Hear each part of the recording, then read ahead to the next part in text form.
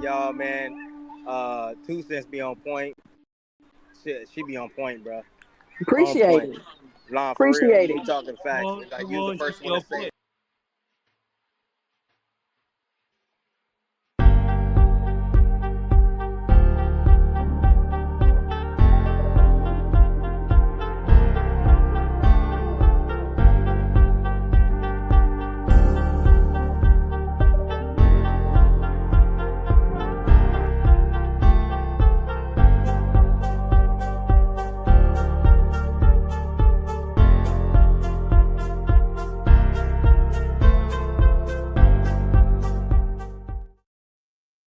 Hi, welcome to the channel. I'm Jay, and this is our 2 cents, where we talk everything boxing, and everybody's entitled to their own opinion.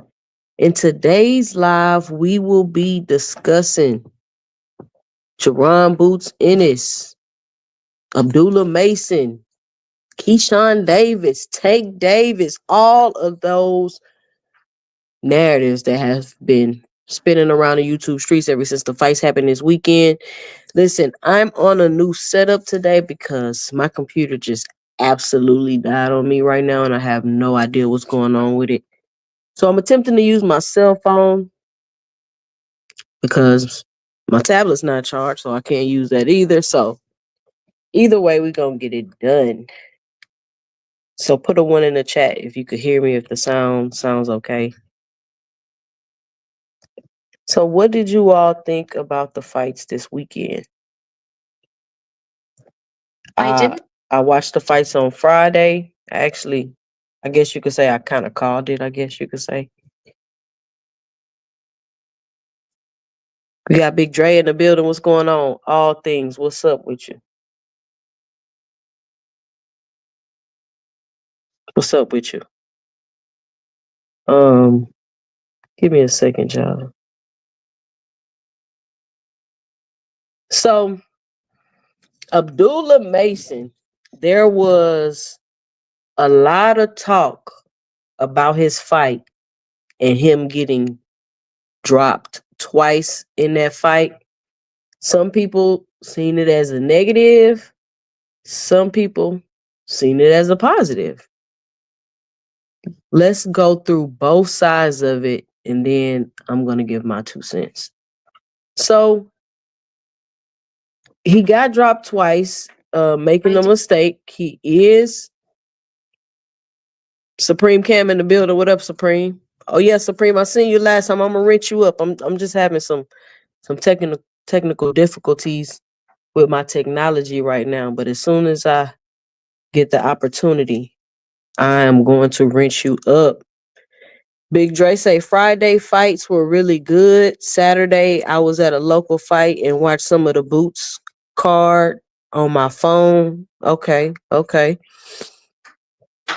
So Abdullah Mason got dropped twice, and all of a sudden, all over the internet, there was a push of, he's a hype job, he's overhyped, he got dropped by a bum twice, and this and that.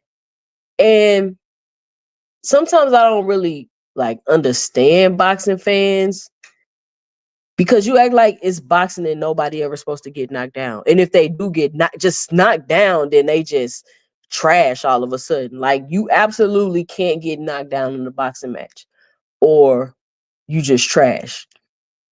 When I don't think that should be the narrative. I think when people talk about boxers and maybe them facing each other, and if they want to fight each other and they bring up people getting knocked down, they're bringing it up, or at least I know I bring it up from a style standpoint, saying, okay, this person has been knocked down, so this person definitely has a shot at knocking them down. You get what I'm saying? It's not to say, oh, this person is a bad fighter. Or some people like to say, oh, if a person gets knocked down, they chinny. And I think it depends on what your definition of chinny is. Does chinny mean you can get hit and not fall down? And get knocked down, then you chinny? Or are you chinny if you get hit and you get knocked out? Are you chinny if you get knocked down and you get up? Does that make you chinny? Like, what exactly does chinny even mean? People like to toss it around, but what does it mean? So the other side of Abdullah Mason getting knocked down is the positive side is that he was able to overcome adversity. He did make some rookie mistake, but again, he's still a prospect. And he was able to get knocked down and stay focused and come in and dominate the fight. I mean, he won in the second round. So he had, 2 flash knockdowns? Y'all get what I'm saying? So I'm just like, and another issue is we see these prospects and we see how good they are or they're looking, but also they're looking good, but you got to understand that they're being built.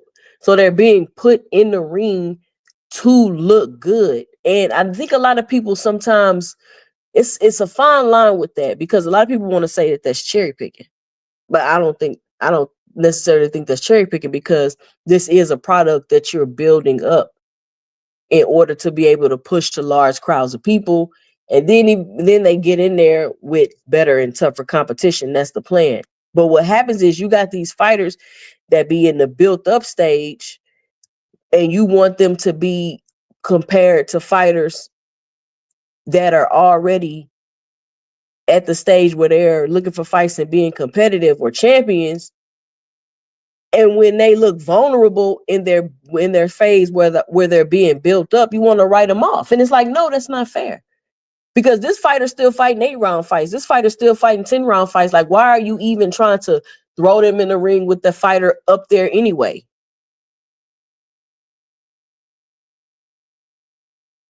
Big Dre say a flash knockdown is just that. It's just that, a flash knockdown. You off balance, you get hit real quick, you're not paying attention, you get hit with something you don't see. I mean, he didn't look hurt, he didn't look wobbled, he didn't look any of that. Jay Henderson in the building, he says, salute to you, 2 cents. What up to the chat family? Big Dre says, Chinny is usually one who can be touched on the chin and go down, or doesn't take much to knock out. So would you now call Abdullah Mason chinny? Would you now say Abdullah Mason is chinny? Jay Anderson say Amir Khan is chinny. Oh, absolutely. You touch Amir Khan, he out of there. I think Amir Khan, I ain't gonna lie, Amir Khan is above what's beyond chinny? What's beyond chinny? Because if we saying chinny mean you can get knocked down and get back up, like Amir Khan is getting knocked out, you touch that jaw, he done. What is beyond chinny? Don Drickum. Is it Don Drickum or Dondrick M? Glass jaw. Okay, that's what we talking about. Amir Khan got a glass jaw. He is beyond chinny. But I don't think that, for the rest of Abdullah Mason's career, that he should be, made to feel some type of way or something like that because he got some flash knockdowns, while he was coming up. Of course, people gonna bring it up. Let's say he fights somebody that's a puncher. And you gonna say, oh, you remember he got knocked down twice by this guy and this guy. Okay, cool. But that don't mean he a hype job or he this and he that. But it just shows that y'all got to stop putting all these unrealistic expectations on these prospects. Or y'all are just putting these unrealistic expectations on the prospect and then trying to weaponize it against higher tier fighters, like when it's time for them to fight somebody. Like I heard people, why take a fight Abdullah Mason? Like, why would he fight Abdullah Mason? The man is still a prospect, y'all. Like, it got to be realistic. Why he won't fight Floyd Schofield? Like, these guys, and it's not to say, oh, they not ready. They not ready. It's not to be like they not ready, but seriously though, they're not ready. They're being built up for the person that's invested the money into them. They just not gonna throw them in the ring and mess up their whole investment. And it's not about cherry picking. That's what y'all got to understand. Flyer frequency and Bank Hayes in the building. What's going on? That's what y'all got to understand. So, and we're going to have another conversation about that, about how that relates to Turkey with the whole Bob Arum and Jerry Anderson thing. But me personally, my 2 cents, I want y'all to let me know and drop below what y'all think. I don't think that Abdullah Mason is no hype job or nothing like that. I still think he's a good fighter. I think he's going to come up and do well. And he made some rookie mistakes in the ring, and he got dropped twice. He was able to overcome those 2 knockdowns and stay focused and end the fight in the second round. I mean, I feel like that's a lot for a prospect to overcome and do and accomplish. So I think he's still good, but you know, for whatever reason, it's like you got to be perfect or you trash or something like that. No. Same thing I said about Floyd Schofield. He was able to come over adversity. He was able to still win. But I think the issue is coming in when either the fighters themselves or their quote unquote fathers or promoters or whatever are putting unrealistic expectations on them and calling out these other fighters. It's one thing to be like, yeah, I would love to fight this fighter that day. Okay, cool. But it's another thing to act like you're ready to get into the ring with them right now. Because when you get in a fight, when you finally fight your opponent, and now you got all these eyes on you, and you're not spectacular, or you're performing exactly how you should be performing at your level, you're going to get a lot of unwanted criticism. And I don't think it's fair, but I mean, some of it is some people bring it on themselves. Some people is just the fans doing it. So then we get to, there was some other good fights on the card, but I'm not going to be on here long today because like I told y'all, my computer just completely died on me for no reason. Like, I don't even know what's going on. It was working 2 seconds ago. I came back, clicked the button to turn it on, and then my screen just wasn't working. So I'm literally on StreamYard on my cell phone right now. How does it sound, by the way? Y'all let me know. Put a 1 in the chat if the sound is decent. Supreme Cam say, we do know he's a gritty fighter. You're not about to knock him down and pound on him. He will hurt you. That's what I'm saying. It was some things that was shown in that fight. It was some things that were shown in that fight that you can be like, okay, he got some grit. He got some hustle. He got some focus. He could overcome adversity. And then he got up and finished the fight. So I don't think that there's necessarily anything negative to say about that fight. For me, my 2 cents. Y'all let me know in the chat if you feel differently. You get what I'm saying? If you have a difference of opinion, I would love to hear it. Let me know what you're thinking. Ock Busy in the building. What's going on, Ock Busy? Mr. Boxing Fanatics in the building. Salute. Oh, Band Up in the building. What's going on, Band Up? Jay Henderson say, Mason is the truth. His knockdowns were caused by the same punch. It's typical of a prospect to have small holes in their defense, especially those that fight a lot. Abdullah had about 5 fights. So, okay, here we go. Bank Hayes says Abdullah Mason is that dude. If he adds a little bit more anticipation to his opponent's punches, he'll be one of a kind. Okay, so he got some time to work on things, but I'm glad Jay Henderson said he has some small holes in his defense, and it's typical of a prospect to have those small holes.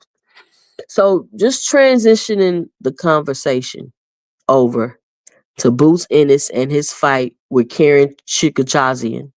You know what? I heard them say the fight right when I was watching it, and I was like, I'm going to make sure I remember how to say that so when I get on my live tomorrow, I can pronounce his name right. And I forgot. But I think it's like Karen Chikachazian. Dang, I can't remember how to say it. God, I forgot how to say it. I forgot how to say it. So let me know and drop it below. What did y'all think about the Karen fight last night? Oh, we got to talk about Keyshawn too. Dang, should I talk about Keyshawn or Karen first? We can talk about Karen first. Band Up say, I think you're right. What you think I'm right about, Band Up? Jonathan, what you laughing at? Chukakadazian? Chukakadazian? Chukakadazian? Anyway, Boots made Brian Norman Sr. seem like he wasn't lying about Boots. What you mean? So, okay, let's talk about that. So, Zach in the building. What's going on, Zach? So, Boots, I mean, he got in the ring with Karen. Karen came to fight this time, right? Y'all already know all that. All y'all seen it, right? So, let's see. He says, I think Boots good, but he can make those mistakes against Bud, Charlo, or Castaño. So you couldn't remember how to say his name? Oh, okay. Free Smoke, 82 cents. Tank deletes. What does that mean, Free Smoke? So, let me tell you, I like Boots.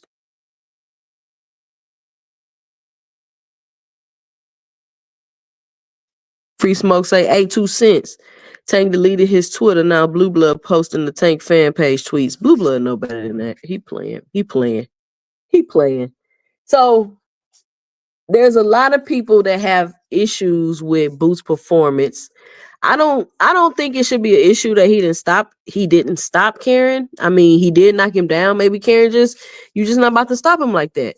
Karen is obviously a better fighter, a decent fighter. I hear people saying, oh, he's not no A-level fighter. I mean, he looked like a decent fighter. He was a decent fighter in the ring. He was a decent fighter.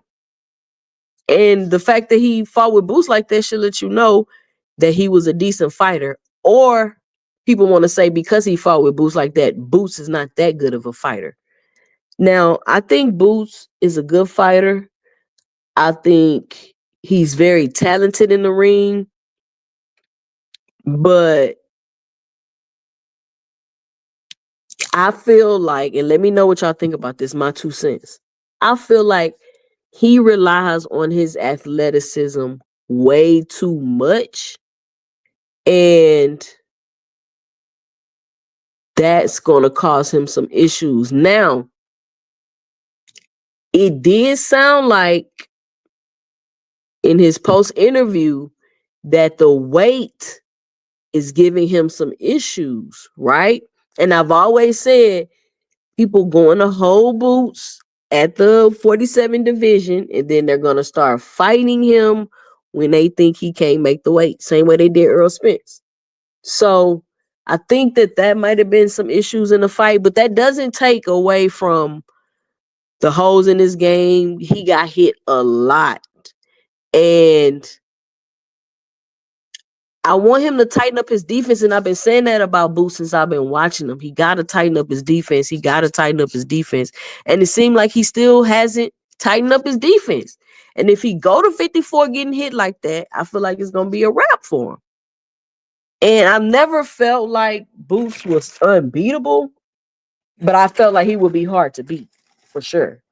But he never gave me just unbeatable because I seen how much he gets hit. How much he gets hit. Let me see. Mr. Boxing Fanatic say, man, stop it. Boots did get hit, but none of those shots had any effect on him. But dude, daddy did need to shut the F up because his Duck A had the opportunity to do what Karen did. Now he want to pop back out, SMH. Who you talking about, Mr. Boxing Fanatic? I don't know if I'm be able to have a panel today because I'm on my phone and I don't have headphones for my cell phone. Oh, let me charge my headphones up while I'm on here real quick. I think I'll be able to do it. Hold on, y'all. Give me a second.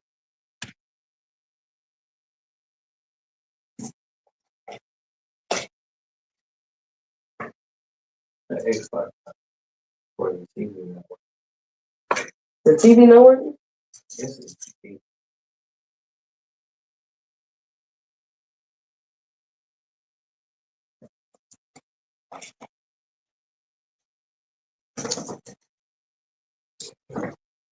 So Says 2 cents. Do you think Boots was really mentally in that fight? He seemed very frustrated and disengaged in this fight. I don't know. I mean, he did mention it's kind of hard to get up for an opponent. Like, you already beat 12-0. You get what I'm saying? I guess I can kind of understand where you're coming from with that. But I feel like what Boots be saying be making sense. But at the same time, I also feel like these mistakes will eventually catch up with him. Especially the more he move up and fight harder puncher. Y'all don't think that?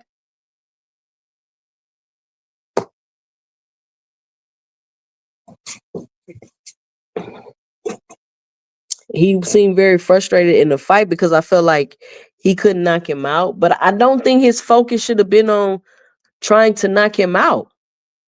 He should have been just trying to focus on breaking him down. And if the knockout came, the knockout came. I didn't understand that. If the knockout came, the knockout came. But not you trying to go out there and knock him out and your dad in the corner like, get him out of there, get him out of there. Like saying that every round. Like, I'm sure that didn't help. Brian Norman came out talking.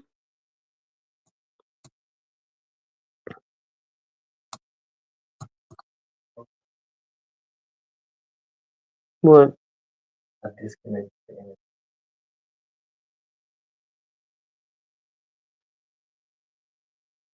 Oh. So Boots got the win. On to the next. Work on your composure, champ. Get your mental, champ. Yeah. I mean, Boots got some, all these fighters got things that they need to be able to work on. I would like to see Karen fight other people too, to see how he looks so we can get kind of like a measuring stick. But Boots still handily won the fight. Don't y'all agree? And then I think it's crazy how people like, oh, Boots ain't ready for Crawford, but why can't Boots fight Crawford? Madrimov fought Crawford. How do we know Madrimov was ready for Crawford?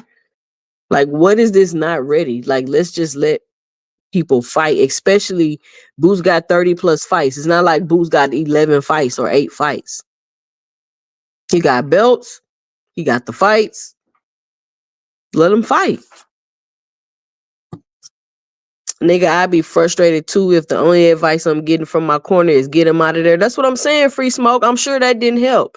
You get him out of there. Get him out of there. Like, what are we talking about, bruh? What you mean, get him out of there? Get him out of there. But you know what? Boots wasn't using his jab. He wasn't coming in behind his jab. Like, he just, I don't know. I think he got to kind of mature out of that mindset. Like, he finna knock everybody out. Like, he reaching a different peak and stage of his career at this point. You want to go around and you want to fight all the champions. You want to collect all the belts. You want to be undisputed. You got to get a more mature in your fighting style, especially if you're going to be moving up to 154, where it's extremely, extremely competitive at. But it's looking like it might be competitive for you at the 47 division too. But if you having trouble making the weight, I don't think you should make the mistake of staying at the weight class too long, going for the undisputed. If you're saying the reason why you had a little trouble in this fight was because of the weight, then you should just go ahead and move up. Boots definitely ended his streak of never losing a round, though. I mean, how long you think he was finna go and never losing a round? Says you gotta overcome it, not get frustrated. Says, yeah, he definitely got touched way too much. Absolutely. Says, and I also think Boots was getting frustrated with all that damn holding Karen ran last time and held this time. Now, actually, I did see Karen was doing a lot of holding, but he got in trouble for that. He got a point taken away. Karen was doing a lot of holding. The last couple rounds of that fight, he was doing a lot of holding. He told his dad that he trying to go to the body, and his dad said, nah, his chin is open. Excuse me, I know I've been under the weather. Supreme Karam say that corner advice was trash. Was it trash the whole fight, Supreme Cam, or just at what point? What point you think it was the whole fight?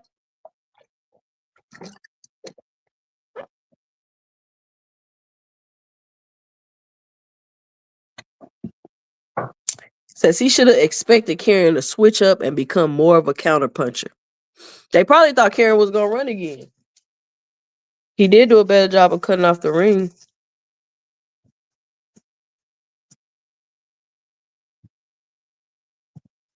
He said he was at home in front of his friends. I guarantee you he was frustrated with his dad too. Maybe. Say Bozy was bugging, not gonna lie. So y'all think these dads be feeling pressure in the corner?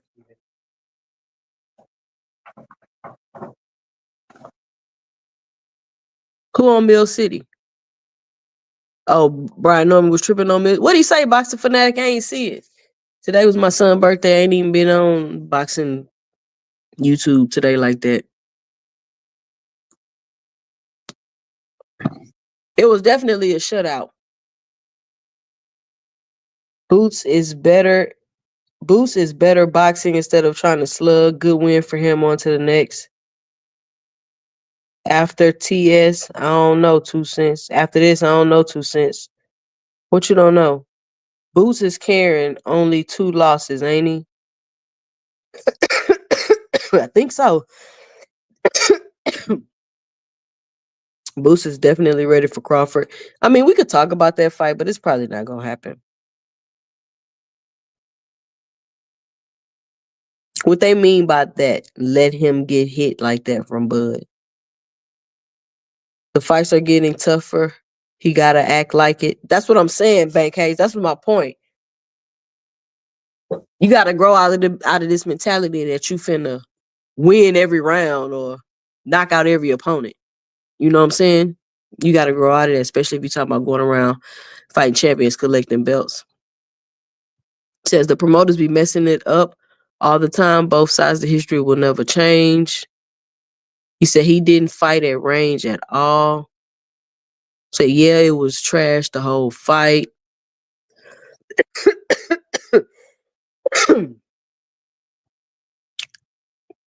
Windy City Assassin in the building. He say, happy birthday to your prince. Today is my daughter's birthday. Oh, happy birthday to your daughter.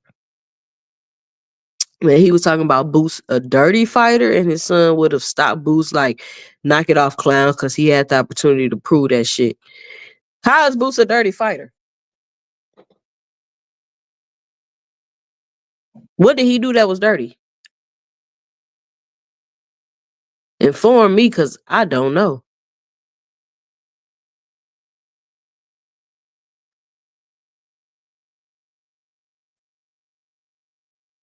What did he do that was dirty? Windy City Assassin, you ain't got no wrench? I got to wrench you up. I can't believe you ain't got no wrench. So let me ask y'all a question. Let me know and drop below. Do y'all think that the 447 division will fight Boots now? Do you think he looked vulnerable in this fight enough for people to step up and fight him?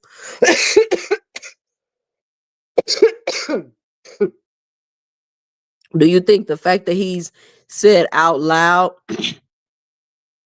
he's having issues making the weight, do you think these champions step up now and fight him? He looked vulnerable. He like, hey, it might be time to move up. I don't know. Right?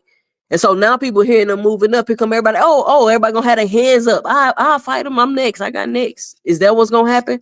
Or will Boots still be ducked in the 47 division by these champions and be forced to move up to 54, where he's going to have to get his act together defensively, or he will be in trouble? I'm not saying he's gonna lose or he won't be able to win, but he's going to have some tough fights at 54. It is a very, very competitive, tough division. Now, with that being said, you got Oscar De La Hoya running around, capping like he willing to make the Boots Ortiz fight. What's y'all 2 cents about that? What y'all think about that? What y'all think about Oscar saying he's willing to make that fight?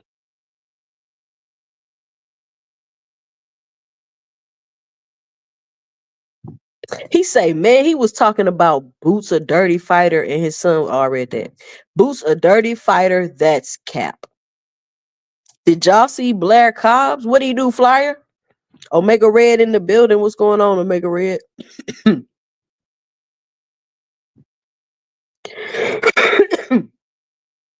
going on?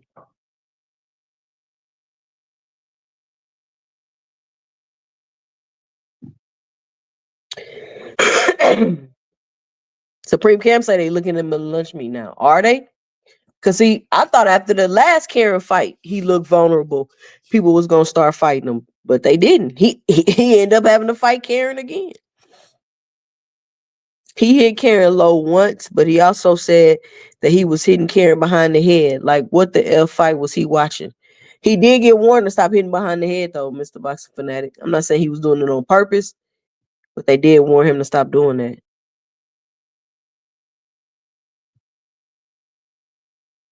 I don't know. That's a big concern for me. Boots even made a statement that them ninjas didn't want to fight him. He said that after the fight. Omega Red said, nah, you a hoe at Flyer. Okay, Omega, what Flyer do? What up, Teach?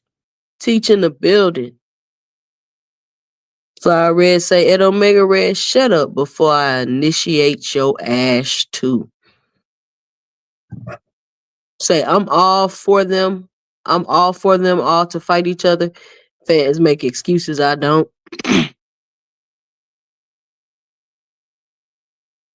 Why you timed out Wendy Assassin? Hey, y'all don't be timing folks out. Don't time out Wendy Assassin, Big Supreme in the building. What's going on? So, I don't know. I don't know what's going to be next for Boots. It seems as though he's relied so much on his athleticism this whole time and been able to get away with that. And it's just like at this point, they need to really like hone in and start tightening up on his fundamentals and especially his defense. And then, you know, he'll be extremely dangerous once you combine the two.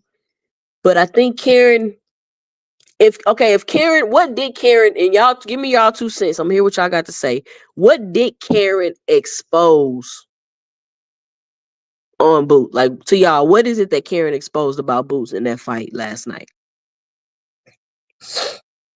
That other fighters can literally just see and make a blueprint and take advantage of. Ooh, my nose is burning.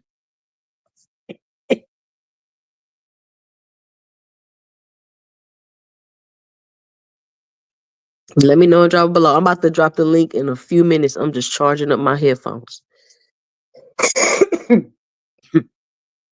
Slap Happy Gorilla Daddy P in the building. What up, Slap Happy?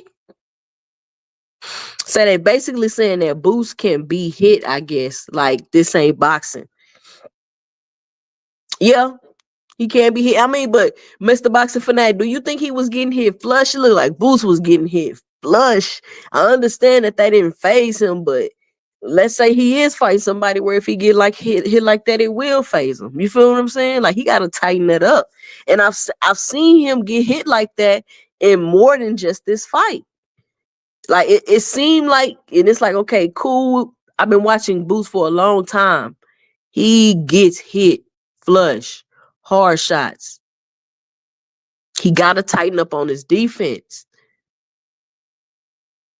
That hands down, head moving, like it's not. You gotta tighten it up because you got to get better at that at this level. Left hook on the inside, and the fact that he's willing to get hit like that. Boots took a lot of his that we never seen. Oh, he took a lot of hits that we never seen. And I've seen him take hits. His fights usually don't be lasting that long, but he got to tighten up that D. Like, he need to get back in the gym and be strictly tightening up that defense. Says the fact that Boots can be frustrated and touched. Okay, all things say it was exposed that Boots got a chin, and that's true. That's true. Frequent say, Omega, Red, you act like I hit him with this Draco. I only hit him with the little deuce. What y'all doing in my chat?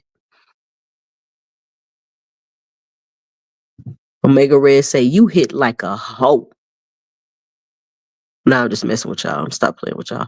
Said facts. Yeah, he was, but some of those shots he was rolling with the punches. Yeah, he was rolling with some of them. I did see him doing that. He still got hit though, Mr. Box Fanatic. Too much for my liking. Too much for liking. And I'm not saying that he got hit to discredit him. I'm just trying to make a point that he's talking about moving up a division with killers in there. This ain't no little Mickey Mouse division. It's not a Mickey Mouse division. Pretty much anybody you fighting is going to put up a good fight. Now, you get in there with somebody with some pop and you getting hit like that, it could be trouble. It could be trouble. Says Karen got a 50% KO ratio at all things. He not punching like that. And that's what I'm saying. Like, so is it okay to just be like, you know, I knew he wasn't going to be able to knock me out, so I just let him punch me? Like, I don't know. Maybe that was his thought process too. But I think say he definitely needs to polish his defense. He do need to polish his defense. And shout out to everybody that's joining me. Listen, if you haven't already, please punch that like and subscribe button. We on the road to 5,000. 2,000 is the next stop. So make sure if you're not subscribed to the channel, you punch that subscribe button. Be sure to engage with the channel. Let me know and drop below your 2 cents. Click the link when I drop it. Hop on the panel, give your 2 cents. Make sure you stop by when I post a video. Watch the video. Leave a super thanks. Make sure you just leave a comment. If anything, hit the like button. Help get the engagement up for the logarithm so other people can join in on the channel. And you can always help support the channel by hitting the Cash App. Or you can always drop a super chat as we go through the live. But help support the channel. Just let me know I'm doing a good job.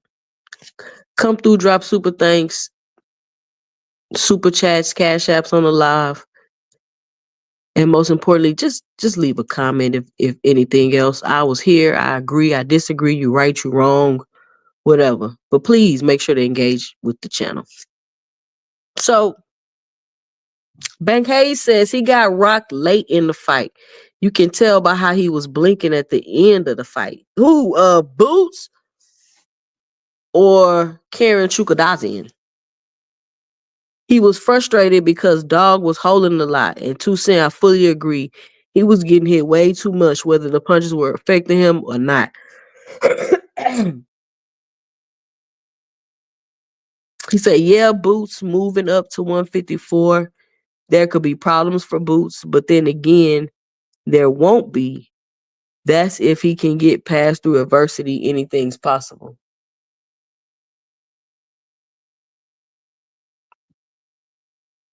Shout out to Big Dog Willie with the super chat. Y'all got it. Hold on. I'm using my phone, so let me get to the sound.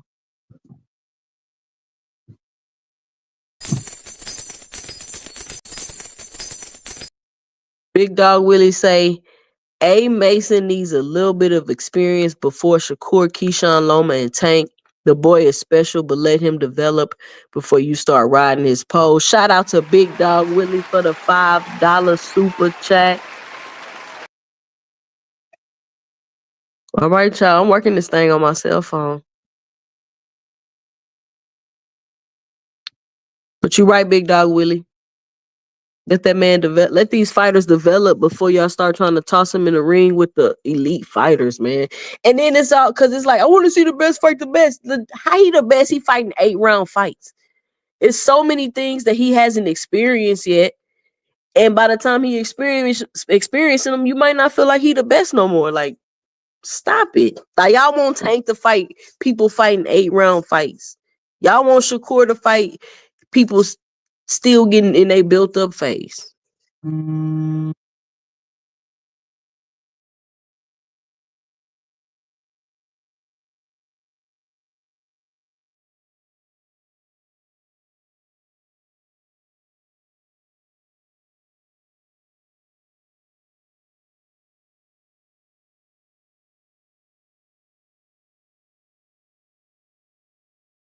Hello, can y'all hear me? Put a 1 in the chat. I got a phone call. So let's see. What? No Haynos, Bill Haney hate? Who you talking to? Fly frequency. The rehydration clause might be affecting them. Affecting Boots? What you mean?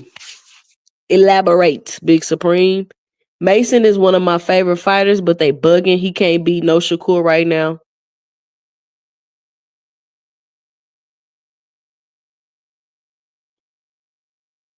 Says, I knew this Boots and Karen fight was going to be better. Karen had successful offense in the first fight, even though it was limited. And we knew he already had good legs and upper body movement. Yep. Because he was popping Boots in that first fight, but it wasn't a lot. It was just kind of like, he was just like, get back. Pow. You know what I'm saying? This fight, he sat down, stood on some things, and sat in there with the exchange. T say all he needed to do was add more offense, and he did. Yep. Bang Hay say yes. Boost was blinking. Wow. Pattern and all said rocked. Boost got rocked. Ooh. But maybe Karen like that, y'all. Y'all don't think after watching that Boots Karen fight, y'all don't think Karen like that? Because that's what it made me think. It made me be like, man, Karen must be like that. You feel what I'm saying? The man's footwork is immaculate. If he had some more power, he'd be super dangerous. But I would like to see Karen fight somebody else. I would like a measuring stick. Or maybe it's a style thing. Maybe any fighter that moves is a bad style matchup for Boost. But I don't know any other fighter in 47 that's moving like Karen. Do y'all? And please let me know and drop it below. Big Dog Willie say Karen isn't like that? Question mark. Says he wasn't hurt, but he for sure felt something. Definitely has a great chin.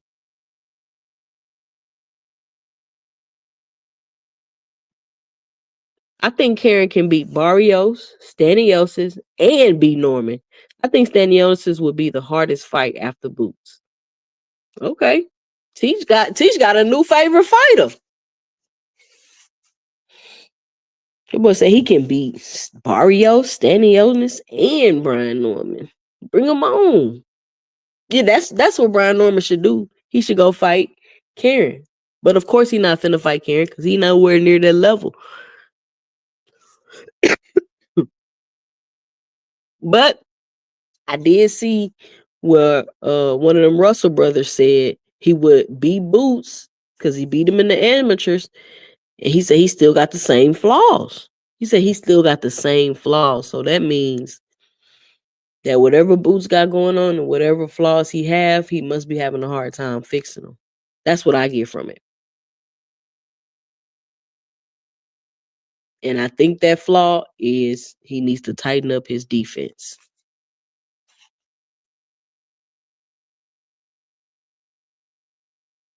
Big Dog Willie say, does Keith Thurman still fight?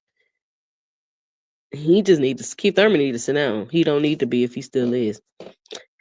Big Supreme say Karen is better than you think. No, I think Karen like that. I think Karen is like that. I think it was a good fight, and I think that any fighter with that much movement is a bad style matchup for Boots. That's what I think. I think that's a style that could possibly beat Boots. Is there anybody moving like that at 54? You get what I'm saying? Like, if you put Boots up against somebody with some good foot movement, decent defense, and some power, that's going to be a tough fight.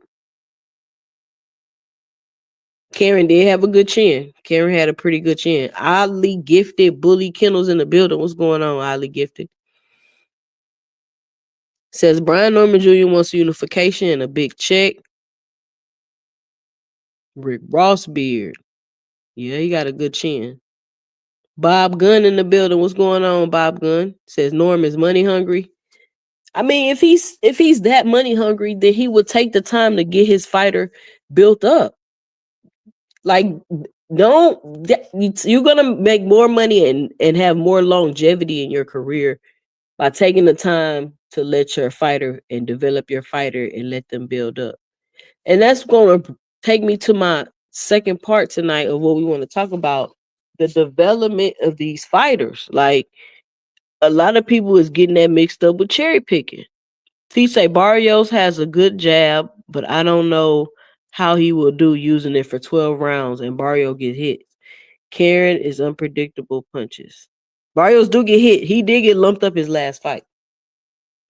Fabian Maidana gave Barrios trouble. Yup.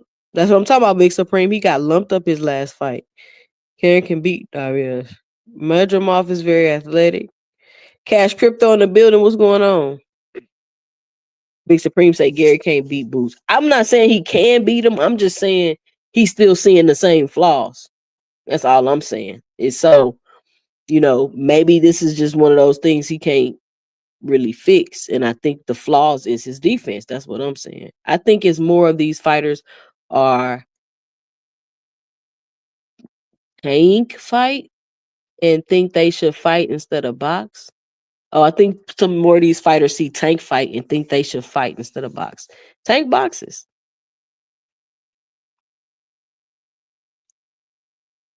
That Eastern European jerky movement is difficult, but his angles were very good. He moved around Boots very fluidly. But did you see Boots turning with him? You know what I'm saying? They was dancing in that ring. Boots was turning with him and trying to counter. He did not let Karen. That's why I say it'll be a good, tough fight. He did not let Karen be doing all that running around and wasn't able to cut the ring off. When Karen tried to spin out and use his footwork, Boots was spinning right with him. That was a good fight. Listen, Boots displayed some very good skills in that fight. It was a good fight. And I don't think I personally don't think it's gonna make anybody feel like it showed. The only vulnerability I think that people will kind of tack on to and maybe they will fight him is the fact that I think that he mentioned that he may need to move up because the weight was giving him trouble. That's what I think. He say, yeah, that's true. The Ukrainian fighters have good chins, no lie. He say, I think Boots needs LASIK eye surgery. Do he wear glasses? I think I have seen Boots in glasses. But shit, if he need LASIK eye surgery, so does Fedor. You see how thick his glasses are.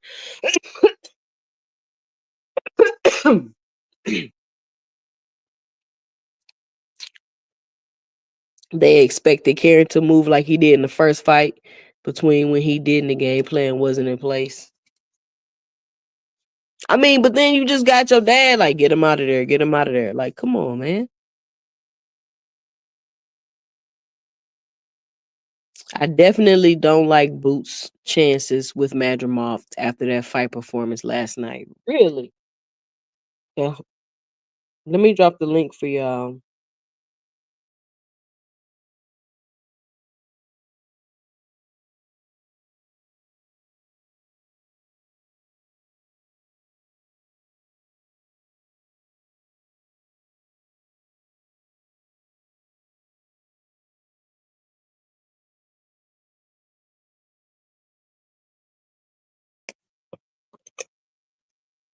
Hello?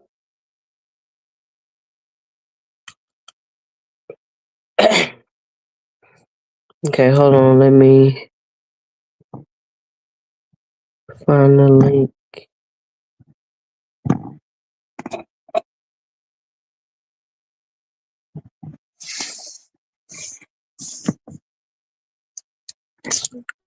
Oh, y'all, let me try to add this link. What? A comment on here.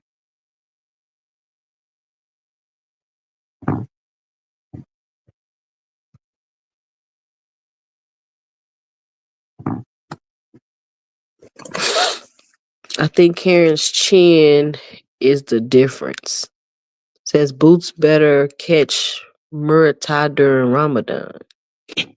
Madrimov, I forgot about that guy. Laugh out loud. Yeah, I want to see Madrimov. Rick Timms came in the building. What's going on, Rick Timms?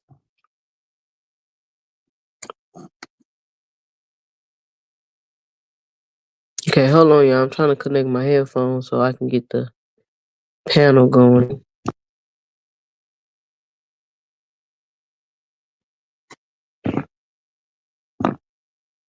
Boots need to just break it opponent down for 6 rounds, then maybe do a little showboat and he'll be all right. He couldn't break Karen down.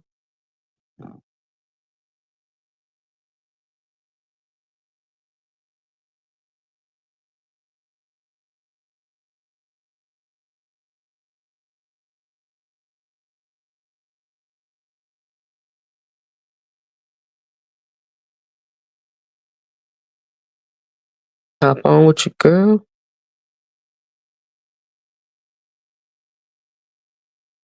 Can somebody hop up here because I gotta hop back out and hop back in to connect my headphones.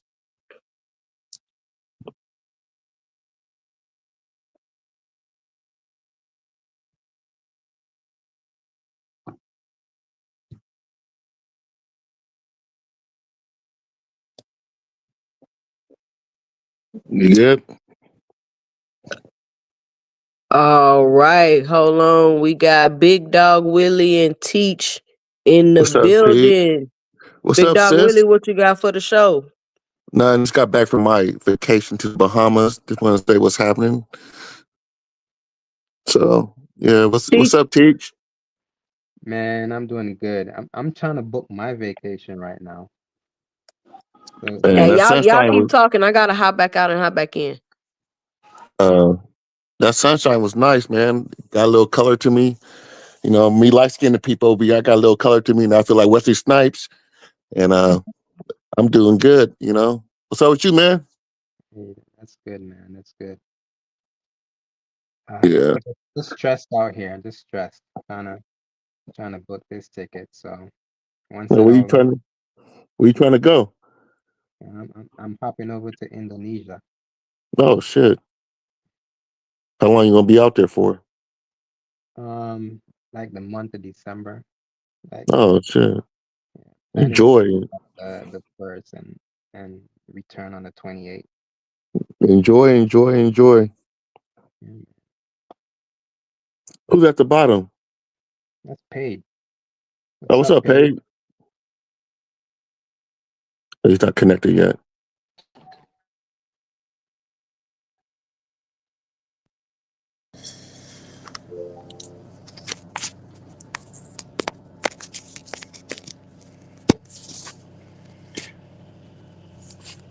Hey, Teach, what do you think about that Boots fight last night?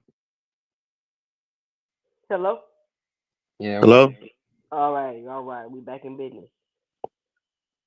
Okay, so what's y'all 2 cents about the conversation we've been having? Boots, Mason getting dropped, the perception of that. Yo, can y'all hear me? Yeah, we can hear you. Now we Okay, can. Yeah. okay. All right, my bad.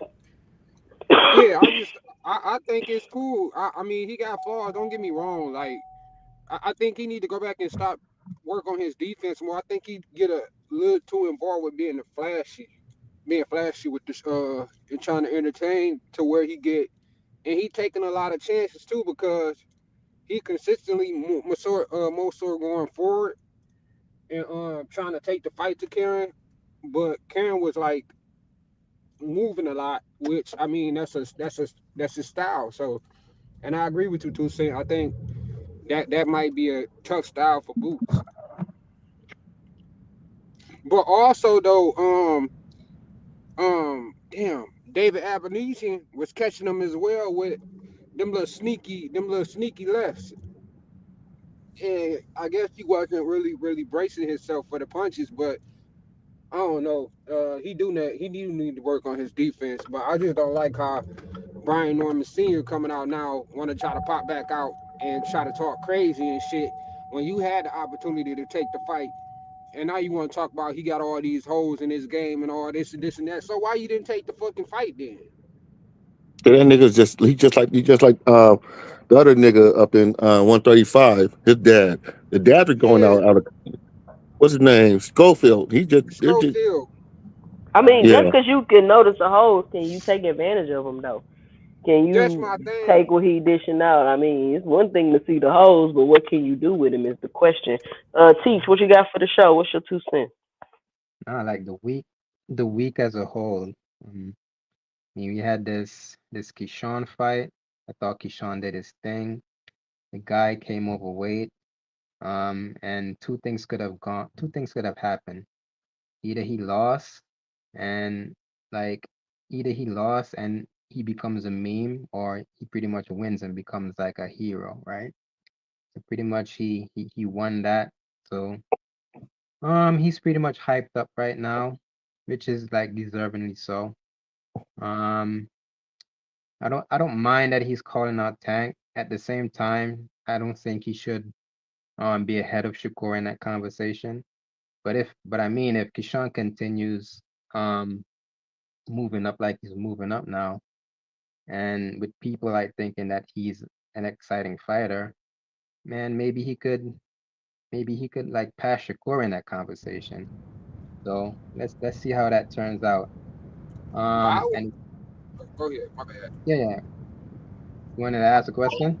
Yeah. I wanted to ask like 2 cent a real question, real quick. So I'm trying, and this was for you also, Teach. I'm trying to understand what Keyshawn meant by he the only one that could take his position, as if Shakur is not even at 135. So I'm like, is he saying that he the only one that can beat Tank? If Shakur can't beat him,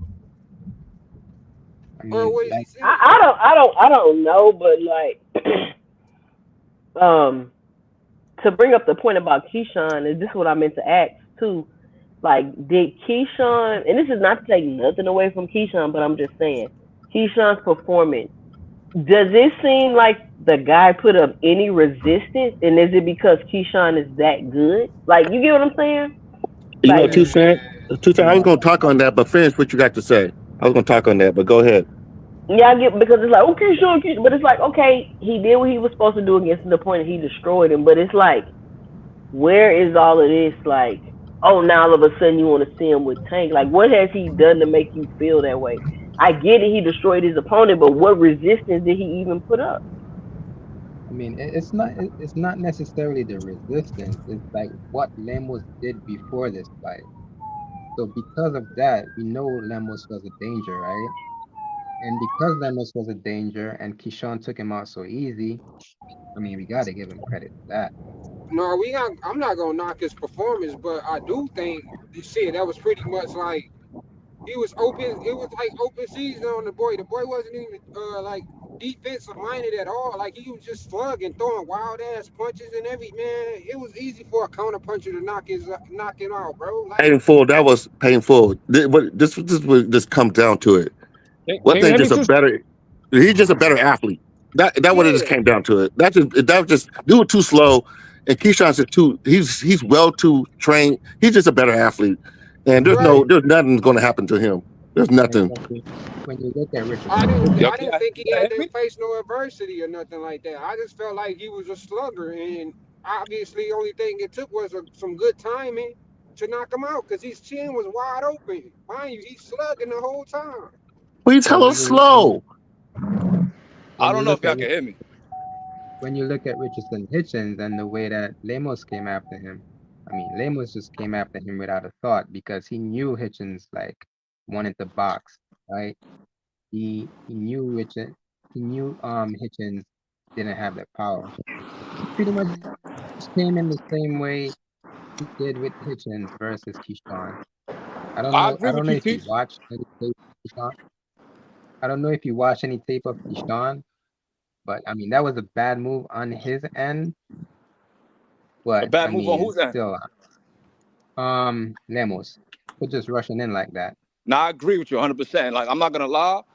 Like on Upper's channel, I was telling him like, yo, Keyshawn's gonna beat the dog shit out of this dude. Basically, what Keyshawn did is what I thought Richardson could do. But the difference is the combination punching. Like Richard likes to 1-2, throw a jab, clinch. Like you can't get somebody like Lemos out of there.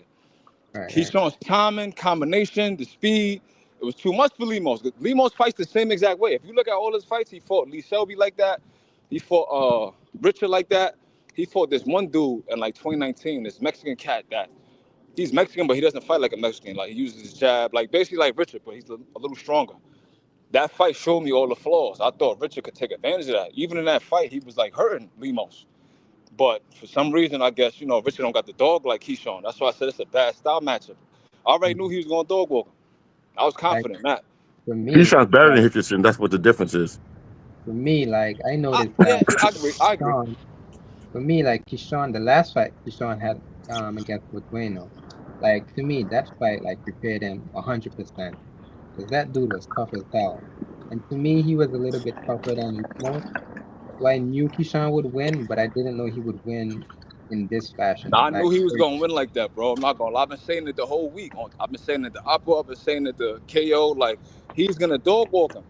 I just thought that Richard could pull it off, but he's not a combination puncher like that. So I'm like, damn, you can't do it. And the Right. fight with Madueno, that let me know off rip, like, yeah, he going to dog walk this dude. yeah, that's his toughest fight to this day. I didn't expect that either, though. I didn't expect that from Keyshawn. Was That I was once I saw how he came out, I kind of knew Keyshawn was gonna get him out of there.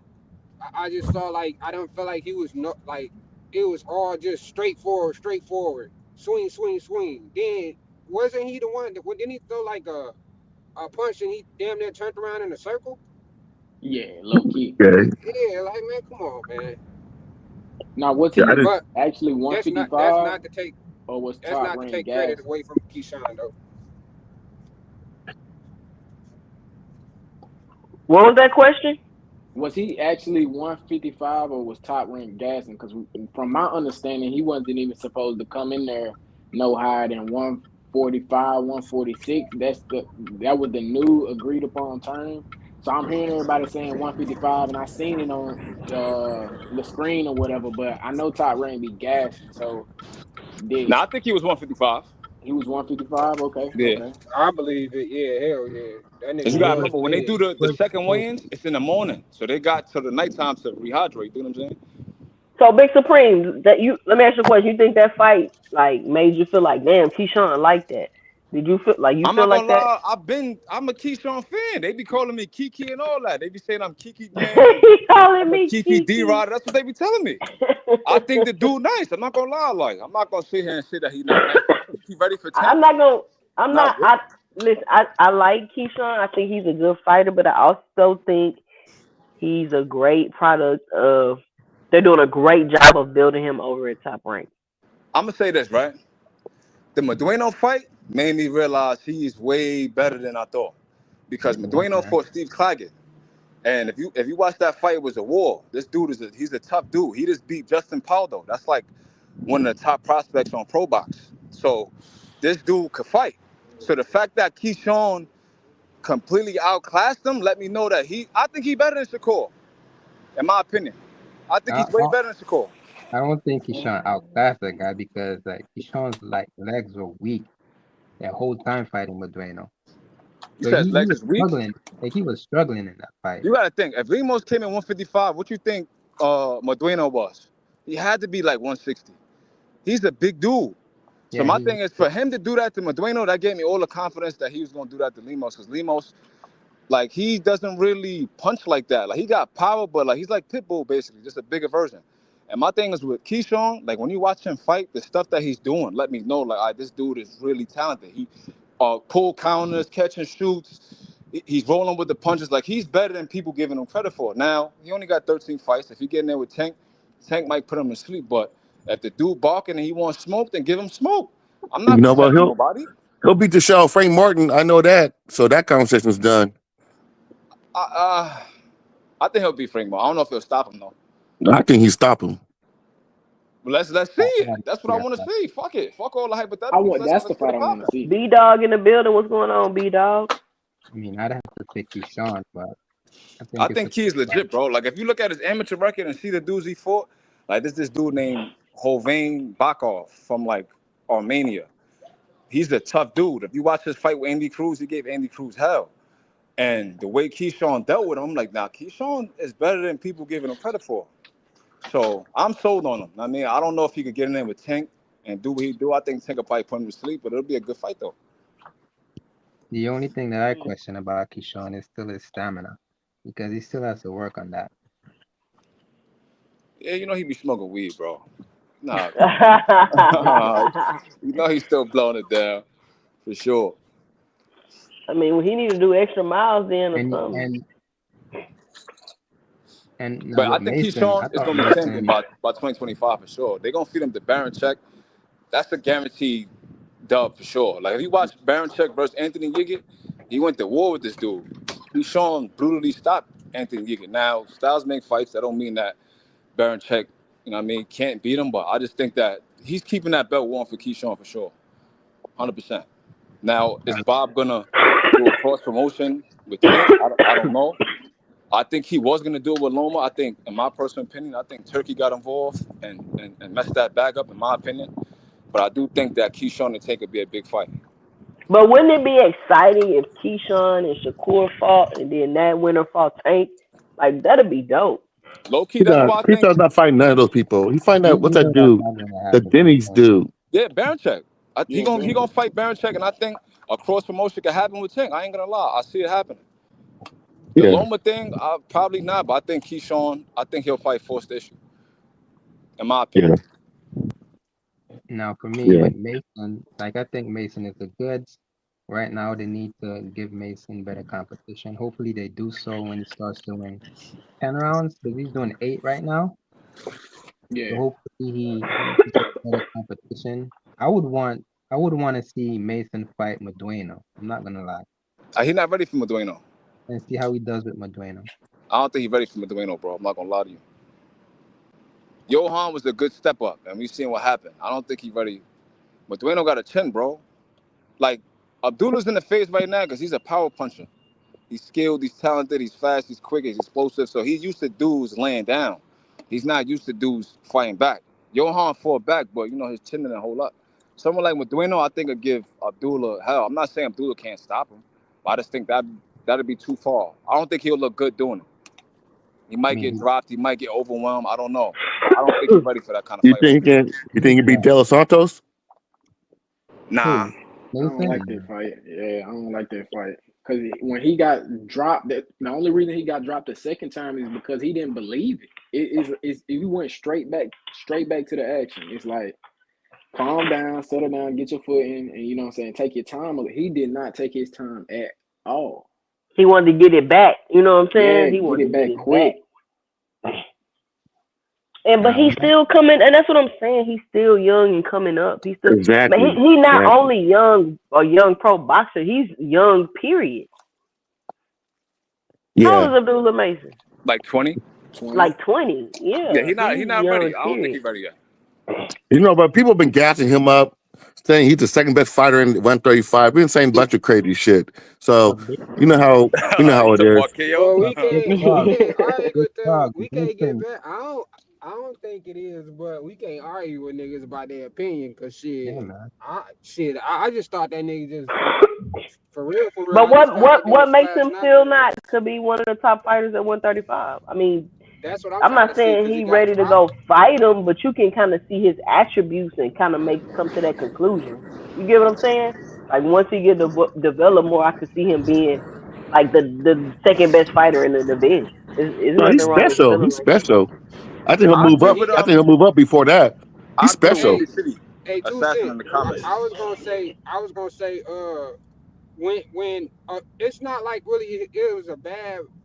It wasn't really like bad defense because like the dude's shots was kind of looping around the back of his glove, so it's like, and his chin was kind of up some, so it kind of still hit his chin. So I don't know. I had to go back and watch it in slow motion, and I kind of saw like, all right, well, his hand was in the right position. It's just that dude. Yo, Johan could fight, bro. I said he was gonna do that. If he would have blew Johan away in 2-3 rounds without getting hit, without getting dropped, then I'd be like, all right, he ready now. Johan could fight, bro. Hey, Big gotta look at his record. Big Supreme. They kept trying to say he was a bum, bro. I'm like, bro, dog is not a bum. Nah, bro. dude is legit for sure. Hey, Big Supreme. I didn't even look at his opponent before the fight, and the only thing that I noticed is when they showed his record on the screen. I'm like, oh shit, Mason might be in trouble. Yeah. I wasn't even paying attention to Johan, during the buildup of this thing. Yeah, he durable, bro. That's why I be saying like, it be like that a lot of times though, cause since fighters' names are big to the public, they feel like they bums, bro, and they really don't be bums. All Yeah, that was things a tough say haircut. That was a Johan tough haircut. haircut was his downfall. That boy have a mullet. That was a tough haircut. Yeah. Yeah, So That that usually, definitely boy, distracted me. like his us- son cut his hair some shit. Like, I don't know. That's tough. usually when you punch somebody in the face, right, you KO them. Like Mason punched him in the face and messed his leg up. That was crazy. Man, bro, yeah, that's what I was saying. We saw who punch had the more effect, bro. Cause yeah, he got them like them little flash knockdowns. Man, but that nigga down there broke dog leg, bro. For real, down there slap his whole damn snap his damn meniscus and all types of shit. Like, Well, you bro, deserve it. You deserve to lose with a haircut like that. I don't care man, who you are. for real, that shit And was bad, bro. I don't know. That nigga like he told the barber just do your thing, bro. Just do your thing, No, the like barber didn't like his ass. He just didn't. Oh, nigga, you for gonna real. lose tomorrow. Pushed his hell nah. Johan So, do finna you think die. that this brings a more realistic, or should give the fans a more realistic viewpoint of these prospects coming up, and kind of like, what like with the whole Schofield in his fight? I think after this fight, you should be like, oh, he really wasn't ready to fight Boots like that. Y'all think people mind change like that, or they still gonna be silly? Mm, I mean, people want something to be hyped about. Like with this whole yeah, Blue Tennis thing, it's like the dude is good. Like because of the way he performed doesn't like diminish his skills in any way. It's just like Karen was a good opponent. yeah. Like I said, I just wish Karen would have fought like that the first time. Shit, at least we'd have got. I'm not saying a different. We could have got a better look at what, cause he changed up the whole different role this time. Like he was coming forward and everything. I'm like, well, damn, this nigga ain't running. And he's the first fighter I've seen like fight Boots and then don't look just completely out of there Right, right. on their next fight. And maybe that was because he was running around. We'll see how he look after this fight because he took a lot of shots. But he didn't look, you know what I'm saying? Anybody else after the Boots fight, they next fight, they look out of there. They don't seem But to I, recover. I ain't gonna lie. I respect Mule City, bro. But I be thinking he be instigating shit. I ain't gonna lie. Cause like, what's the odds of you all of a sudden now bringing Brian Norman Sr. back onto the platform after Man, Boots fight? listen, I think that was. Mill City. I love Mill City, and he has a great way of running and keeping people engaged in his channel. But he Right. absolutely know what he doing. Yeah, that's I, what I was finna say. I think I that's was more just finna so of say that. a being on senior thing because being on senior had hopped up on Ace Money channel last night. Oh, he was Immediately on Ace after. Money. Yeah. He be on there every now and then. Well, he was on Yeah, there shout out when to Ace, him and man. he was on there when the Boots talk first started rumbling or whatever, and when B Non was getting on every platform or whatever. But I think this is more so like his tour to get back out there again and say I told y'all so to Yeah, you know what I'm saying what was going on. So I don't really think that was too malicious. We know how Mia City is, but he probably just jumped on it after B Norm, you know what I'm saying, tapped his line, you know what I'm saying. Right, right. right. No, that's why I was saying it wasn't no shade to him, but I just thought that that was more of a. It was just very suspect to me that this nigga just popped back up out of all the times after Boots fight though. But you had the opportunity to prove all this shit that you supposed to be talking about. Boots ain't this, your son to stop Boots and all this shit. But then you Shout just out to turn Real. around. Oh, go ahead. My bad, too, son. Oh no, I was just shouting somebody out. Go ahead. Oh yeah, and I'm like, bro, you had all this opportunity to come outside and do what Karen did, bro. He stepped in the ring. Your son too big, man.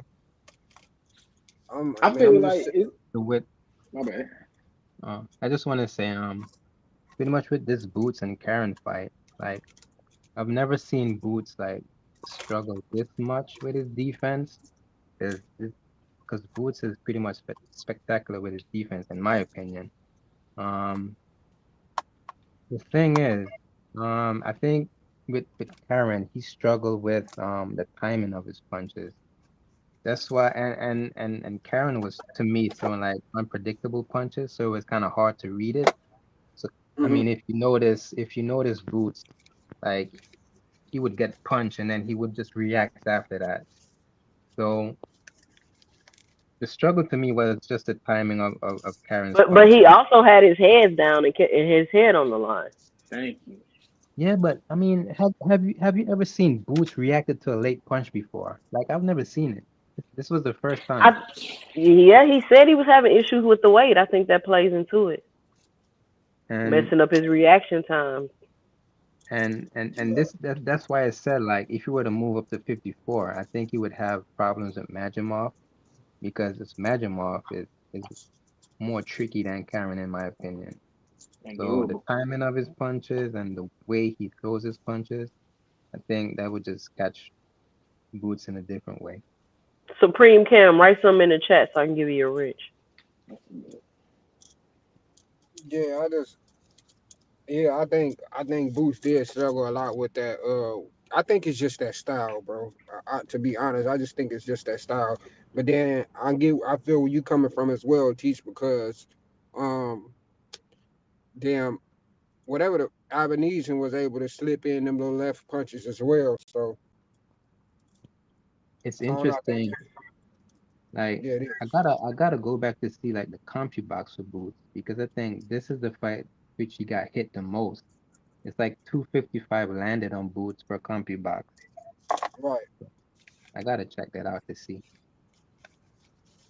Yeah, that definitely was a different fight we saw for sure. I didn't Yeah, think he was gonna come. Karen was definitely bigger and he looked stronger this fight, and I think it's because he was coming in there to sit down and fight. Right. So I he think definitely. I think Boo's dad, like, he was giving a lot of like horrible instruction, but I kind of felt like he was like, bro, this nigga shouldn't be in the ring with you, bro. Get his ass out of here, bro. Just from the outside looking in, but Yeah. that's not good. That's not good, bro. Shout out to everybody asking about the Cash App in the chat. If you see it scrolling at the bottom of the screen where it says push that like and subscribe button, then it says Cash App, $ 2 cents boxing. That is the Cash App at the bottom of. I didn't mean to cut y'all off. Got Hey, Supreme Cam back. Okay. hey, So, Jason, what's up, Teach? can you go to terrible like Terrell W's comment? Which which one? I think he This said one? it's Ryan Garcia. Yeah. What do you think about that? If Ryan Garcia would have fought Boots and got everything Karen got off, he would have knocked Boots out. Probably. He probably, if he catch him with them left hooks enough times. But I don't. I think Boots' athleticism would be way too much for Ryan Garcia. Mm. Way too much, and he's too big. I think he's too big for Ryan Garcia. But I don't know. Ryan Garcia's pretty big. Yeah, Ryan pretty I don't big. think Brian can fuck with Boots. You think it'd be a good fight though, or no? Nah, I think he got to punch his hands. Don't get me twisted. Brian could punch, but I don't see.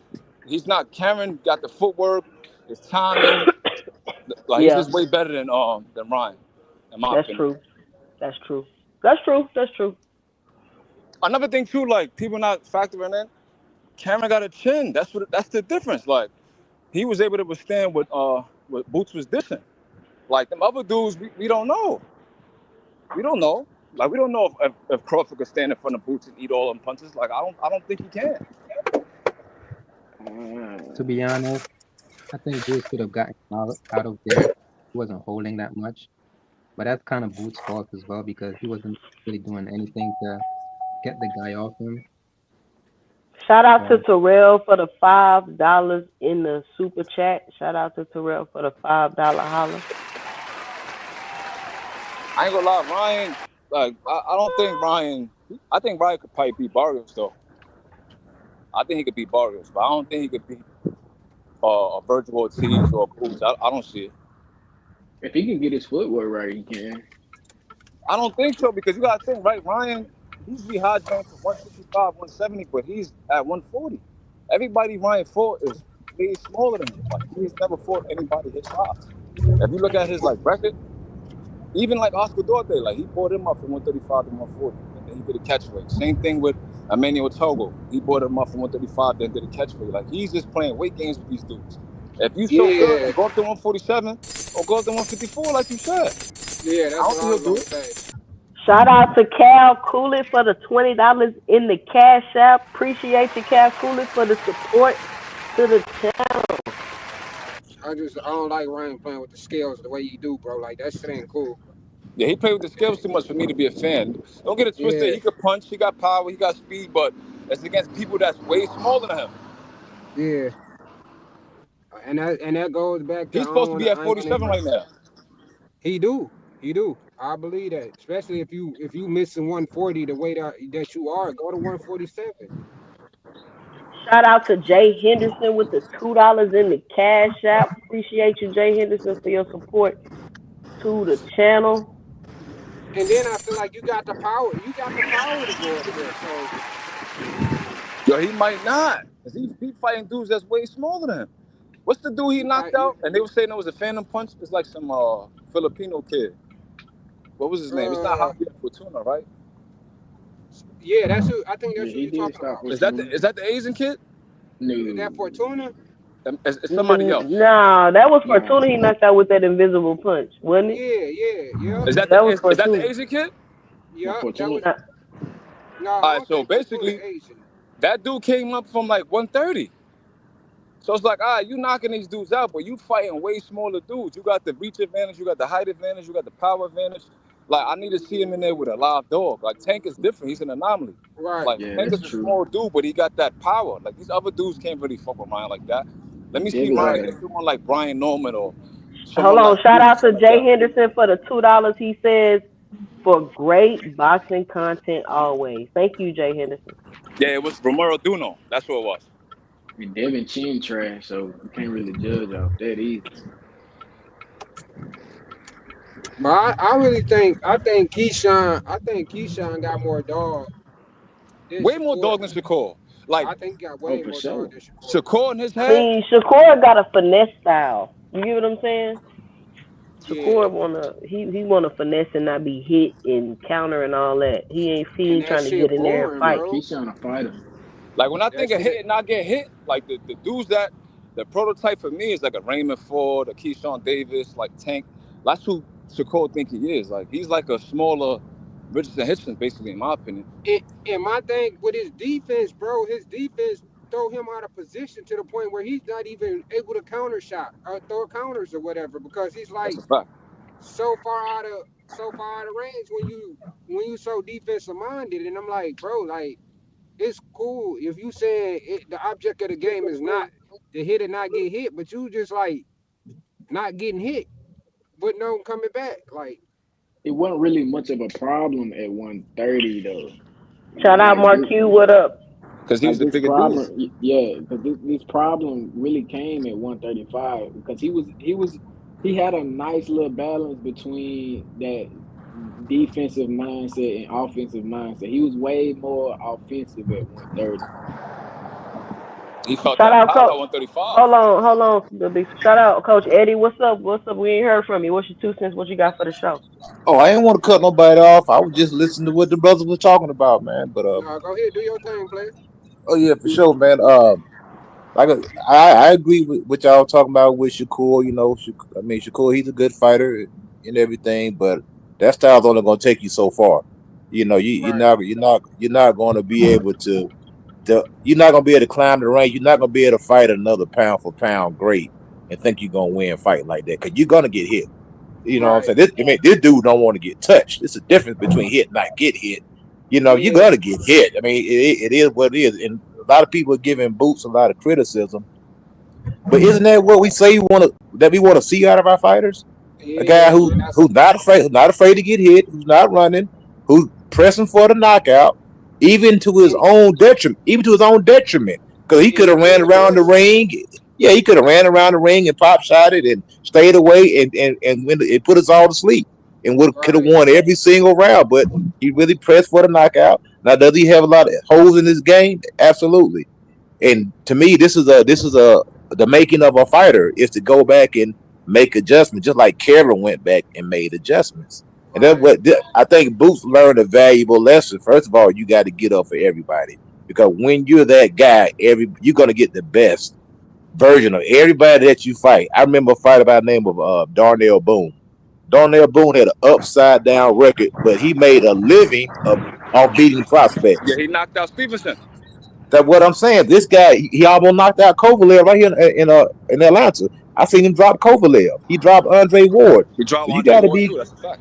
you got to be careful when you fighting these guys that you so quote unquote not getting up for. Those guys are up for you.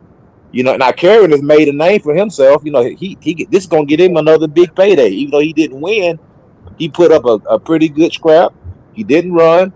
You know what I'm saying? And not everybody's saying, well, Jerron is exposed, but at the end of the day, it's boxing. You can't knock out Right, everybody. You can't. Let me right. put it like this: somebody that has a 99% knockout rating, most of the time is not fighting the top shelf opposition. Now, some guys are, have that crazy power, like heavyweights, but for the most part, if you 30 wins, you got 29 knockouts, you're not fighting top shelf. Right. You're fighting good fighters, but they're not, What you think about top of Tech the Power? line fighters. All right, hold on. Let me get this super chat, Yeah. y'all. Shout out to Boxing Hacker for the $5 super chat. He says, just showing support, 2 cents. And a reminder, Tank deleted his Twitter when he realized Keyshawn was on his helmet. Shout out to Boxing Hacker for the You might $5 want to be super I worried. knew chat. that shit You was might want coming. to be worried. You might want to be worried that Tank deleted that social media. He That's locked what it I in. That's said. what it is. That's what it is. Like people keep taking like that's why I keep saying, bro. Like people use every turn or with every advantage. Tank deleted his account. Oh, that means Keyshawn on his ass. Like man, stop it, bro. Keyshawn know he Man, ain't getting that fight next. He do that. Like I man, think come on. I think our only gripe against Boots is that you want these big fights like the Terrence Crawford fight, and the only way you're gonna get these fights if you have almost perfect showing. So they was on you hard the last fight about your defense, and that was a pretty good showing for Boots. But in this fight, you come in, you allow yourself to get frustrated by the holding. Although he was tripping with all the holding, but he was touching you up. So that, Right. along with you not being able to put them down after that first knockdown, and make us question your power, and then it make us get even more questions about your defense. And when you showboating and complaining and not really locking in and focusing on, you know what I'm saying, having that almost perfect showing. Not saying it got to be perfect, but that's just the era that we in now. We got social media. We able to slow down the replay and watch the fight as technically as possible. And people are gonna critique these things. So you gotta put on a good performance. But And why wouldn't Crawford take the fight? He Hold didn't on, take it. hold on. I Before get we what get to Crawford, you're let's saying. address I know boxing do you. Keyshawn says he picks who he wants to fight. He too told Tank to send him a contract, but somehow you dudes are overriding what he said with your opinion. You can't really say that because Keyshawn was already on the interview with Coach Kenny, and it's already been stated like we want Shakur. So like let's get Shakur out the way. You do your thing or whatever, and then you may, you know what I'm saying, get your opportunity, but you wasn't even on the list. And you still fighting 10-round fights. So it's not Fights. Yeah. us making Exactly. excuses or anything like that. It's like, okay, you took your test and you passed with flying colors. Keep doing that and keep, you know what I'm saying, making a name for yourself, and Keyshawn and, is and is go get a butt and years be good. Keyshawn is years away from fighting Tank. And I think it should have been That's my very telling when he thing, said in bro. the interview, I want to fight Tank. I hope he don't retire first. That should let you know he don't even plan on, with that statement, Fighting him. fighting him anytime soon. If he's hoping he don't retire, that means he don't plan on fighting him for the next couple years. Even if he do send a fucking contract, that shit still gotta go through Bob, bro. Like that nigga still answer to Yeah, I Bob, don't bro. see Like Bob he doing that. He not finna feed one of his top prospects to I want go. to Man, see come on, Keyshawn bro. whip Muratalo though. I want to see that. And Terrell W says at 2 Cent Boxing in chat, is Devin done? And if not, who's someone he can fight to put his name back in the talks of the best at 140 if he doesn't go to 147? Without mentioning Ryan Garcia. Sandor Martin, he should have took that fight. Shit, I don't That think was he the get best back fight for I, him. until he I fight don't think Ryan. they. Yeah, if we not mentioning the Ryan fight, go for something like the Tio fight. That'll put your name. That'll put your name back up there quick. I ain't gonna lie. I think he Shell should have. Shell say Keyshawn asked the crowd, do y'all want to see a world champ next year? When asked about Barinchek before calling out Tank. But Tank haters ignored this with their opinion. Bruh, don't none of that shit matter, Shell. Later, bro. It Like, don't come on, matter. Like, I don't man. understand why y'all listen. Niggas, Look, like, everybody entitled to their own opinion over here. I bet you $500 Keyshawn don't fight Tank next year. You want to put fuck some that. I money got on a it? He thousand. gonna fight Belichick. That's what I think. Shit, 1 million. shit, bet. Uh, Cause these niggas like they fall in love with the fucking talk of the game, right, bro? Like niggas on gonna my talk, opinion, bro. Like, I think he should have signed Eddie Hearn, knocked that Sandor fight out, unify with Paro, and then fight Richardson. That would have been a great 3-fight deal right there. if that's the I case, don't I tell don't know Keisha. what they doing though, Big Supreme. Like I'm trying to I can't see which way they taking because that's a good idea, but it's like what else are y'all gonna do? I don't know, but that was the smartest thing for them to do because I think Haney could probably beat Africa. I think it could beat Sandor. Paro got power. Southpaw. Haney seems to struggle with Southpaws. I don't know how that fight would have went, but it would have been a big fight for him for sure. Hey, I'm watching an interview with Kevin right now, and he's describing Geron's in his power, and he's saying he punches extremely hard. It Mm. just sometimes you just have dudes. I mean, even though the guy may not have a name, he's tough. He got I the guarantee charisma. this dude is tough. I guarantee this dude is tougher than Shakur Stevenson. I guarantee that. He might not be a good boxer, but he's tougher. You know, Right. I dude's a forgot the tough dude's guy, name. and you're not gonna knock out George Chuvalo. Was not a tremendous heavyweight fighter, but he was tough as nails. Everybody said this guy could take a punch. Ron Lau, Archie, what that freaking Joe Frazier, Joe Archie Frazier, Moore, Muhammad Ali, George Stephen Williams, Chuvalo never went down. What's the guy name with that fought Ernie Shavers? Aaron He Shavers. said he said this dude's tough dude, man. So a lot of times sometimes just because we don't know a guy, you don't know how tough he is. This I'm dude not gonna Karen lie, he never Coach been Eddie. stopped. He might be a tough dude. That's like with me, like when I be like on like upper channel stuff like that. Like I always be knowing like the miscellaneous dudes. I'm like, look, bro, just because y'all know this dude name don't mean he not nice, bro. Like there's a lot Right. of dudes that didn't get the opportunity because they're not signed to a major promotional company or they're not with the right people. But these dudes can fight, Yeah, and I that's what think they Karen's be. one of them dudes, bro. I think he need to Yeah. sign to somebody. I think Eddie probably will sign him and get him some good fights at 147. He's a decent opponent. Right. He's a tough guy. I mean, the man He sitting there not no saying the bum. dude could punch. He said he said the power is real. He's just a tough guy. I think You Boots know what I'm Ennis Yeah. saying? too.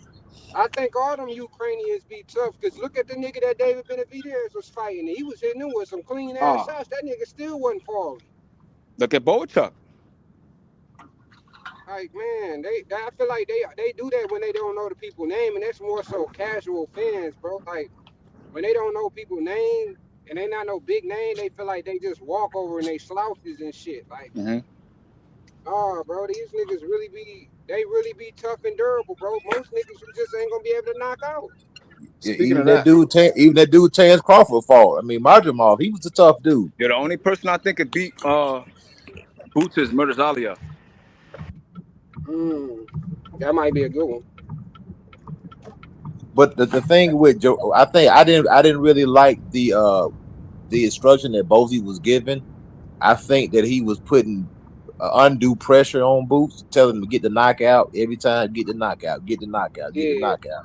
When you start pressing for the knockout, that's when you get clipped. I think Boots was yeah, getting hit so much because he abandoned the jab and just went and just throwing power punches. Then he started smothering his work. Then he started falling yeah. over his feet. It's pressing for the knockout. He was taking too many punches, but at the same time, me being an ex-fighter, and I know Boots felt like that he could take Karen's punches, because if he felt that he couldn't take Karen's punches, he wouldn't have fought him in that manner. So obviously he was just saying he felt like I can take it. You know what I mean? I'm willing to risk it. I don't, sometimes you fight a guy, you be like, oh man, I can't take too many of them. You can tell when you can't take too many of the guy's punches because they feel a certain way. You know what I mean? And I can't take too many of those shots. But he probably felt Karen's power. It was probably decent, respectable, but it wasn't nothing that he never felt before, or he felt like he was in danger of getting knocked out. So that's why he was reckless. To me, he was kind of reckless with the defense, and he was embarrassed for one. He was at home, present for the knockout. He get hit with 3-4 punches in a row, which is embarrassing when you're supposed to be this guy. But Boots never claimed to be a defensive wizard either. We gave him that. He never claimed to be a Shakur Stevenson where, I can't be touched. Boots always shown, I'm willing to, take a few shots to land a few. And Eddie, really that's what do you think about his dad? Like, get him out of there every day, every round. Get him out of there. Get him out of there. Like, what are your thoughts about that? I thought that was dangerous. I think, like I said, they were pressing for the action. Yeah, and I know they wanted to make a statement. I think it was money motivated, because you want the knockout, that way you can drum up some drama, or some headline. But now the headline read different. So like he was like in a lose situation.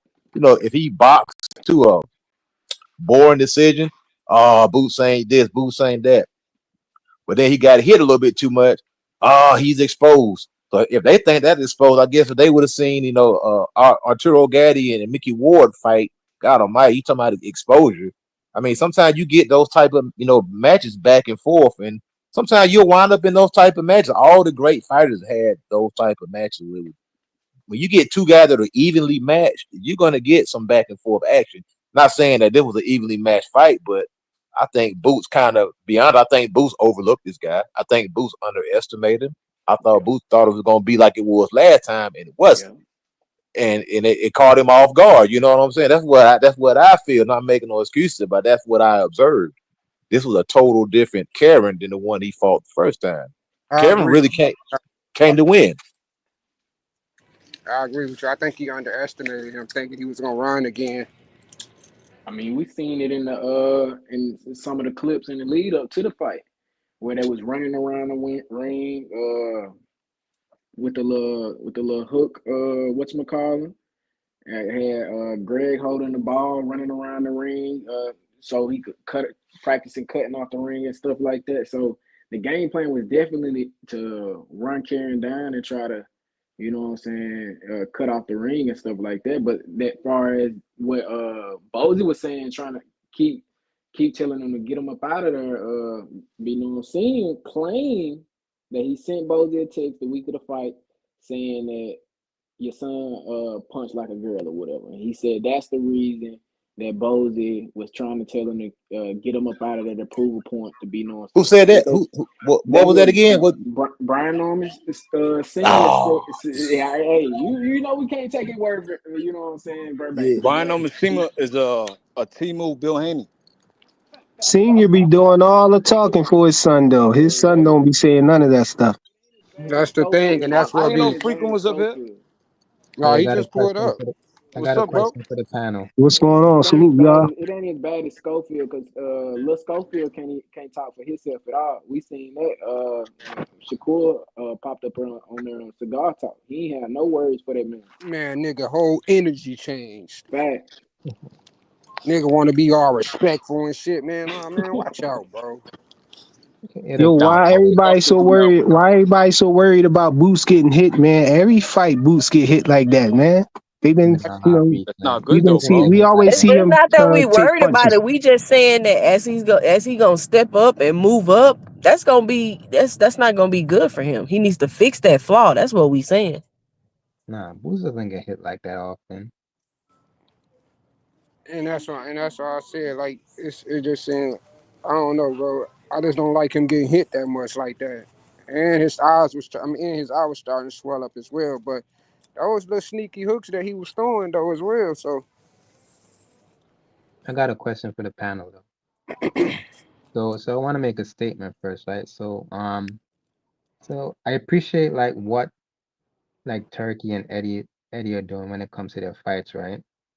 Because to me, some of those are like true 50-50. So some of the matchmaking is intentional and some are like unintentional. And when I say intentional, it's like, for example, the 5v5 Turkey put on, that was like 50-50 matches. No, they're not. Teach, not to cut you off, but they're not doing good matchmaking. Eddie No, Hearn so I'm himself. getting to that point. I'm getting to that point. So to me, some of those are 50-50 matches. When it comes to like the unintentional 50-50 matches, you could say that's bad matchmaking. For example, we saw it yesterday, right? When it came to Khalil Cole and the other guy. I think everybody expected Cole to win that fight, but the other guy dominated him, right? So now when I see Oscar, right, is like criticizing Eddie for his matchmaking when his guys are getting beaten. I think Oscar's pretty much just like Top Rank and like more focus on matchmaking to ensure that their fighters win. But for me, I want to see more 50-50 fights. That makes no sense though. Teach. So my question to you guys, what do you think about these matchmaking and pretty much Eddie getting his guys beat? Guys on Turkey's card getting beaten. Do you think those are like true 50-50 matches? Like, would you want more of those fights, or would you want more matchmaking like Top Rank and what Oscar is doing? I mean, that's what we want. We want to see. It depends on the phase the fighter is in, y'all. Exactly. Like, I heard Eddie Hearn say he put his fighters in 90-10 fights. Why would you put your fighter in a fight they got a 10% chance of winning? That's no, they not at that level yet. But my thing is, I don't want to see. I get what you're saying. It depends on the phase that they're in. You're talking about the opposite way, though. When I look at Top Rank, it's like they just constantly matchmake their guys to win every single time. So, absolutely, they're putting their guys up against people that they know they're going to win. It ain't no danger of them losing. But and they're criticizing Eddie that's the development phase, though. That's the development, and that's the issue that Bob is having with Turkey, in my opinion. Like, he's still building Jared Anderson. He's still in his, let's say if we put it in phases, I guess, I don't know what to call it, but the way I call it, like phase one, like I'm still building you to take on those fights that you possibly could lose. Not yet, though. I'm still investing in you. We're not to that point yet. So just to throw you in there and mess up my investment, like, no, you interfering with my business. And that's the issue Bob having with Turkey. But for his fighter, the one took the fight, you can say that about Tank. A lot of people feel that way about Tank. That Tank has never been in the fight. That he wasn't scheduled to win. That was not scripted to win. Never. So, let me ask you. He's supposed to be the face of boxing. So I mean, what fighter hasn't been against opponents? So you don't think if Rolly would have caught Tank, he could have knocked him out? You don't think Ryan could have knocked Tank out? When I say scripted to win, yeah, anybody can get knocked out. I mean, we seen Oliver McCall knock out Lennox Lewis. We seen who's that other guy? I seen Rockman knock out Lennox Lewis. That wasn't according to script, so yeah, anybody could get clipped. But the script is that's Rolly knocking out Tank would have been an upset. That anybody that Tank fights and beats him is considered an upset. That he has never been in a true 50-50 fight, and even Canelo only was in one true 50-50 fight, maybe two or three true 50-50 fights in his lifetime. That was with Triple G, the first one. That was a true 50-50 fight, which I thought Triple G won. And even with Bivol, Canelo was favored in that fight. So Canelo really only been in one true 50-50 fight in his 70-fight career, because he's a product. The product is not to get Canelo beat. Floyd. Oh yeah, but see, Floyd was Canelo was the underdog in that fight. Yeah. With that logic, it's safe to say that the best fight in the best in boxing is a myth then. Because it ain't a myth, because you do got fighters who's fighting like that. That's what he's saying. He's being criticized. He's saying that Turki Al Sheikh is being criticized or Eddie Hearn is being criticized for putting his fighters in these fights where they can possibly lose. But that's what us as a boxing fan should want. Right, You But know? but Jared Anderson should have never been in that Bacoli fight, bro. Like but that's it he my should have never been in depends. that It fight. You can say the depends. same thing about Ammo Williams. Look what happened to Ammo Williams. Ammo Williams got destroyed. But as a promoter, a fighter can wind up being an endless money pit. You don't want to keep sinking money into a fighter. In other words, at some point in time, you got to find out whether you guys are goods or not. So why not find out now than $2 million later? You know what I'm saying? And that's the business of boxing. Are they not? Are they not making profit enough of them on the development phase at all? Like, at what Man, I point think are the promoters getting a return on these fighters? Right. I think it was a question. It was a situation with his heart though. When we saw Jared Anderson talking to Roy Jones and he started crying and all of that stuff, saying like his heart wasn't in it. You know what I'm saying? That was the tell there, man. It wasn't because of the matchmaking. It was his Then heart. why is Turkey so mad? Why is Turkey so upset with? Turkey He's ain't saying mad. that Bob mad. I mean, why is Bob so mad? Bob is saying it's torturous. He's accusing him of torturous interference. Because Bob is mad because his prospect got messed up. That's why. No, his money got messed up. Hey, but hold on, Bob can't have both ways. Because when Tyson Fury was getting that money, he was all cool with that. He had no problem with Turkey then. You know, when he's getting hundreds of millions of dollars, and Bob was getting a little piece of that pie. So you can't have it both ways. But at the same time, though, bro, Tyson Fury was down there on the last leg of his career. So, of course, you could take those type of chances when you got other money makers in your stable.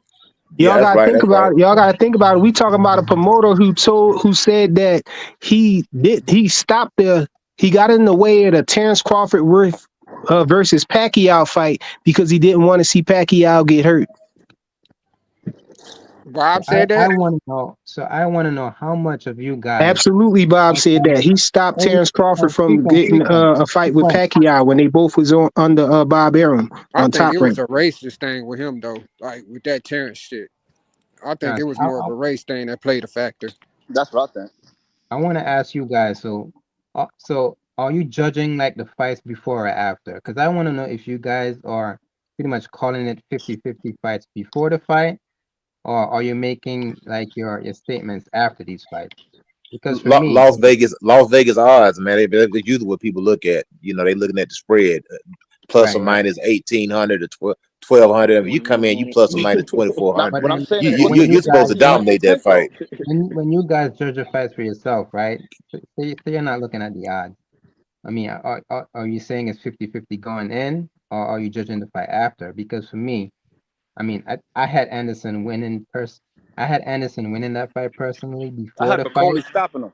Yeah, so I had Anderson winning that fight, but I got a pleasant surprise afterwards. But I mean, you in the ring in there with somebody who we done heard drop Fury and Usyk in spar.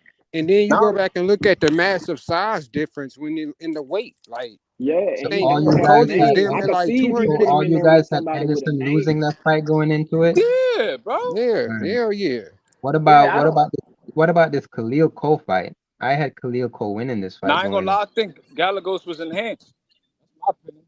Nah, that dude just went in and got the job done. To me, he beat the brakes off of Cole, man. That dude came in letting his hands go and wasn't playing the radio, brother. Yeah, but are you judging it after or before though? That's what I'm saying. Because did you have Khalil Cole winning that fight? I had Cole winning, but he lost. And I think the dude Galagos was on snack. That's my opinion. Look, before the Bud versus Errol Spence fight, did y'all have that as a 50-50 fight though? I didn't. I didn't. I thought Errol Spence was damaged goods. I think if they would have fought before that car accident, I kind of thought that it would have been a different version. Yeah, it'd been a closer fight. Same version. I'm talking about before. I'm talking before the fight though. Before we know because now that we saw the outcome, we saw that it was like a mismatch and everything. But I mean, before that, leading into the fight, did you think it was a 50-50 fight, or you thought that there was no way that he was going? I thought it was 50-50. I had Terrence Crawford winning that fight pretty easy, to be honest. Just based off of everything that Terrence Crawford just seemed to be the better fighter. I had Period. Earl You winning. know I what I I'm ain't didn't gonna saying? think it lie. was gonna be easy. That car accident changed everything, bro. Yeah, I I think thought that Earl was going to win, yo. I did too. I had that same. I did too. Freaking, But what's then happening? when I saw that fight, I said, bro, this is Hey, not the same freaking, fucking what's fight. happening? But then I don't want to take credit away from Bud. But I'm like, bro, this do not look like the same fucking fighter, bro. Freaking know he had Bud winning that fight. Earl couldn't see, bro. I mean, even with this He co-fight, ain't properly decompressed from running up that mountain, bro. Man, I even wasn't finna make. He had That's no all different type of stuff. if Tank get in there and lose, bro. I'm not finna make no excuses, bro. nah. I'm not one of them to make Tank. I mean, excuses. they're doing a good job with Tank. You know, Tank is a good fighter. He got that power is real. By the way, I'm gonna keep that 100. Power Speaking is of Tank, real. what y'all think about Keyshawn Davis? What was y'all saying about that? Keyshawn calling out Tank. I just I ain't felt got no like this. problem with it. I I don't just got a felt I ain't like got no problem it with it. problem with it. I ain't got no problem with it. My only thing is, at least if the fight is there to be made, then cool. But if you know that fight ain't no time getting made, no time soon, then what are we doing? Why are we like that's clout chasing? But Yo, I quick don't know. Yeah, question. I I think disagree with that, man. clout chasing would be if he didn't actually want to fight the boy. He actually wants to fight him. You know what I'm How saying? we know that though? I mean, I And think that's it's clout chasing if What he you mean? can't How we know actually that? get the He fight. said it. so. You But if he said it, going but after, but if he can know he that actually the get if that fight? okay, that's no different than you, Flyer. If you know that Bob is your promoter, he got you on a strategic course to go and get a WBO belt. That way you know that right now that fight ain't nowhere near to be made. So why would you be calling out this fighter when you know that ain't you know what I'm saying it ain't no time it like that fight not being made, bro? I agree. You don't think if Tank sent him an offer that he would rather fight Tank than to fight He ain't gonna be Bob not going, but he still have to answer to Bob. So at the end of the day, it don't matter what Keyshawn say. It's the his promoter got the last thing, and I don't think he putting him in The that type of only fight. Yeah, but issue that's all we can say is we don't think that Bob would do it, but you like don't know for sure. it's no problem with Keyshawn calling out Tank, but don't make it seem as though you're not already on a plan. And that's cool. You can call him out, but don't every time Tank fight somebody else, he should have fought Keyshawn. He should have fought when we know Man, that Bob is not about to make that fight and he has a plan for him. He's about to get him a belt. Like they not about to fight no time soon, in my opinion. If they do, I'd be surprised. He now could if he he could get a belt versus Tank though. He still okay, well he then tell called him That's Bob out that. his though. Like that's least the But likely thing. chance to Tell but go. is that any different than Tank saying every time somebody else fight that he would have knocked that person out? Because that's what he does. You know what I'm saying, bro? I mean, you're not even in the But this conversation. the thing though. You just This want to the interject yourself into something Who did for he no say he was reason. gonna knock Yeah, out? I didn't. Who he He say he does. was He gonna does knock that. But out? he said he'd knock out Terrence Crawford. This dude done say he'd knock out everybody. man, he The was dude he clout said said he'd he knock was out chasing. everybody from He trolling. was Deontay trolling, Wilder bro. He to. said he was I trolling. mean, I'm exaggerating, but I'm just saying that's what he does.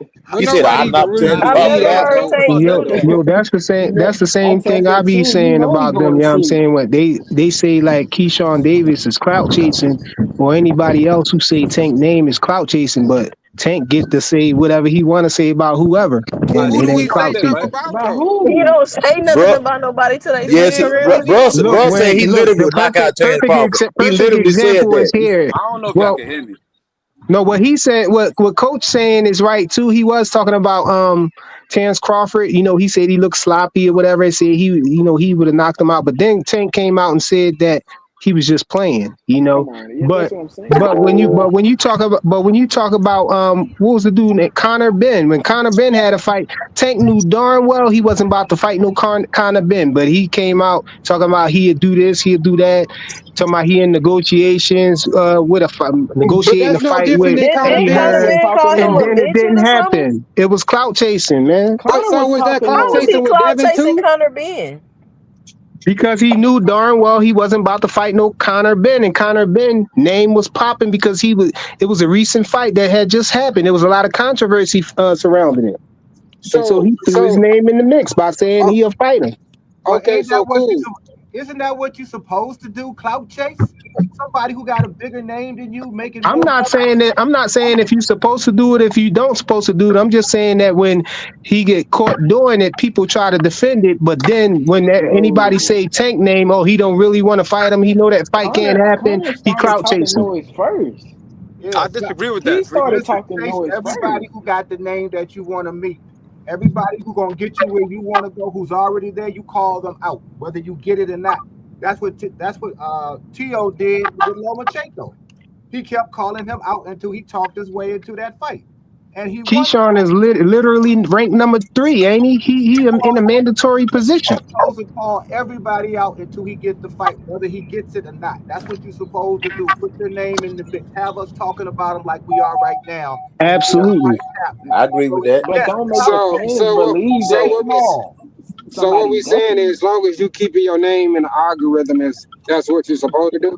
Yep. But it sounds like No, he we doing saying he making it known that he want that fight. Now Shakur been quiet. You know, he got quiet for a while, and everybody was getting on Shakur, cooking him for not saying Tank name. But when people do say his name and they do want to fight him, then they get cooked for that too. It's But like you No, danged if no, you no, do, you danged no. if you don't. no, The I only But just thing think he was that cooking Shakur for is because when he was free, he stopped saying Tank name. He yeah, was saying Tank name when Tank had the Frank Martin fight lined up. He was saying Tank. He's saying Tank name when stuff is already in play. That's the only thing we're saying against Shakur. It ain't that he can't talk. Talk when you're free. And then right, now he's 2 fights away from being available. So he better not say nothing about Tank, or we gonna get right. him. Right, yep, don't get on the situation where you talking about some, oh, this nigga a bitch and I do this and that. But when exactly. you was free, you didn't have that same fucking energy. That's my thing, Facts. But he not even Facts. fighting 12-round fights, y'all. who? Who you and not that's fighting another 12 No, thing. rounds? who we Keyshawn, talking about? Shakur or Keyshawn? Who Keyshawn. we We talking talking about about? Keyshawn. Keyshawn. no, I said this. I'd rather for Shakur to be calling him, but not Keyshawn, because you know he ain't getting that fight no time soon. No, see the Ain't thing no, is, ain't a lot of nobody getting people that think Tank fight. Keyshawn to be a more exciting fight though, because I do too. I think I so. do people too. think that Shakur going to try to outbox Tank, but people think that Keyshawn is actually going to get in there and bang with him, and he can possibly get knocked out. So that's why people want to see that. People want to I see the think so. fireworks. That's what it is. I think it'll be a hell of a build up. I don't even I think think it'd be a see. good I fight. think Keyshawn's a better fight than Shakur. I I do think too. I it'd be a think good so too. fight. But I will really people do. actually give him credit for fighting Keyshawn though? Or Why they That's the gonna not? say, thing. They gave him I credit. They think gave I him They think credit should. for Tank fighting I Frank think Martin. Tank Why should not? Hell I no, they think didn't. Tank They should said get they said Yeah, but Coach Eddie, I don't get they why you said that keep the nigga saying was that though. too. They said he was too green when he fought when Who's Frank too Martin green? fought him. They Frank said Hey, Frank I'm did glad Frank you did said pretty that because good. I was about to say I wouldn't Frank be did mad good at in the Tank fight, if man. Tank took Kid Austin. I wouldn't be mad Can at I ask that. Coach Eddie a question? Yeah, I, All right, so my I thing is thought this, Frank right? did good in the fight. Like people always say, I remember vividly people thinking that Frank Martin could beat Tank. I remember a couple of YouTube channels was running around saying that it was a cherry pick going wrong. Then when Tank Right. did him like that, everybody's saying he's too green, it was too soon. So my thing is Right, this, right? You can't sit there and have Crawford as the pound for pound #1, but then he got an Avenesian on his record. He got a Kavalasis on his record. These dudes never been champion. So I don't get Supreme, it. but Tank said that though. Supreme, Supreme, he said what? he himself said that Frank Martin was green. He the one who Nigga, said that's it. trash talk, bro. Just come on, bro. that's trash I talk. know, But he but fighting It's him, no so that's different than different. Shakur Stevenson telling De Los Santos, I'm gonna knock you out. You too small. He said it Yeah, to Autumn too. Frank but was he doing great until he wasn't. You know, I think that's that how was it a always is. That's how it's always That's that how was it a always great is, fight for bro. Tank, man. That was I really didn't think that Tank would take that fight, but he took it. You know what I'm hey, that saying? boy So Tony Tony and it was played the I and TV. it give him was big ups always for that. he won't fight these black slick fighters and Exactly. this and that. But then when he fight the fighters and he make the shit look easy, then Frank it's ain't like no they weren't black ready. slick fighter, You but know what I think I it is, understand though? what you're saying though. You know what I think it is, frequent? When you look at someone like Boost, right? Like Coach Eddie said, he watched an interview and he said, Cameron said that Boost power is real. When you look at someone like Tank, you hear the sparring stories, you hear the interviews, like he got real power, bro. Like he's really putting dudes to sleep. Oh yeah, Even Brian Tank Norman said, punching, man. that he thought Tank punched harder than Boots. I don't know how That's what true he it is. said. I don't know if That's it's what he real or not, said. but that's what he He said. So punching. my thing is, you don't think these dudes know? You don't think Shakur know that? Keyshawn? Shakur, no. Shakur Well, You know what got I'm see, back saying? on that plane and went home and got that teeth fixed. That's what he know. I'm trying to He show you. know, what goddamn it. the thing, Yeah, you the gotta thing you with gotta think about that punch harder stuff too, though. I think Tank has better punch placement. You know, he Yeah, Exactly. Tank will yeah, hit you right on the button with some power. You know, yeah. Boots. You know, I don't know if his. You know, I don't he's think on Boost point like IQ is that there yet. as far as Boost power is kind of like Errol Spence power. He had the same type of thudding type I of think it's power. like that combination punches, like to put you down Yeah, type. yeah. Like Terrence Crawford had like literally like snapping one shot and you on the canvas. That type of out of nowhere bang power, Nah, and I then don't think he do, I bro. know, but they said that snack had that Boost nigga is looking I don't different. think Boost is Crawford got heavy power. handed. I got power. Boost is a heavy handed, Not saying what I'm saying that surprise power. Like Terrence I Crawford got you. I hit you got with you. shot. Terrence Crawford hit you with shots that you don't see, and those are the I shots agree with that. that I get agree with you. that. You know, but like with Boost loads up so much on his punches, you can brace for him. That's why he couldn't get Karen out of there because You right Karen about that. seen every time Boost was loading up, he was able to brace for those shots. And Yeah, I think that's something that Boost needs to work on. Like I say, all this is the development of a fighter. Boost is still in it, believe it or not, he's still He in the 27. developmental stage. Even though he looks like a phenom, he's undefeated. He's still a developing fighter. I You know, just and feel one like thing he about need a a big fighter, name, you're bro. always developing. You're always developing. So I, you know, I he has work to do. I just I feel like agree he with need that. a big name, bro. Like he just, I feel like that's when we can really tell whether he that nigga or not. If he get one of those big name fighters, bro, we'll see if he really land like that. Who Cause they that? of course, ducking him, bro. They ducking I'm him. not gonna lie. I think Boots. The only people that could beat Boots, in my opinion, is like a Crawford, a Murder Zaliev, someone like that got a 75-inch reach, 6'1" power in both hands, like someone like that, bro. Like I don't I think a agree. Barrios, a Brian How you Norman, feel Smith about that is shit. Ortiz fight, Supreme? Shoot, I Eddie think he'll Hurt. stop Ortiz too. They got this middleweight that middleweight that beat Ammo Williams. That dude's a problem, man. Yeah, but yeah, I wouldn't like that fight for Boots. I ain't gonna lie. Nah, that dude figure what 6'1", 6'2", Nah, he's throws a taller than that. lot He's of like six punches. foot five. He's a problem, man. You talking about hands of Shiraz?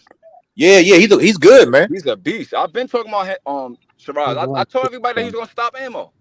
He I knew he won was Yeah, gonna six. stop he Ammo. did Ammo dirty, man. He beat the brakes off of Ammo Williams, man. Bad. And if you look at Ammo last fight, he don't look the same, bro. He looks slower. He He looked a punished little him, man. delayed. He might have took too much punishment. All it That takes is dude one punished fight. Ammo. I'm gonna ask the chat a question. This might be my thoughts, and I've been echoing this for the past year. I think these guys trying to emulate Floyd Mayweather is getting them in trouble. I I mean, agree. Name somebody. we seen Abdullah Mason. That's one. I mean, I can go down a whole list of fighters who are Wait, trying to how is emulate. Abdullah How's Mason Abdullah doing? copying Floyd Mayweather? I don't see that I Well, think information because right there. they we got feel to say like, these guys are fighting bro, with the that Philly front hand sales down, that style is lead that's hand just a down. They getting style, clipped. bro. Like I think you more so comparing it because of the Philly style, bro. Like that's actually just the style with the shoulder roll and stuff. But it's costing them. I mean, these dudes are overusing it. I It's mean, but really, Abdullah's I undefeated, ain't bro. see it's I ain't really see an Abdullah easy. Mason Hold get on one caught second. from doing It's that. really Abdullah an Mason got easy. caught because he was throwing a lot of uppercuts. It's That really an uppercut is a easy style dangerous to get a punch to defeat, throw. man. I think It's an Abdullah's easy just style funny, to bro. defeat. He's just learning. That's what I think. These dudes are always fighting with their hands down, and they're getting caught. I mean, same thing with Boots. Look how many times Boots got hit last night. And most time he got hit, his hands were down. I The don't know fight why they before rely. that, he got I hit don't know, like that too, though. but he got hit a whole lot. I mean, he got hit a He whole. got It hit was a to the lot by point, Avila too, though. but not like That's that. what I'm Last night, saying. All this of dude his was getting fights, he hit. be getting hit. He rolled with a lot of them, though. Man, He Yeah, this that's turned dude what his was I was head hitting to the like saying. side. That's 3, part of 4 his punches in a defense. row. Man, dude was getting hit with combinations last night. I ain't never seen Boots get hit with combinations. I Hey, seen him so get he hit got with hit Cause with you one ain't five shot. never He seen hit punches. nobody one throw shot. no Then combinations at him that like dude, that. That's that why dude Right, was hitting in exactly. combos, man. Karen ain't bad. Now He Karen's ain't no definitely bad way fighter. better than people think, for sure. Yeah, and that's why I feel like that's no different than. And I'd even bring this name up, but Lamont Roach, bro. Like a lot of people sleep on that, bro. He's a great fighter, bro. I think Lamont is alright, but I still think Tank gonna get him out of there though. I don't think nobody really on Tank level, to be honest. Like from 135 to 140, I don't think nobody can beat him. You don't think Shakur is on Tank's level, bro? Not no, hell no, hell no. What you Hell no. see from Shakur to make you think he ain't on Tank A level? lot. That the I nigga don't think always Shakur on he tank level. jumped I mean, back who out of you saw position. He expose jumped back out of Shakur position so who much. made him look like his, huh? Who? No, I said he jumped back out of position so much that he's not even able to throw a counter punch back. Like But that's not a flaw. That's not a flaw, bro. It's defensive, bro. He's not I ain't gonna getting lie. hit. I mean, I let think me. Tank gonna knock Shakur out, bro. I'm not gonna lie to you. he gonna I knock think Shakur Tank can knock out. anybody out if he catch him. I That think he gonna nigga knock go. Shakur out, That bro. I'm nigga not gonna go. lie. I bet you. Okay, I bet you he won't sit in the fucking pocket and fight like he did with Arnold with Tank. I bet he Why won't would do he that. do that? Why would he do that? That would be But stupid for him to sit in the pocket with Tank. no, I'm just saying. The way that he fight these other fighters, bro, he's not gonna fight him nothing like that. Fight gonna He look gonna much fight like Tank like Ella how he fought Santos fight. Dante. But that's good. That you don't fight every fighter the same way, bro. You don't I fight every agree. fighter the same way. Karen fought Boots two different ways, bro. That's a Two fact. different ways. Our main criticism of Shakur is, bro, we say he don't engage enough. I He don't think don't he can Yeah, engage engage, enough, bro. bro. but look Like at his positional fights though. What you or see in his knockout. fights? Shakur always dominant in his fights though. Of course, against them niggas that I want to see this Zapata fight. That's when I feel like that fight is a 50-50 with Tank. If he can prove that he can get past Zapata, Yeah, I and need to and, see and him against a kung fu fighter, a real kung yeah, fu I fighter. want to see Exactly. that That's what we need. I wanted to hear. We need to see Shakur fight somebody, of a higher level. That's all.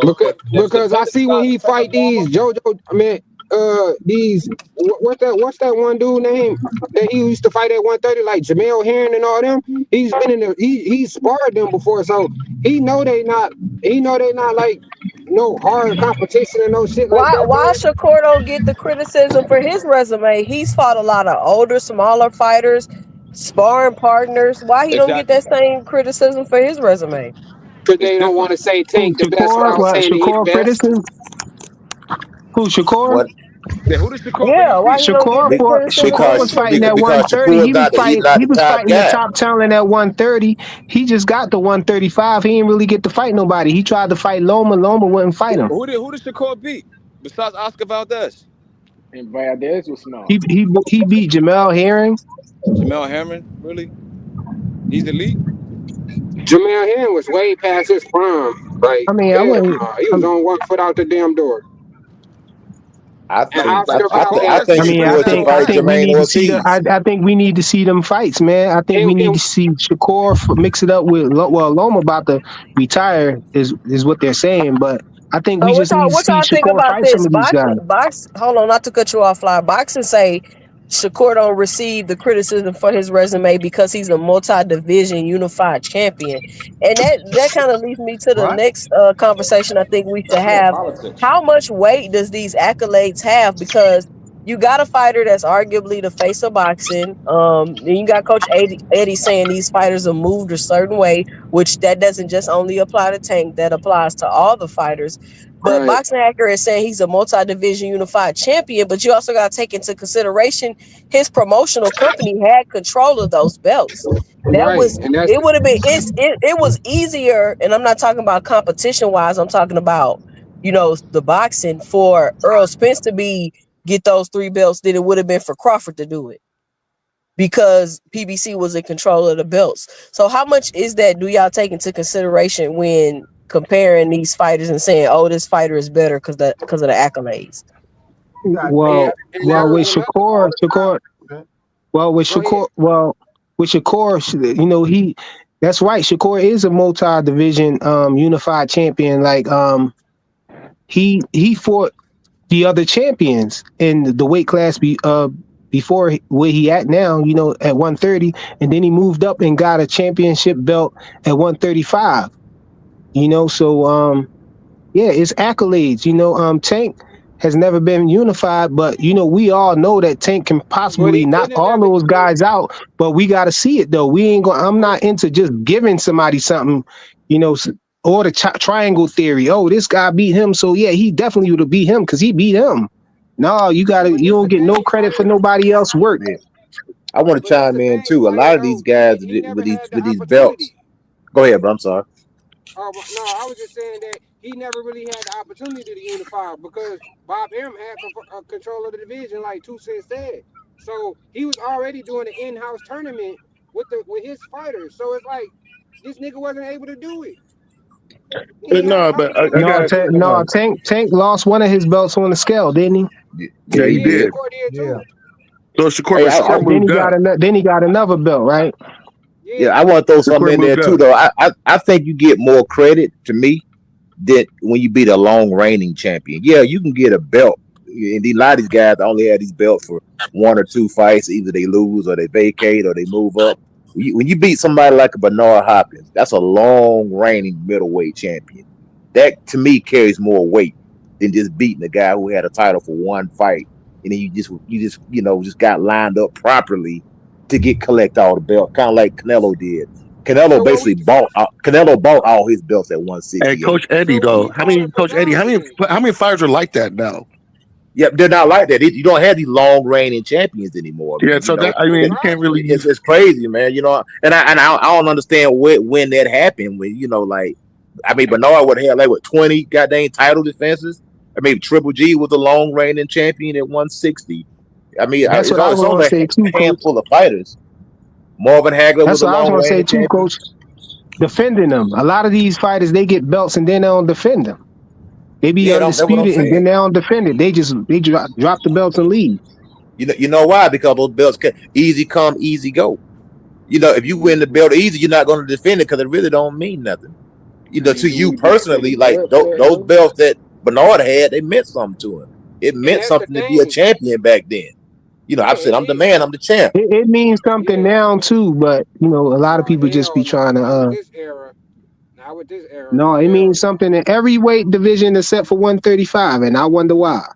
Yeah, Because it I is. feel like them 135 has a lot of same. issues. I feel The like them belt same. still I means said something like them same economically, though. accolades. I said them same accolades. Every fighter in their division right now would give up that shit just to be in tank position right now, and I Oh guarantee yeah, that shit. that's right. You can't eat them belts. But that's what I'm saying. Like Tank fans always try to make it seem like the belts don't matter, but only at 135 will Tank at. Do Everywhere they else, matter? belts is the main thing, but except for at 135, Yeah, bro. you know No, what? no. You're right because whoever had the belt at the heavyweight division, that's considered the best fighter in that division. Frequency, when it Same comes thing down with to light it. heavyweight. That's whoever's the champion. That's the best fighter in the light heavyweight. I mean, the 135 division. You could have the Not belts, but still not necessarily be though. considered. Not be considered. Because Tank is considered the best fighter at 135. 135, Can I say regardless something of on that? who has the belts. He's But considered the we best. but we And that heard was I Tank don't in the think that was so. It's a lot undisputed. of people who think that Shakur is No, the best. well, frequent. It's the eyeballs. I mean, I'm a Shakur fan. You know how much I love Shakur, but I mean, Tank gets he gets the big bag. He had the flashy knockouts. The big bag don't have nothing to do with No, who can beat who. Let me finish. It's the same thing with Canelo. It's like Canelo is proven at 168. Tank is proven at 135. Shakur just got up there. So you have to Do you remember think that. Canelo could beat David Benavidez? Why don't the accolades translate to dollars? Do Exactly. you That's do what I you was just think? finna say. Because We're not it even doesn't work talking like that about no money. more. We It's not talking like about that who no the more. best. What It's not who like make the that no most more. money got to do with who fight the best. That It's has not nothing like to that do no with it. more. depends on the We goal. talking about accolades and It money. We talking about accolades and money. it Because why else are Yeah, but accolades I'm saying transferring over to to money?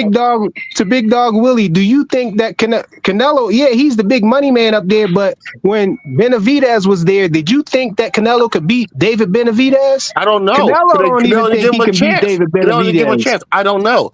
And I'm not sure. Tank can beat Shakur. Or Shakur can beat Tank. But what it happens is this: when it comes down to money, you're automatically going to be looked at as the best. We know better, but the average person don't know better. Right. No, but but this is my thing though. People quick to say that when you say, okay, let Shakur fight him or let this person fight him. A lot of people will say, oh, what did he do to deserve this fight and stuff like that, Because But those people what do all of these other dudes They're that they more so fighting get? But casual What did they these are fans, do? people bro. who don't care. Yeah, they don't care about shit. They like casual fans, bro. Like they don't care about that shit. But you got the Whatever their favorite diehards like fighter the was. ones up here. You got the diehards, the ones up here that Can I say actually want something? them fucking fights. Go ahead. Yeah, Go ahead. Whoever go ahead, said brother. that. Go ahead. It's on you. Who said That was letting you say that was something? me. That's Big Dre. Big Dre trying to get in the conversation. Go ahead, Dre. Now, okay. I've been listening to y'all, and I was not gonna come up here, but we Big need Dre, speak up a little bit. Big Dre, speak up a little bit. Okay. I said I wasn't gonna come up, but we also have to realize that these promoters, Bob Arum specifically. You should have followed your first thought, bro. You said you wasn't coming up. You shouldn't have came up. We can't hear what you saying, bro. We can't hear nothing. Bro, this nigga petty. You funny. I think he fell off. Hold on. I just want to say this. We gotta realize. Remember what Coach Calvin said. Coach Calvin said, "Come back up, Big Dre." Tank was never worried about the belt. That he always wanted to be a pay-per-view star. So in the beginning, that's what we seen. That's why he didn't mind signing to Floyd and letting Floyd hold the reins. And Floyd cost him on a few things. One of the biggest things that we know is the Loma fight. All right, but now Tank is finally from up under that wing, and he hears everybody talking or whatever. And you got the Tank Davis that everybody really wants, the one who wants the accolades. And now that he's trying to go get the accolades, we're penalizing him for what he previously done to get to where he is today. So I don't think we should really criticize him because he's doing what we want him to do. It's just not working out in his favor right now. Now, if he keep cherry picking or quote unquote cherry picking or whatever, then we can criticize him. But like when we got all this talk about, the cherry pick of Lamont Roach or anything like that. Like, we can't say that because he actually finally tried to go out there and get them fights. So, let's Big Dre back up here. Let's finish. Let him finish what he was saying. Go ahead, Big Dre. Speak up a little bit. Can y'all hear me now? Yeah. Can y'all hear me now? Yeah. Okay.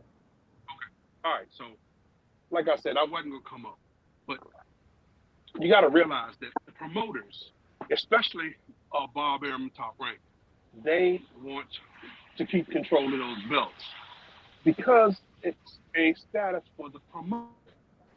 Okay, I got X number of champions in my stable, which means I got, more clout than you got.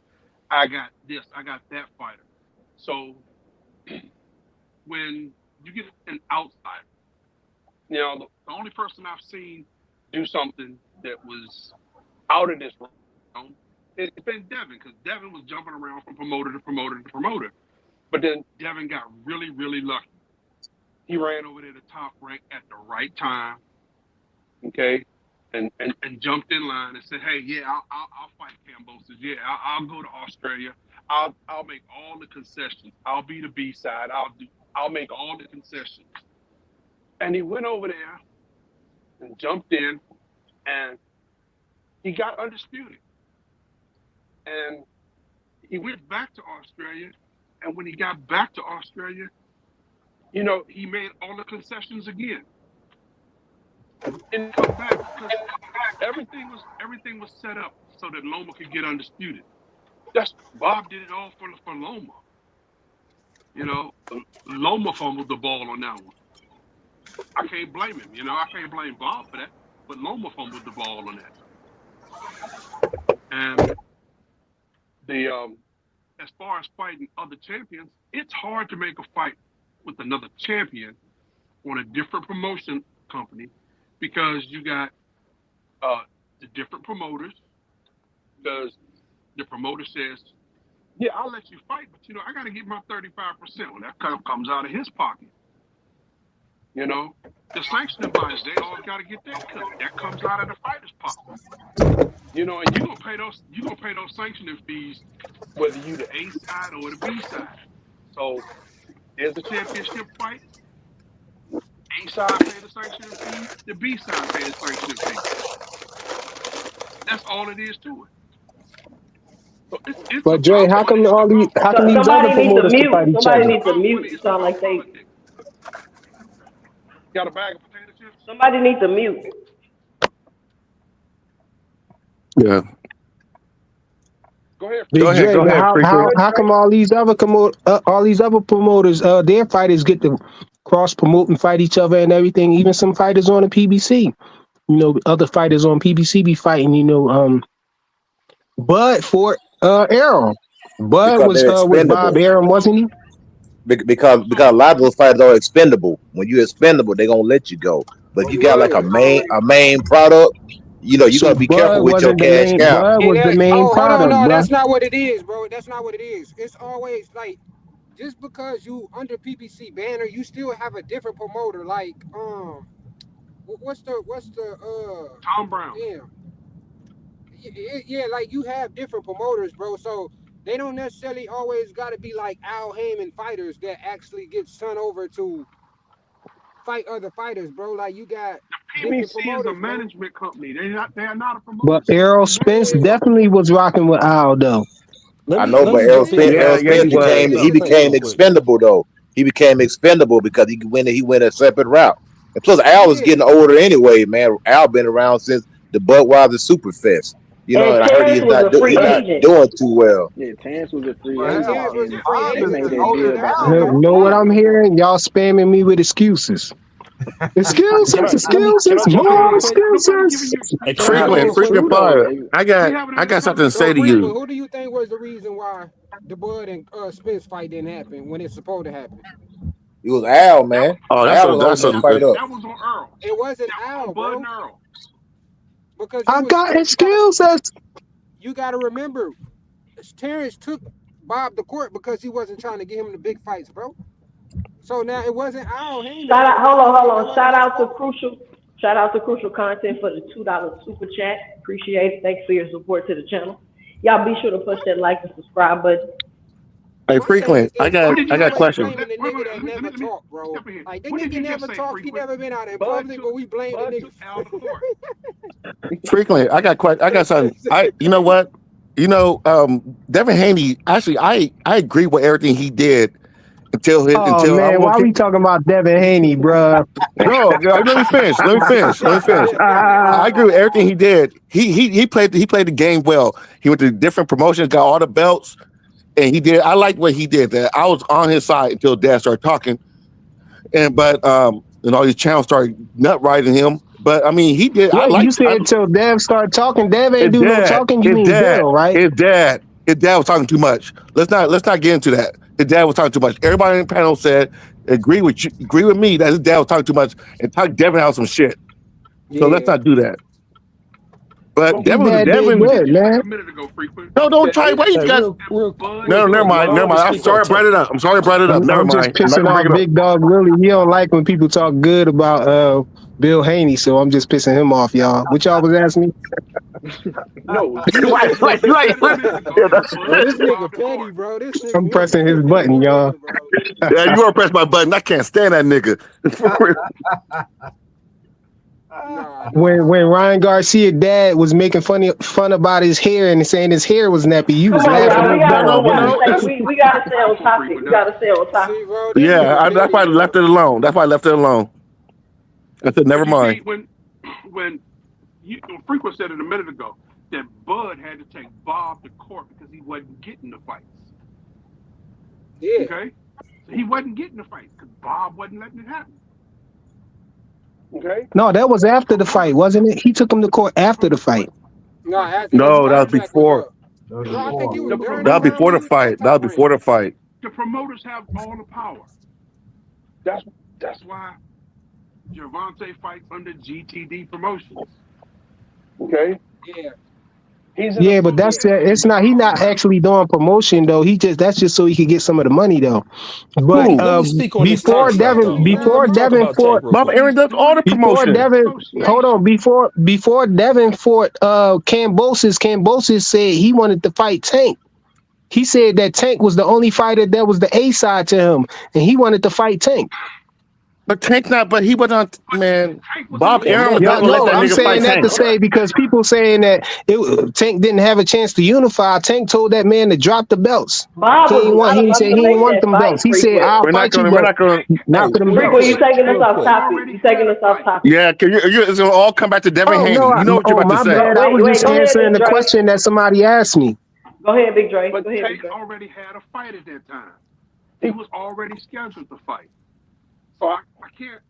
And Tank said, I don't have to fight him for the belts. He can drop the belts and I'll fight him free. Bro, she I'm said not we going to was drop off the same topic with rules. that. Why you talking about that, bro? You brought it up. Shout out to Miss Barbara Yeah, but D she said, with the $5 in the super chat. She say, "Hey Queen, hey Miss Barbara D, how you doing? Thank you for your support to the channel." Hey, Miss Barbara D. Barbara I already D, know. I already knew where this was Barbie. going. I already knew where this was going.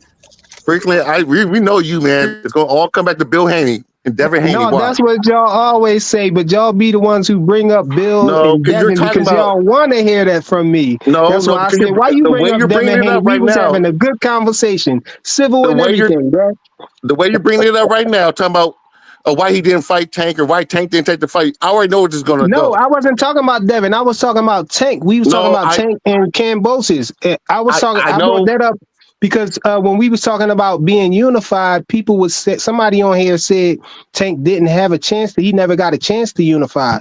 And I was just It bringing does that the fact that example of that Cambosos, incident up saying that's that he not a could good have. example because he still was It top is ranked because and No, top Cambosis it's ranked not. literally judges on It's said not a he Dana good didn't. White. example. Cambosis literally said he didn't want to fight Devin. He wanted to But fight Tank. that's up to Bob Arum. It's not up to Hey, Campbell. That's up to Bob Arum.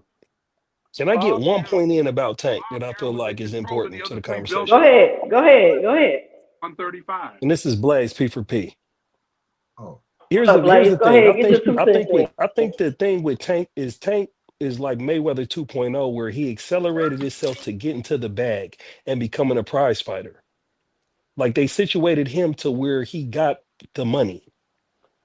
And so with it was different with Floyd. Pretty Boy Floyd, he had to climb the ladder. 98 Floyd had 7 fights in 98 before he got out of that top rate contract and got to the money. He got with And he had to Gervonta buy his way Davis, they out the got him straight contract. to the bag. So therefore I the hear what you're bag saying. has been superseding the championships. But with Tank is Tank is actually a great fighter. And so now we're having it right now at this moment to where we're talking about him fighting the best and we're all arguing that he can beat anybody at 135. So that's what's so unique about Tank is that everybody's right. Oh, he should have fought this person. He should have fought that person. Oh, this and that. Nah, right now, regardless of who didn't fought already, he's the A side, and he been out boxing and then knocking people out and stopping them in phenomenal fashion. But one And there's a caveat whole to bunch of that hate is behind I that agree with one because that caveat at the is 100%. bag, Floyd it's is fighting business too. monsters. This is the Floyd is fighting business of monsters Hold on, though. boxing. let him finish. Let him finish. Let him Okay, finish. Yeah, but my yeah, fault. yeah. My Like you fault. say again, but look, but Floyd fought monsters. That's what's so filthy about Floyd because Floyd is great. He beat all those Hall of Famers. He beat everybody, but he got to the bag and he got Gervonta straight to the bag. Floyd was being exploited as Pretty Boy. He bought out his contract for Top Rank for 750,000. Became Floyd Money Mayweather. We created Mayweather Promotions. He owns 100% of the company and had like 18 employees like that's like 2013. He got to the bag and he got But I'm Tank Davis saying, to the bag.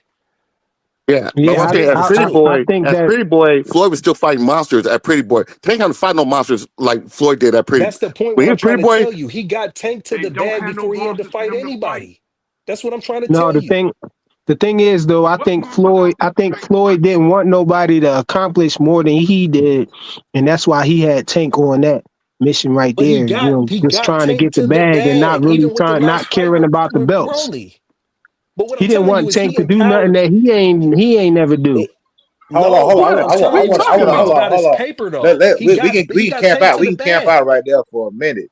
Now, Floyd did a great job with Tank because Yes. you know your fighter better than anybody. He made sure that Tank stayed unbeaten. First of yeah, all, yeah, he did. give He him tried to credit for get that. Tank beat at first though, man. When Man, he that ain't trying to get Pedraza that fight. man beat by no Pedrazas, No, he man. So didn't. you think Tank was Man, you? So no, he you one of the didn't. people that think Tank that was he was just paranoid because Man, Tank was on Tank that. Tank said was that, on that. and I believe it. I You believe got to they look. You because got to look it was at. in one of their little arguments or whatever. And you know, he used to threaten Tank him has with been in the war Loma, to win a threaten bid. him with Pedraza. I don't think Floyd thought that he was going to beat Pedraza, but Tank Man, rose to I the please, really He don't occasion. man. no, he. believe that. I When think you he look at didn't those think he was Tank That gonna would beat be games, like I Loma. that would be think like Tank crashing. rose to the That would be occasion. Tank like ain't crashing winning your at own Pedraza. car. Please, That'd be like crashing please your own stop. car. He That always makes been no looking great sense at like all, that. man. It makes no I But think it sense. was a test Mayweather got that Tank to the bag. What are we talking about here? He got him straight was to the bag, homie. Like this is we're talking Pedraza about was Tank a because he's test. at the bag A side and he arguably can beat anybody that we're talking about at 135. And the only knock against him is he hasn't fought him. And this is now we're at the time. Everybody's looking at Tank to fight somebody great. That's the argument he's gonna get. But no matter But what, and I'm gonna sign off right here, is that no matter who he fight, he's getting to the bag, homie. And Yeah, who boxing is a who business. out You there got to is yeah, take who both yeah. sides It of the is. we Yeah. as equation. boxing fans shouldn't even care about if he get in the But bag or them not. days are We should over. just care about Them his days are skills. Easy, Now, over. I bro. think that he passes the eye test. I think Tank is the good. He got the goods, but I just want to I see think him he does fight the too. other guys that's like that too. But them That's days are all. over. We don't have But it like that no more. you What you said the mean key them days word. is You said the over, key man? word. I don't want to watch Like I boxing just no said. more if we not going to have no competitive fights. If it's just going to be all about the money, I wouldn't even want to watch boxing no But more. half of it is about the who money and half about the competition, and that's how it who is. who was out Yeah, but there that the money was part is great? not what we as fans should be worrying about. I Let the know, fighters But worry about their future and how much money they get and all of that stuff. I don't care if this person is a prospect, he's just still a prospect. I think that it's a good idea for Tank to go ahead and that's fight Kid why Austin that and get him out the way early. that's why Tank is What a sense prize do it make to fighter. let That's him why get he's a big true and prize then, fighter. he become a Because no threat matter and then what you got to fight anybody him? knock, everybody's gonna watch him fight whoever. He's a prize fighter. He got to the bag, No, you bro. got And people it's who like you can not going knock to. it. I'm not saying that that's the right way as a boxing purist as that as a fan, but he got there. What I'm interested now is the conversation is he's about to be clashing into the best. And it just so freaking happened flyer. that Loma left, Shakur got injured, and then it's like, who else is at 135? Nobody was there. Tank He went already and got got the Roach for bag. We 130. already know Tank is. We already know Tank Freaking can get the flyer. bag. He rich. Hold He on, Freaking y'all. got Let the me flyer. money shout out the new already. people in the Exactly. chat. Shout out Sack Print CIF. Shout out Crucial Content. Who else? I think I seen Ray Davis in the building. Shout out Ray Davis. And McQueen, what's going on? Brother Ed, I think that's it. All right, y'all keep going. I want Tank to go ahead and get his accolades. So then, when it's all said and done, and he not fighting no more, and people talking about him in the future, they can say, "Yeah, Tank was a multi-division champion. He was undisputed at 135. He moved up to 140, almost came undisputed there, or did whatever." Later in Yes, history, I agree people, I with you want people to too. be yes. able We to look And back all in everybody history and want talk knows that. about that. We his all want accolades. that. What they gonna say? Oh Everybody We yeah, knows. all he was the biggest. Yeah, He was Tank the we knows. biggest all moneymaker. want that. We all want that. But we're not the only fans. Frequent. We are a small percentage of the fans. The other fans don't give a fuck. The casuals, but why we gotta No, feed they into that don't. though? can I jump in here They for a minute? want they want to make sure Because we're gonna Tank. They want to ultimately make have to sure Tank suffer it. stays undefeated. That way they can be right. Let me We're say gonna have to That's suffer pretty it. much See, all he it got is. to I the think the bag, right? casuals He don't got to care. the bag, right? So in order for you to anticipate what's about to happen with Tank, you have to follow the bag. We can be in all disagreement that he's not fighting the best, he's some legacy or not, but he is in a unique situation. Nobody has got to the bag as fast as he did in the history of the sport. And that's I shout mean, out to so what Mayweather. He though? got So him to the what? What do bag. that do for us, No, you bro? say so what? But that's what it is. That's why you got to complain about this shit that you watching right Hey, now, homie. I'm hold not on, Because hold on, complaining hold on. about that. I'm happy he I'm got gonna the bag. I'm happy he got it, but I'm gonna disagree on that part of the bag because if you really want to keep it honest, Anthony Joshua got to the bag a whole lot more than Tank Davis did. He's way richer than him, like 10 times That's richer than Tank. Josh And I know wasn't he's a head. I know he's a heavyweight, so that's a different division. But that dude right there is a walking bank vault, regardless of how okay, you think about can him I as a say He like was. He what but do we was. who got to cares qualify who it? got Do the we got to most qualify money? it for like a black I care about American who to could the fight bag better. like with Mayweather? Like who else? If Anthony Joshua, who else can you name before Tank that got to the bag? I'm just telling you he's there now. He's like the second We should face be of boxing and we should he be talking about how ain't got Anthony the Joshua don't got no chin, bro. who That's what does we need to be who talking about. does He have don't a got no chin? chin, bro. Nah, we just Who talking does about have the a chin weight in the right now. heavyweight That's all. division? That's all. It's Who relevant does? because we All of talking them Yeah, get about that's knocked Mayweather. down. That's So all. yeah. who does have a chin? Yeah, that's It's the true. Who does heavyweight have a division. chin? Tyson Tyson Fury Fury got a been chin. down. Tyson Tyson Fury got Fury a chin chin. is That's who. he has the worst chin out of the heavyweight division. What are you talking about, man? No, I won't go that far. I won't go Tyson that far. There's some Fury? bad Wilder chins out there. ruined him. Wilder ruined him. Usyk has a chin. They ruined each other. Yeah, they did. Well, yeah, he Steve, had a Yeah, they chin. took a lot out of each other. Steve, He I had a mean, chin. Yeah. Let me step in here for a minute. Steve Cunningham floored Tyson Fury at 206 pounds. A 206-pound fighter put Tyson Fury on his butt. That dude is not even known as a puncher, a cruiserweight. Can I speak for a minute? Because Tank let's got a go back chin to the too. It's slept on 135 though. man. But Let's Tank, go no, we back to know the Tank has a chin. 135 division. See, Hold on, y'all. so, Let Big Dre go. Go ahead, Big Dre. so let's go back to the 135 division. Okay, 4 belts. We in the 4 belt era. Who controls which promoter has control of 3 of those belts? Top rank? Top rank. Top rank. Yep. Bob Arum 2. That's 2 himself belts. has said on multiple occasions, why would I give any of my fighters fight with Tank Davis so he can take that belt and run? Those are the words out of Bob's mouth. So how can you get a fight with a top ranked fighter when the top ranked promoter knows all you're gonna do is come in and collect the belt and leave? Okay? Loma is his godchild. So, okay, Loma, listen, I'm gonna get you this bag. I'm gonna put you in here with Tank, and you're gonna get paid. This is gonna be the biggest money that you ever that you've made in your career. Yes, I know you used to in the A side. I know you used to making the most money, but this is going to anything that you've made, and then you can retire. Okay? He was willing to sacrifice that I belt. And that's the reason Logan got it. Because Bob was willing to sacrifice it. So he can get Loma paid. But Loma says, I don't feel like it. Big Dre. Shakur got up and left Bob, took his belt with him. But Shakur went over to Eddie, knowing that Eddie and Tank ain't gonna make an agreement. Knowing that. Eddie said what he said though. Hey, Big Dre, I want to ask you your opinion on this now. Tank has a lot of fans. Now, to me, Tank is doing his fans a disservice, and I hate Canelo with a passion. But one thing I give him credit for is delivering fights. 3, 4 fights a year. Why can't Tank give us 3, 4 fights a year instead of giving us a fight? Hold on, instead of giving us a fight like once every Christmas. Because at the end of the day, out of sight, out of mind. I'm not even clamoring for a Tank Davis fight because he's fighting so infrequent. And that was the thing with the PBC. When was Canelo fighting 3-4 times a year? And wasn't Tank fighting twice a year before he got locked up? So he fought 3. He fought 3 times one year. At least give us 2 fights a year. That's my law. Fights a lot. He just don't fight the people who want him to fight. Yeah, that's what I'm saying. And that's what I'm saying. Tank is on the same level that they don't care who Tank fights as long as he's fighting. Doesn't matter. Tank could fight me and it will sell out. He could fight you and it will sell out. They don't care who he's fighting. They just want to see Tank. Same thing with Canelo too. That's what I'm saying. So Tank, in my opinion, fighting. Go ahead. You asked me the question. You got to go Gray back. Davis, You got to go champ. back 3 years before Tank was the last time Tank fought 3 times in a year.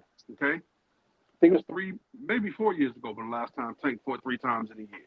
Then he had, he had the little legal issues, so he was in and out of court, and one of his fights got postponed. Not to mention the pandemic, plus the pandemic. And then he had his little legal issues, and then he had to go to court, and then he had to go to jail, and but yet instead he was always still trying to make fights. Now he come to 2024. He was supposed to fight in March. They couldn't find him an opponent for March for some strange reason. Okay, fine. We got you an opponent. We're going to get you in here. We're going to get you a fight. We got him in here. He got his first fight in 2024. said, okay, for Frank Martin, we gone. They were in before the Martin fight. Before the Martin fight was on in the ring, Bob Arum came out and said, we are currently in negotiations with Tank to fight Loma. In negotiations. So that fight should have happened in October. But that didn't happen. Then, late, more and more the day get back. Okay, then, all of a sudden, Loma can't fight no more. Loma don't feel like it. I don't feel like it. Okay, so Shakur just became a free agent. Come on. Shakur was talking all of this smack. Shakur was out there saying, hey, I want to fight. Drop this fight with Loma and I will fight you. And the day he became a free agent, Shakur went radio silent. Crickets. Tank never said that he. Tank never said that. True. That's not No, true. Tank Tank never said contacted him and they talked. Drake, I was with you for a few of these things. I never said Tank said anything. I'm not saying Tank. Shakur I said that never happened. I don't know who said. They never said that. I said that's not true. A couple of your things on your timeline are off. First of all, Frank Martin already announced in January that he was supposed to fight Tank. Tank was supposed to be a part of that card. The problem with it was that they didn't have the legal issues apparently ready for Tank to travel set apart because he was still in his probational period. So they moved that fight back. That's number one. Again. Number two, hold on. Number two. Fight in January, got pushed back. No. January was the announcement. But they didn't put a date on it. They didn't put a date on it. It was the announcement. It was rumored that it was going to be the first card in March. That didn't happen because of the legal issues. Once it went from there, as far as Loma and Shakur was calling Tank out. Yes, he was. But then, if you don't remember the interview, Coach Kenny also told him to be quiet and stop talking. He says, tag me in, coach, right? He did tell him, tag me in. He says, drop Loma and bring me in, right? He said that. And Coach Kenny said, stop talking. Coach Kenny told him, stop talking. So he said, all right, big dog. All right, we're going to stop. But also, Coach Kenny told him he ain't going to get that fight. He said they were looking for to make money, and that fight's not going to make sense because they already did that fight. They already did it with Frank Martin, and that fight's not going to generate money, so he has to wait till March. So Shakur said, I am not waiting till March. Tag me in now. I'll come fight him now. And he said, no, you need to stop talking. We'll get to you when we get to you. When did this happen? Hold on. Oh, yeah, this happened. This happened. That was on Fernand's show. That happened. Yeah, he did say that on Fernand's show. That happened. Then he went from there. And he was still talking about Tank. They had their little internet beef on Twitter, right? Him and Tank and Shakur were still talking. And it got to the point where Coach Kenny and Coach Calvin had to interview, I believe it was with Fight Hype or Ellie Setback. I'm not sure. At the ringside. They both said the same thing. Loma pulled out the fight. Everybody saying, where's Shakur? Coach said, no, Shakur. They answered the question. Shakur's not in the window right now. We're looking towards Pitbull since Loma pulled out because Shakur doesn't bring a bag. We need somebody that's going to bring a bag in the country with somebody them. saying that to you. That's what he said. You. That's exactly what happened. And Shakur never ducked Tank. He shut up like they told him to do so they can get the fight because that's what they told him. And he moved forward. And they want Shakur to build up his reputation even more. Yes, to get more fights in so they can make a bigger bag. That's why I said that phone call wasn't about him ducking him. It was about him. They were saying, shut the fuck up if you want this fight. And the biggest part of the whole conversation is when you guys said that Shakur was not what did Dre just say? My bad, because you threw me off, Big Willie. My bad. No, go ahead. You threw me off a little bit. I was going to say something else that I was touching in on. Oh yes, thank you. So the free agent thing. Hold on. So we're gonna go with the top. We're gonna go with the PBC thing.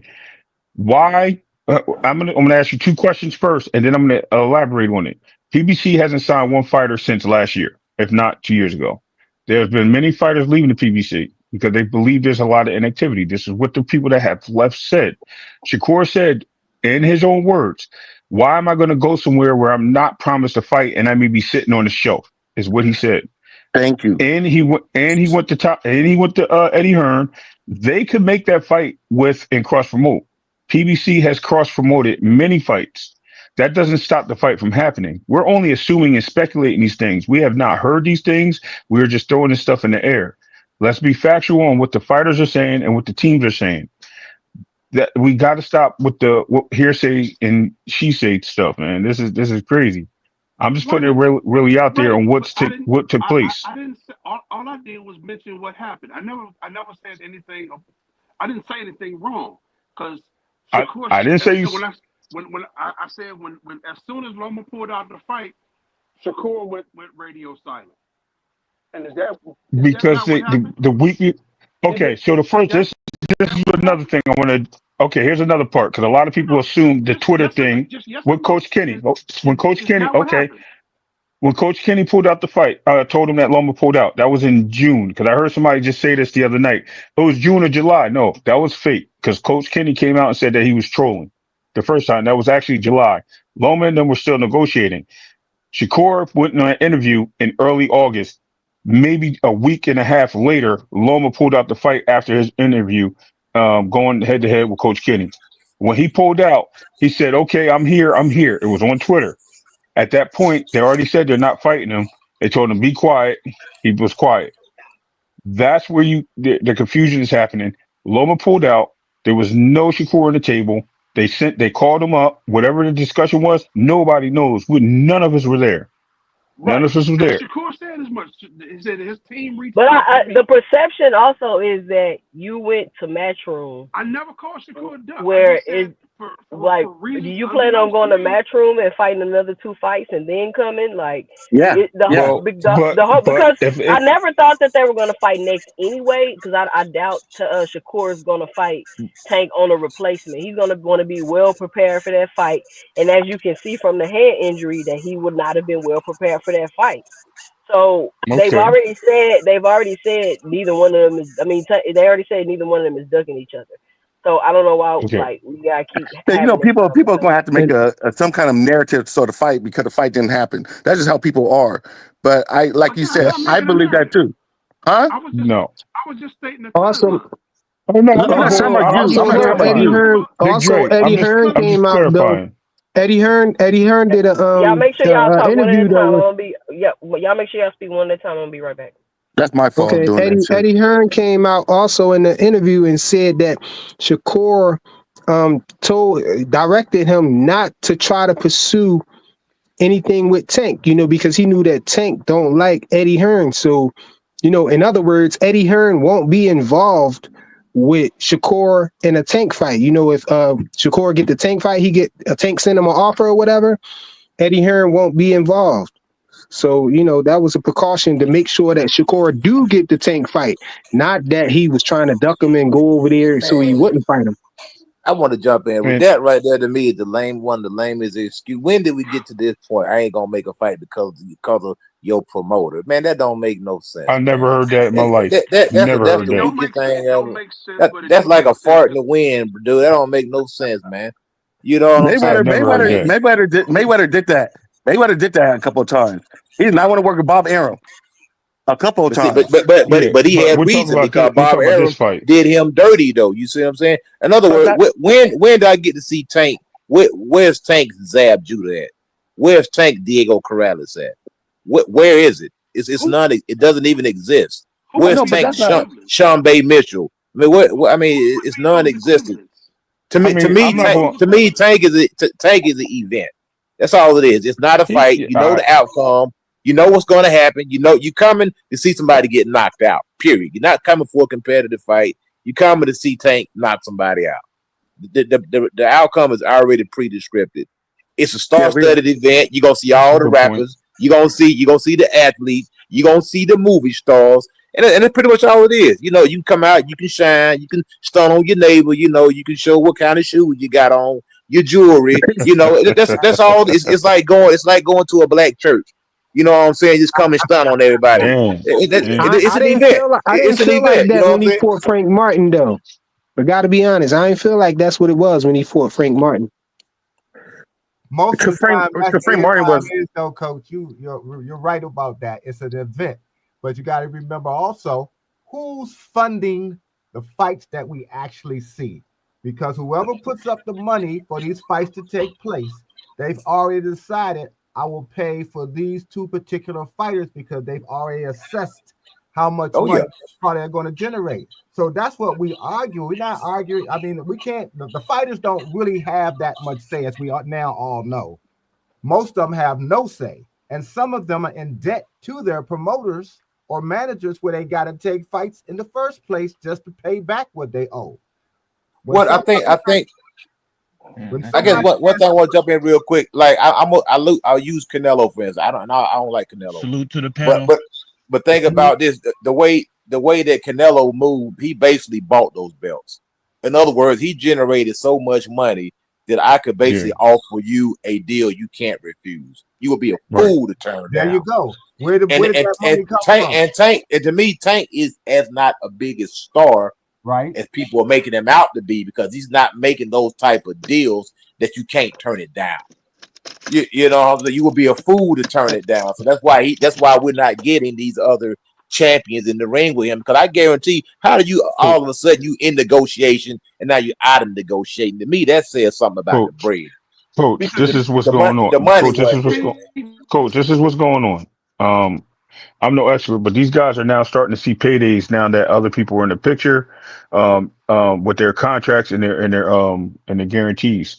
They're starting to see over $1 million a fight, some of these top guys and these champions. So when they're seeing that, they don't have to go that route to get in line to fight Tank. They're freezing them out at this moment. That's why we're seeing what we're seeing. A lot of people have mentioned it, and it is true. It seems that way. I have no guarantee or proof of that, but it definitely seems that way, that they're freezing them out and they're putting them on the back burner because they're saying, hey, you need us to put up the big fights. We don't need you anymore. We can go fight each other. We can go fight over here. We can go sign a deal here, sign a deal there. There's a lot of that right now that's in place. Tank is a superstar. Tank does generate the money. Tank is the dictator as being the A side of what goes on in the fights. But with negotiation, there is a situation where these guys are not in need of big paydays. Remember, he offered Shakur $6 million. So there was somebody who had rumored that. I don't know if it's true. This is what I heard. And they asked me, do you think $6 million was enough that he turned it down? I said, yeah, he should have turned it down. The dude was just offered 3 fights for $5 million and then another fight for $5 million with Cardina. Like, that's $1 million more to fight Tank? No, that guy's going to turn it down because he knows Tank's going to make $30 million. Why wouldn't he turn it down? Eddie said the $5 million. Eddie said the $5 million wasn't true. And I know. If it I heard that too. Hold on. If it takes me a second to let y'all up on the panel, I'm doing something. So just bear with me because I know I'm all longer than normal. But go ahead. No, I was saying that I agree with you too. That's why I said I don't know what's true or not. This is just what was out there. I'm just throwing it out there as a conversational piece. But we already have to understand that there's money out there now that people are making and getting where they don't need like the superstars of boxing. I'm not talking about Joe Schmo boxer off the corner. I'm talking about some of these guys that are legitimate. They don't need these Tank paydays because they can get half of that or third of that, if not the same, to go fight somebody else, unify somewhere else. And that's what we're seeing. These things are not. Though? What's my point? Yeah. Like where you the point is the coach just said that he's the payday, he's the generator, he's the person that's pulling everybody into the ring. So my point is that if they don't need him, what's going to happen? You're going to find him fighting the Lamont Roaches or the persons that are willing to take $750,000 to fight him while he gets his payday, and they'll just get some money on the back end. That's the point. The point is that's why we're not getting the fights we want to see. Because if you're not going to pay that guy across the street that much money to fight you, and he's a superstar, and you can go fight this guy for less and still make the same bread on your end, and he doesn't, that's more bread in your pocket. So that's why it's happening like that. That's my point. What's the motivating factor behind all that? That's a great question. You should. Do you know the motivate? Do you know the factor behind it? I have a theory. Okay, so you have a theory, just like I have a theory. So basically, we're just going to run in circles on theory. So there's no point even asking that question. I think you misread it. I think like you probably feel like I'm being confrontational.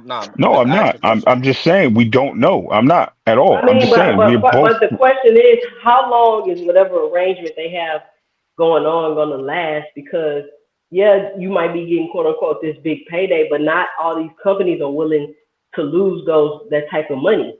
They can't do that, and the person that's doing it is not going to be able to do it for much longer either.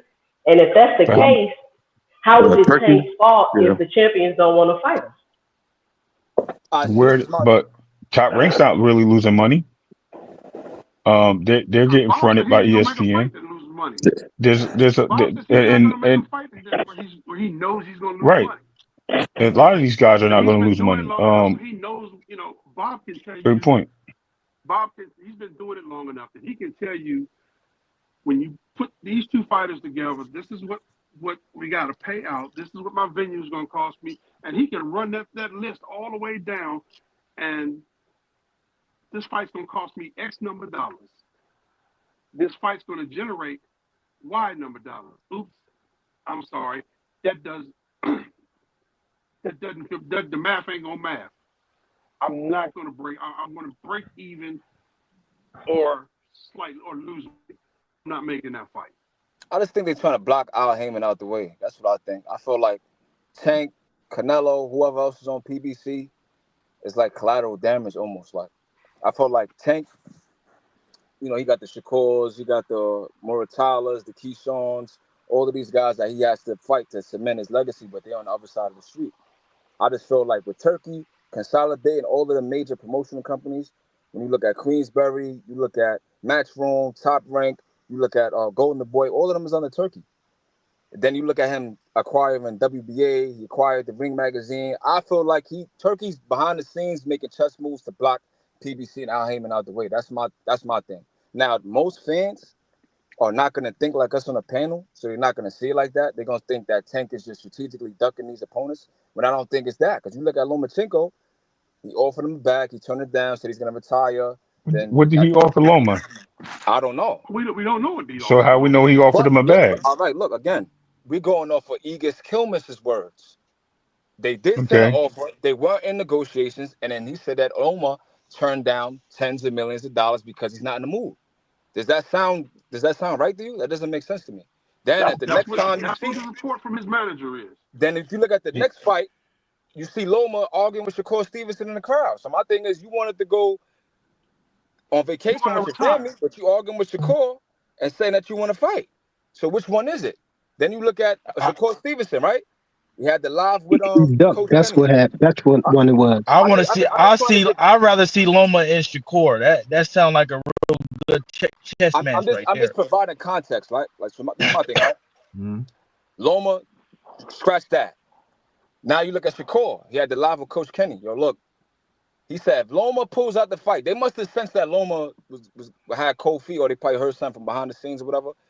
He said, look, if Loma pulls out, would you be willing to step in? And Shakur said, yes. I don't got a fight lined up. I'll be willing to take, I'll step in on Loma's behalf. He did his little interviews and his little clips saying that, yo, Tank, let's make the fight happen. Let's go. Soon as Loma pulls out, now he don't want to fight Tank no more. Now he signs to Eddie Hearns. So this is my thing. My theory is that they blocking out PBC and Al Heyman. It's not a coincidence that Top Rank and Golden Boy Promotions both sued Al Heyman at the same time. We already have problems with Matchroom and Eddie Hearns. We have problems with this dude Frank Warren, and all of these dudes is aligned with the same person. So to me, who they in line with? with Turkey, bro. So Turkey own them? Turkey making the All of these decisions? dudes is under Riyadh season with Turkey, bro. Every fight that Okay, you've seen they're on under Riyadh. bro, So okay, even the last fight we seen with I don't Keyshawn, believe look, that. bro. That again. You have evidence of that? I'm telling you, bro. You gotta let me talk. When you look at the Okay. Keyshawn Lemos fight, what it said on the mat? It said Riyadh season, right or wrong. You look at So the you Moose think? fight, So you it think said Turkey Riyadh being season. petty? So Of you course he think is, Bro, Turkey right? being yo, this petty? is Of crazy. course. All right, so this is my thing. On Twitter, like 2 months ago, Turkey got in an argument with Jake Donovan. They had a huge back and forth. It was probably like a couple of comments. He called him a coward, this, that, and a third. And he said, you know what? I'm going to show you something. Within 2 months, Turkey just bought the Ring magazine. Same thing with the WBA. They had a situation. Look, he said, we want you to remove your rankings I and don't move know them when on it's Fight gonna show up. Facts. And the box ref said he ain't going to do that. And what happened? They built their fight facts. WBA removed their rankings from BoxRec. So my thing is, Turkey's obviously moving a certain way. Now, mind you, he's done this in other sports as well. He did it in soccer. I guess he was getting like some kind of like feedback or some negative criticism from soccer fans, and then he sold the team. So like, this is his style. He's very spiteful and vengeful. I don't want to bring up Rachel Donaire, but there was a live, and I asked her like, "Yo, you think that Turkey is a vengeful dude? Is he spiteful?" She said, "Yes." There's rumors that he's a very spiteful dude. So this is my thing, right? All of the moves that he's been making, it lines up with them trying to block PBC out, bro. That's just my theory. And you kind of saying Wait, hold on, And rewind back, hold on. I'm Bob trying to figure this Who out. was the real? Who was the real? Now Bob is having an issue with how Turkey is conducting his business. But yet, Turkey and Bob just shook hands just a week ago and said none of that stuff is true. Also, let me also. had a talk. Okay, but how old was the article? Because they just last week was talking to each other. Last week they were just talking to each other, and they both said that he had an issue with what happened with. Okay, exactly. Al Heyman and Bob Arum shook hands recently, or Floyd Mayweather, whoever, and they had issues. So what does that mean? People get over their issues. That's number one. Number two, what I think is hilarious. Didn't have the issue, though. Okay, it's very possible. I'm not saying they did or they didn't. There's an article with it, The thing is, the PBC just had 4 fighters fight on Turkey's Riyadh season card in LA. So where's he? Ryo got his belt. Ryo got his belt at 140 through that. Where is he shutting down the PBC? Where is he freezing them out? Again, we're talking about big money fights. We're talking about different levels.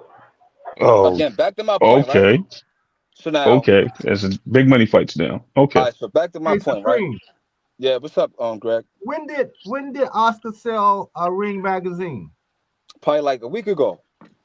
Okay, that makes some of what you're saying is making a lot more sense of what you're saying in terms of the machinations that's taking place with boxing. This is not new, but this is making a little more sense when you start buying little bits and pieces of boxing. It's just a matter of time before he has somebody sells their podcast to him as well. The WBC, he might buy them too. Yeah, this is the strategy that you sometimes employ when you try to take over a certain industry. And it seems like he's doing it. Whether he's going to be successful or not remains to be seen. But you buy little bits and pieces of things that are important to boxing still. Okay. And next thing you know, he calling all the shots.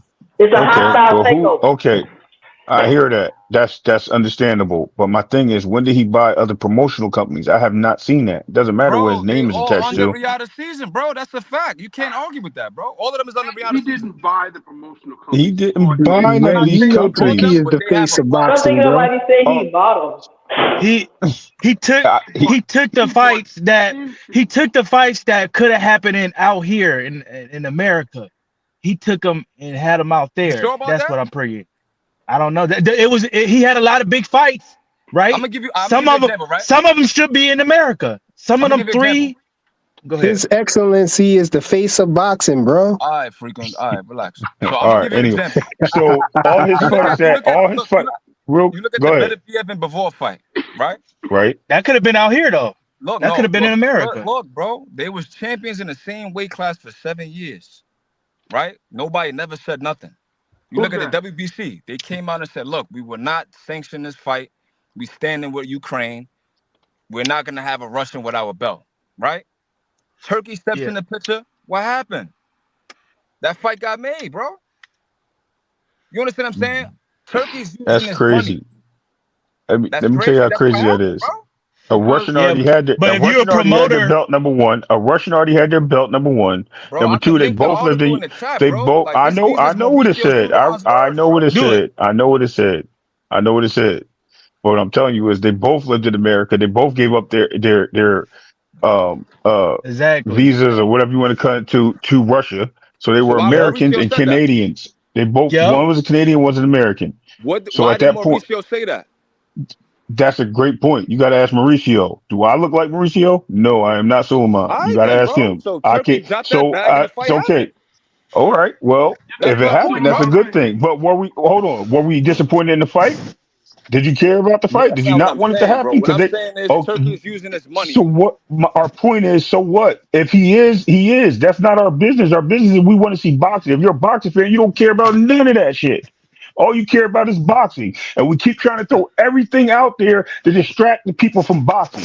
I Let disagree Well, with boxing that, happen you bro. first. can't tell Let people what they boxing. I want to Let care disagree with about that, within bro. the sport. no, You I'm can't not tell telling people what Yeah, nobody they want to care anything. about I'm within the not yeah, telling sport. nobody anything. yeah. What I'm saying is we put everything out there that doesn't mean anything about boxing because we're so committed to defending a company or a person. That don't Let's make worry sense, about the bro. sport. It That does don't make make no sense. sense, You're bro. doing it right now. You're Nobody's defending That defending. Tank don't We're make just no Davis having and a the sense. conversation. PBC.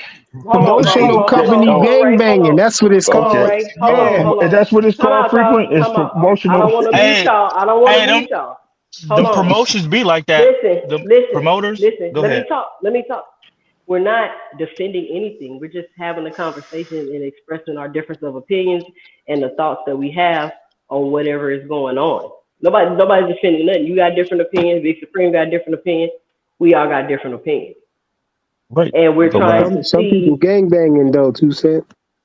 right. Because What you Two mean? cents. because I'm it's not. What y'all because Two mean? it's cents. a I'm not You listening marriage. to being that. funny frequent? What This you It's a man Two mean? cents. I'm marriage not to listening what to Big that. Let me Supreme is listen. dude saying. spent 10 In all minutes due explaining respect, why Tank in can't all get the due fight. respect, in all due respect to Big Supreme, and to all due respect to everybody on this panel, Mhm. I'm not really trying to commit to anybody. I'm trying to just make sense out of this because I'll hear this, and it's not you guys.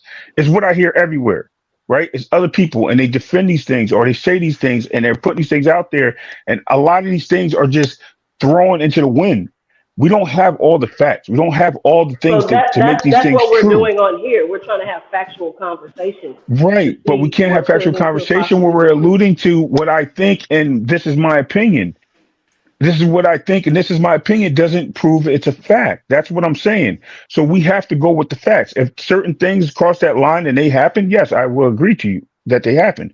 But we also have to look at things changing, things adjusting, and things that are recently done. We can't go by things that happened But 6 months it's ago, not two too months far. ago, All last of these week. things that But we it's talk. not too far. It's not too far fetched to believe that they could be trying to uh, freeze out the PBC with a Okay. big And it fight, and it's not. And it's you get what I'm saying. It's not too far fetched to okay. believe that.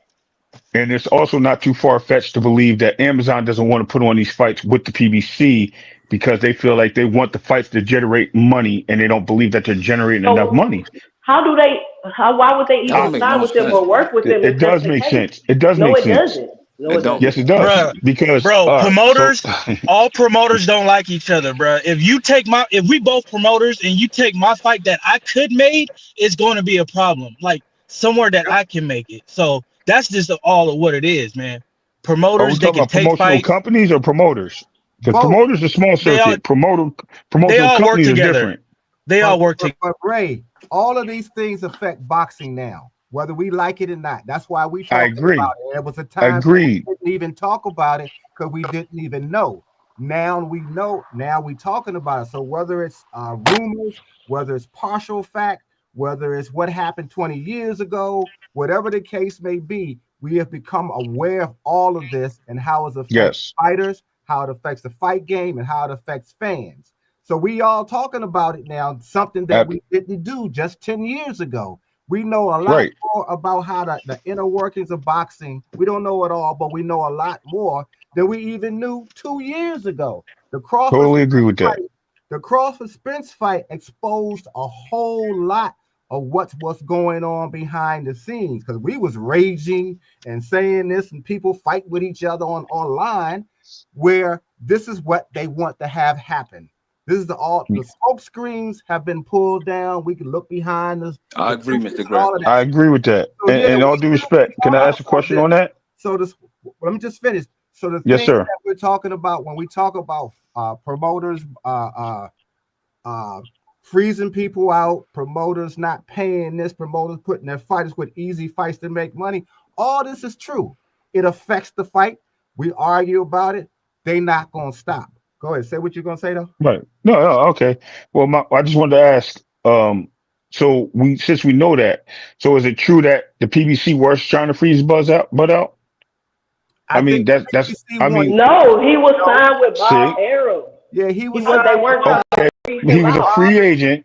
He was Bob, a free agent, yes. Bud and he tried wanted to, and Spence wanted that fight, and that fight was pushed back from the Ugas fight, right? That's when he called him out. They were trying to get that fight, and Bud said he pulled out in July, right? Bob Arum wasn't in the picture, Mm-hmm. right? They were trying to announce that fight in July, and apparently Bud pulled out. He did his little internet video back in September or something like that, whatever the case may be, and no one even knew about it up front, right? And he announced that the PBC was freezing him out. Didn't want to pay him. That's what he said. Is that not true? I That's what he disagree. I'm gonna felt. tell you why I disagree, right? He might. Hold on, y'all. Real quick. If y'all enjoying the stream, I'm on an hour and a half past my regular time. Be sure to help support the channel. Hit the Cash App, or you can drop a super chat in the chat. But be sure, most of all, to hit that like and subscribe button. Y'all go ahead. The business of My boxing, opinion. Ray.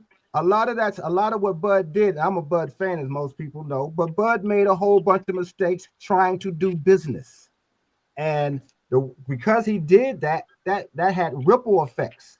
So yeah, Bud did say felt he was being froze out. Maybe, in my opinion, he didn't understand what was really taking place between Top Rank and PBC. That could be the case, but he was no longer with Top Rank when he got into the discussions and trying to deal with a businessman like Al Herman, who's been in business long before Bud was born. He tried to play the game that he wasn't prepared to play. He didn't know all the ins and outs yet.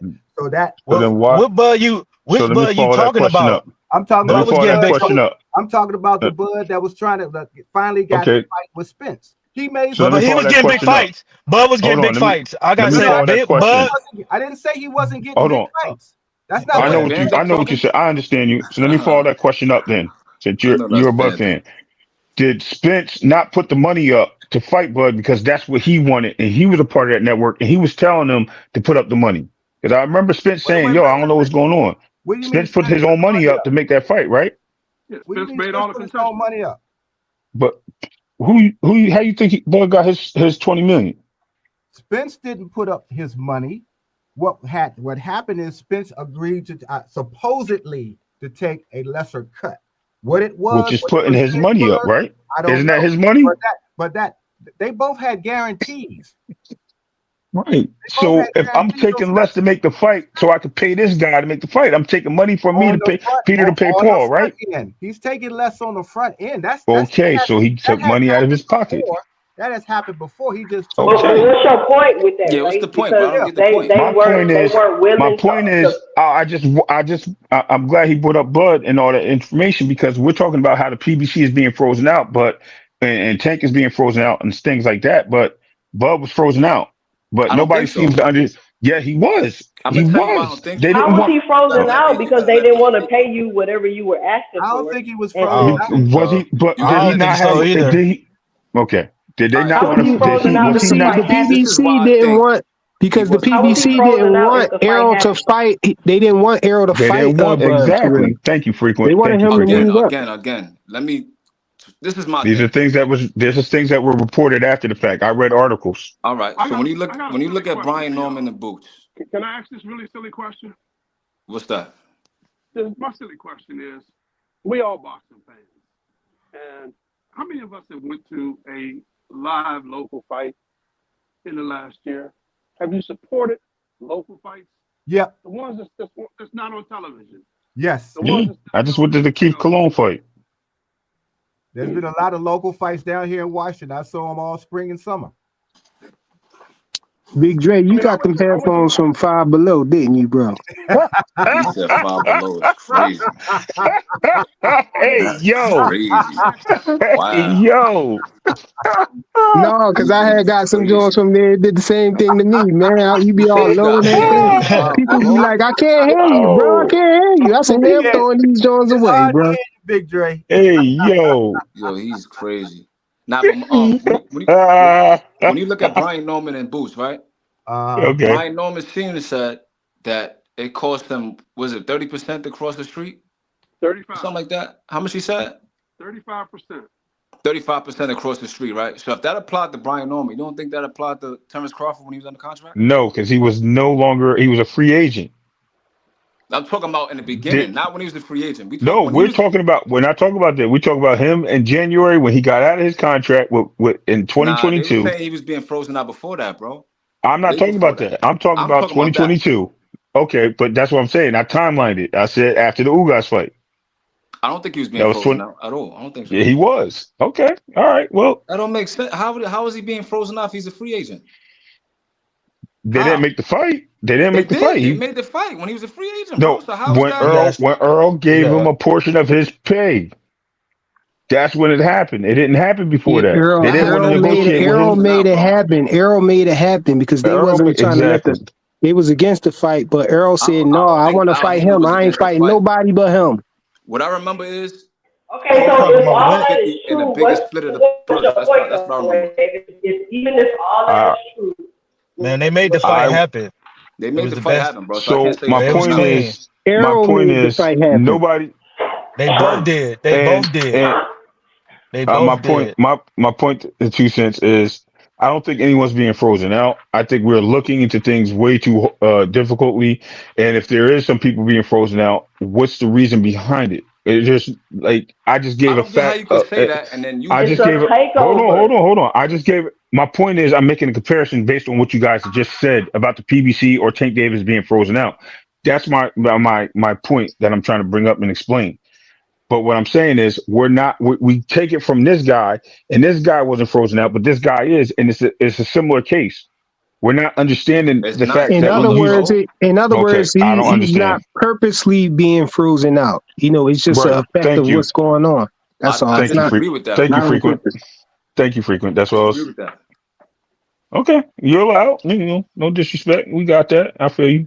Some companies are more difficult to deal with others than others. That's all that really is. Okay, Still got I business. agree with that too. But if Turkey's trying to take over, the smart thing to do is how he's going about it right now. He's putting up whatever money he has available to him. He's putting it up. Now, if he's going to deal with these promotional companies and the promoters as well, if there's enough money put on the table for each and every one of them, deals gonna get made. You're gonna get past your grievances, you're gonna get past your dislikes, you're gonna get past whatever happened yesterday because there's enough money to make it so. Yeah.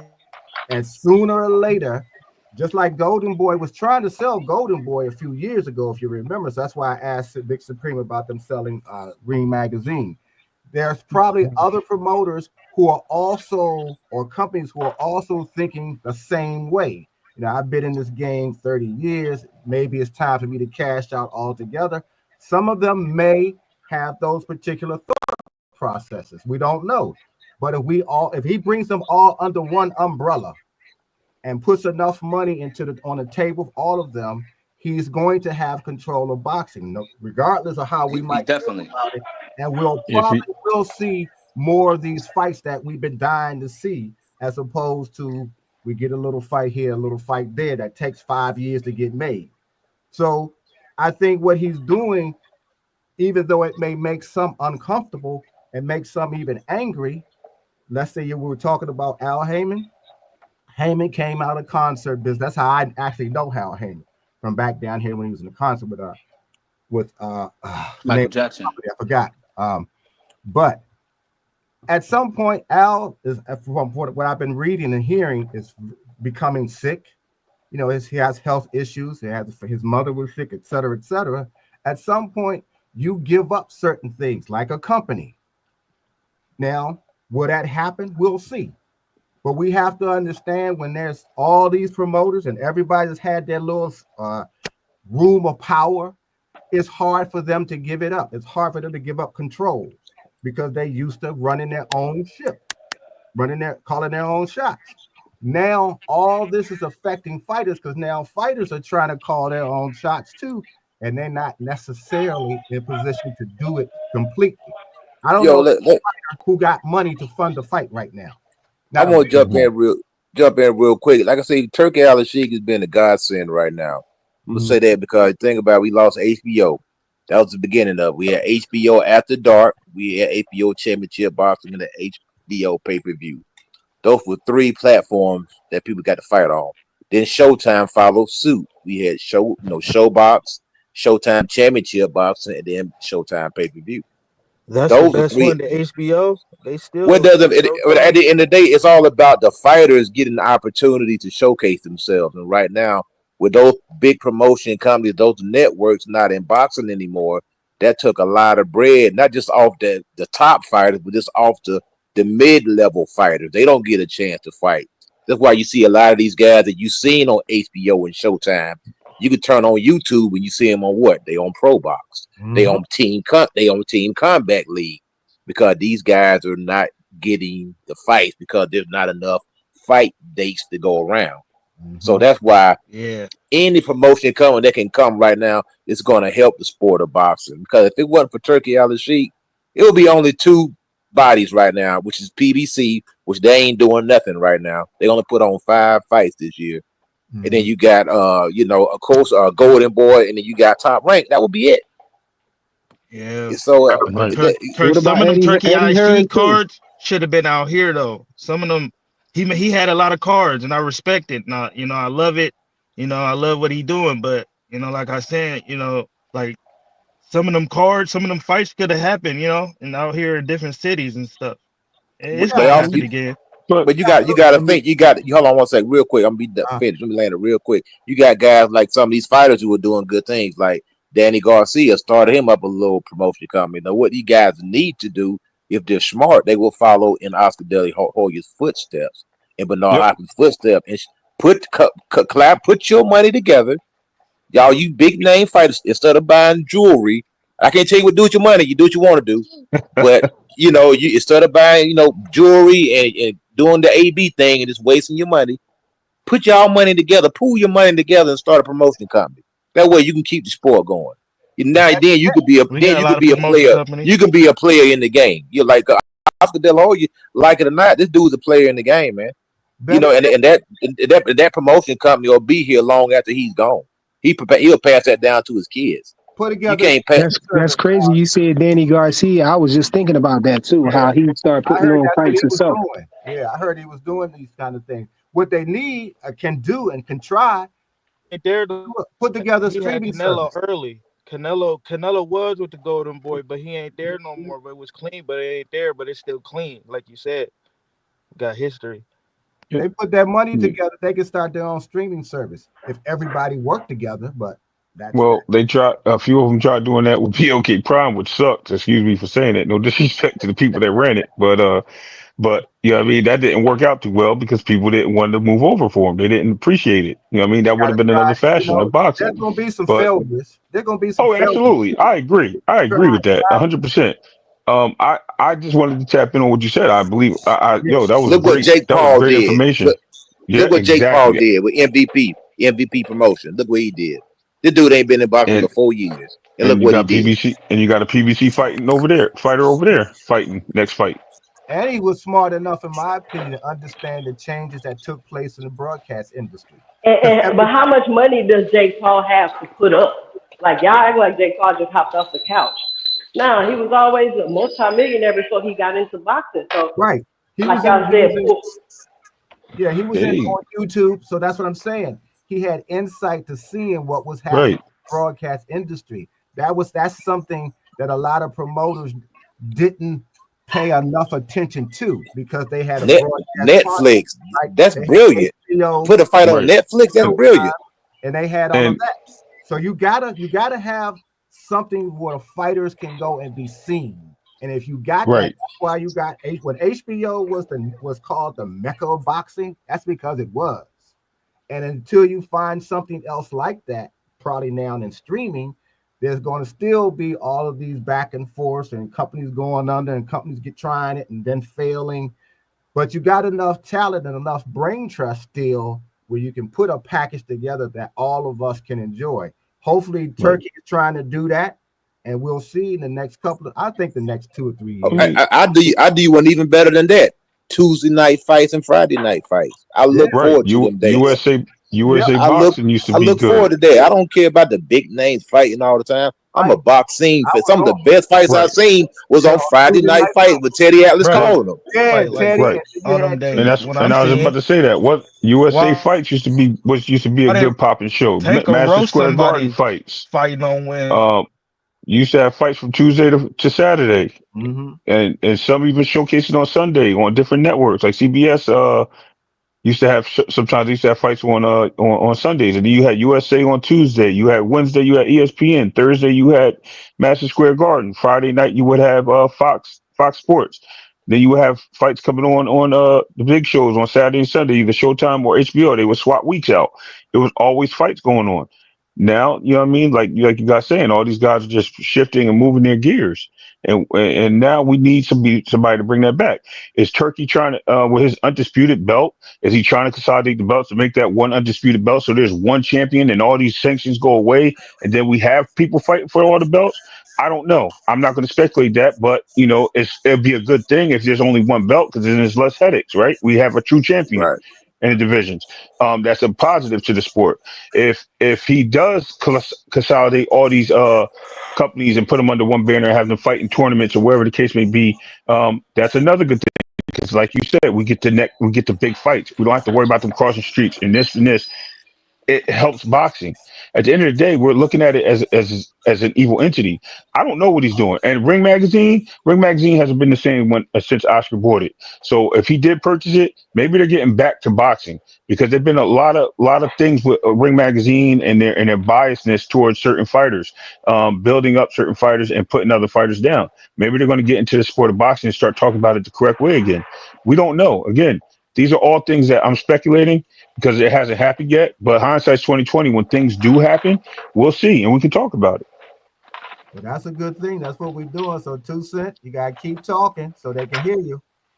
Absolutely. Anybody got anything else for the show? Go ahead, Mr. Greg. I was just gonna say all of the boxing networks or podcasts, the good ones, the bad ones, and the ones that are getting started, are all playing a small role because you know the powers that be are watching some of these shows. They may not say anything, but they're watching.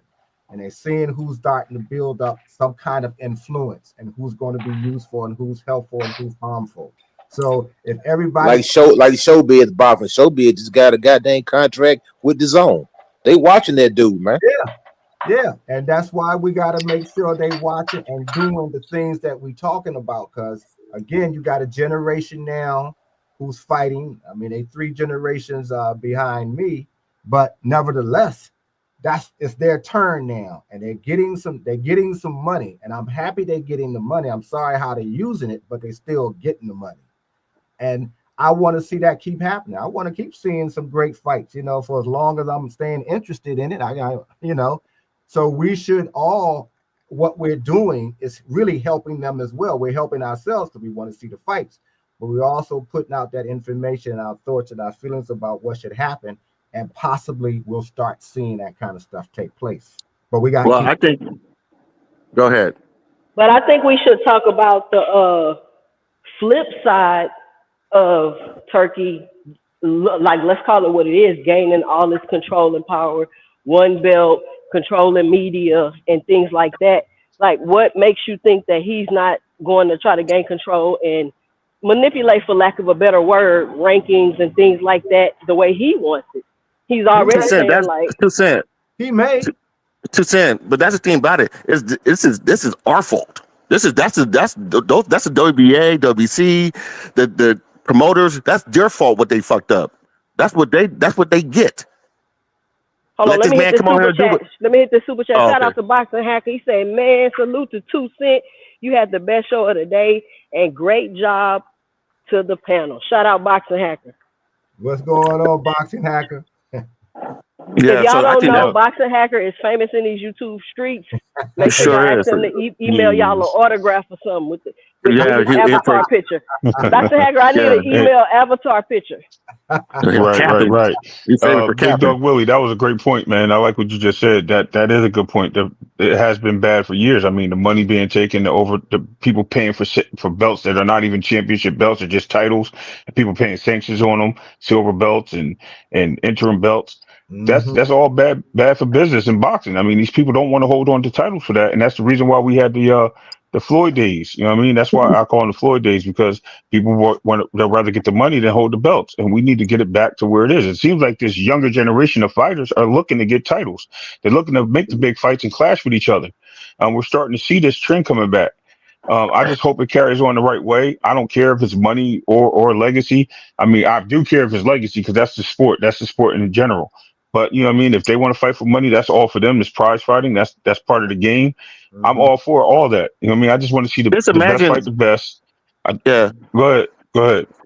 Just imagine if every sanctioned body had a tournament, a Super A tournament, and then at the end of the tournament, those top 4 people, if all those teams, they all fight each other and they all can break bread together. If they did something like that, people will stay in. Like, that's all you have this tournament all year long. You can wait at the end of the year. The top 4 people from East, I mean, the top one from East sanctioned body will fight each other in one big ass event, and that's all they need to do. Remember, they tried to do that with the Super 6 tournament. Yeah, but see, if the niggas don't want to get involved, then they can't get no belts. They won't get no pull. So that it forces you to get involved. It forces people. I like what you're saying. The Super 6 tournament was good. It just took forever because, again, you had all the competing promoters' interest that came in. No, but I'm talking about promoters and sanctioned bodies. If they can just share shit for once, so that's the problem. They don't want to share shit. If they just share the profit, and it'd be like, okay, the top fighters can fight for the WBC. The top fighters, every single ranking body, the top 4 fighters for every single ranking body can fight in the tournament, and then at the end of the year, the best ones out of the 4 can fight. That's all they need to do. We'll be interested. We'll be interested if Shakur. The sanctioning bodies were involved. All the sanctioning bodies were involved with the Super 6 as well. Remember, because at the end of that tournament, Ward had 3 of the belts. He didn't have the 4th one because they wouldn't fight Boutte for whatever reason. But he had 3 of the belts, so the sanctioning bodies were involved. I don't know. Well, of course, I don't know all the machinations that took place, but I know what we were reading and seeing, and it was a whole bunch of drama and trauma going on to putting that tournament together, but it still happened. And that's the same thing I suspect what still happened. I would love to see it still work out. It probably take forever, but I would still love to see that same thing happen. We have to get to the promoters. The promoters have to be involved too, and that's the problem. Well, the biggest issue with that is the champions or the people that have their O's, if they're willing to give up their O's. That's where you're going to find the pushback. They lose their fucking belt. That's the problem. I agree with you. I'm just telling you the pushback that's going to be. Well, they would lose it when you lost in one of the fights. You lost your O anyway. I don't know who was undefeated other than Ward during that particular tournament that I'm speaking of. I forget who else. I think anyway did the second one. He was undefeated. Okay, yeah. So I mean, that's one of the things, because at least we can see those fights taking place. Like, for instance, whoever was at 168, the only person we didn't see in the tournament at that time was Boutte, but it was good to see all of them because they were the top 168 fighters. Yeah. Same thing would happen, I guess, at 147, 154, 160, etc. They can do that every weight class. They can do that every weight class, and the sport be more popular if they had. Then we can see Shakur and Loma have to fight each other because they'll be in a tournament. Keyshawn had to fight Shakur, or Keyshawn had to fight Tank. We'll be able to see that because they wouldn't have a choice to. All right, Tucson, call up Tim because he's one of your favorites. He likes you now. Since I'm gonna jump off. Thank you for having me. It's been a pleasure talking to everybody, man. Salute and much respect to y'all, man. Keep building, boxing these guys like you and ladies like you. Keep building it and make it happen. It's good. It's good to hear from y'all. Thank you. Peace. All right. Hey, Tucson. Yep, I'm here. When you gonna have Tim come on the program, on the panel? I don't know, man. He just gonna have to discover my show one day, I guess, and hop on up here. He know your show. He done spoke on you. Nah, that was on AM Sports Media though. He heard me on their panel, Okay. so Okay. I Yeah, Well, just two clipped cent. it and added to Two the intro. cent. What's up? What's up, Big Dog Willie? We're gonna have Bill Haney on here. Whenever he clicked the link, everybody is welcome to get a 2 cents over here hey, send for send sure. send send Spencer link a copy of the link too, so he can come on, so he can talk. I know I need all them people on there. Yeah, I think they would come on your show. Like I was just saying, people are watching certain shows who are really part of the boxing community, the powers that are in boxing. You just don't know it, but they're watching. Sooner or later, somebody gonna click on because somebody's gonna say something from the panel that's gonna touch them in a certain kind of way where they want to come on and talk. So I just Shout say, out, hey, band I up. thought just shout out Salute, Band Up. y'all. Band Up, what you Salute. got for the show? What's your 2 cents? What's good with you, man? Two, since you've been keeping this going, you. I want to give you flowers, man. I mean, lady, queen. Appreciate you. Appreciate you. You are so dope. You are literally. I don't care. Nobody said you are spearheading the woman side of this boxing stuff. You know what I mean? You have been so consistent, and you give your honest opinion. You ain't really too biased. I thought you was biased at first when I first heard you, but just hearing you, you know what I mean. You don't. You are. You could really tell somebody when you know what I mean when they doing wrong. You know what I mean, and when they doing right, and I respect that so much. Appreciate it. Appreciate it. Thank Yeah. you, Band Aid. That mean a lot coming from you. You know we go way back. You know we go way back. Yeah, it's all good. It's all love. I got a question for you. I dropped it on Jason and Greg earlier, and I got a question for you. The way Boost performed, you know what I mean, last night or whatever the case may be against Karen. How do you see him going against? Since he talking about moving up, how do you see him going against Hold on, hold that question. Y'all keep talking. Give me 1 second. I didn't see the fight because we had to. Well, I I'm had to just celebrate. I had to like celebrate the birthday of the missus, so I didn't see the fight. So I keep hearing those. I peeped at some highlights. Was he looking that lackluster, or was the guy he was fighting just a lot better than anybody thought? A little bit of both. it was more of just it was surprising to see somebody really just stand in front of him and then see how he was staging and see how susceptible Boots was to being hit. Mm-hmm. So my thing about it is with those type of hits, you know what I mean, that Karen was getting in, could he, when we talking about going up in weight, how is that gonna happen? Forget Bud. How can he go against a Charlo or a Brian Castano getting hit like What that? You know what I'm the saying? thing the thing about it, you'll change your style based on who you in there with. Cause I'll say this for my opinion, this from my experience. If that guy was punching, Boots wouldn't be standing there. You know whether you can take a guy's punch or not. Mm-hmm. And that's why he stood there, because he was willing to take those shots to get his off. If that dude was punching, trust me, Boots wouldn't have been there. He would have had his, he wouldn't have been doing everything he was doing. So people base performance off, oh, well, look how many times he got hit.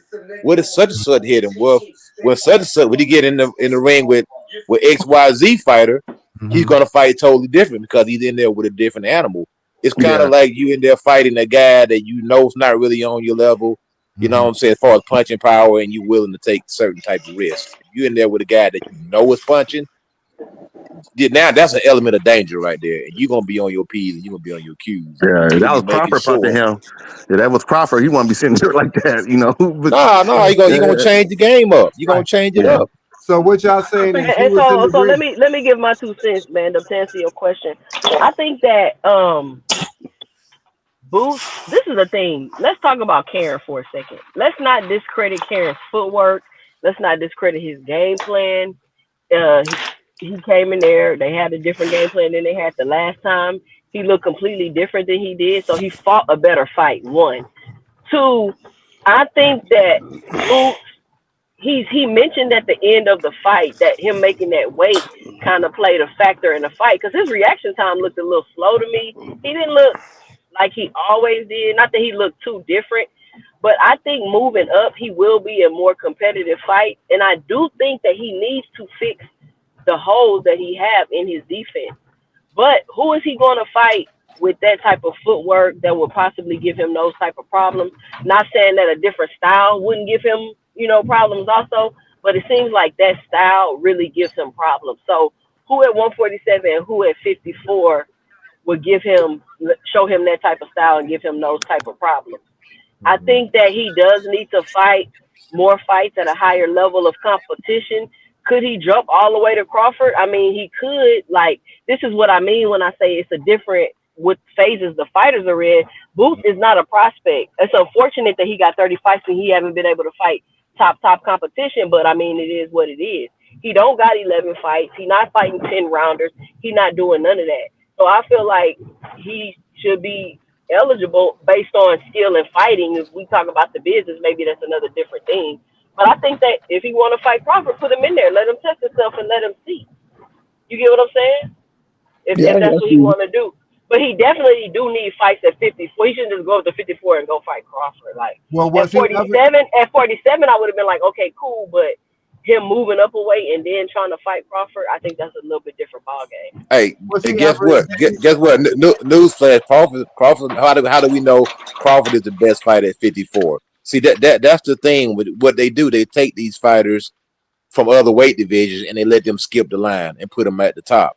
That doesn't mean he's the best fighter at 154. That just means he skipped the line. So we don't know that he's the best fighter at 154.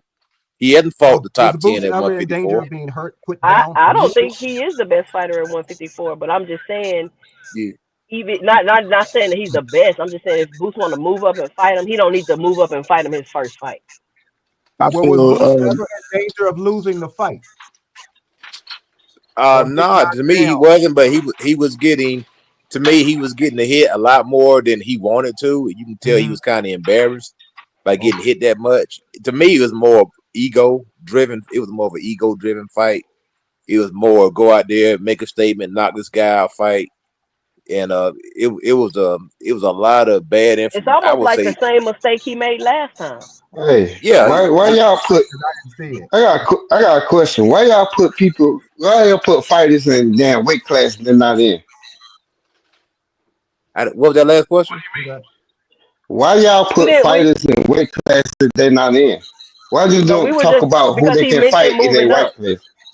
He mentioned moving up. He mentioned moving up. Well, he can mention he Lord Jesus Christ. That don't make him a god. What I'm saying is, why y'all ain't talking about? He alluded to it was a tough weight cut that 147 was tough for him to make. So he was kind of low key making an excuse for his performance, saying it was based on the weight cut. Well, did he move up? You think he was making an excuse, Coach Eddie?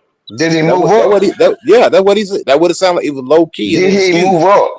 Nah, he just fought yesterday. He ain't moved up. So why? That's why I don't be understanding about these fans. Why y'all be putting it wouldn't even be a question if he didn't say it. He didn't say it. He said it.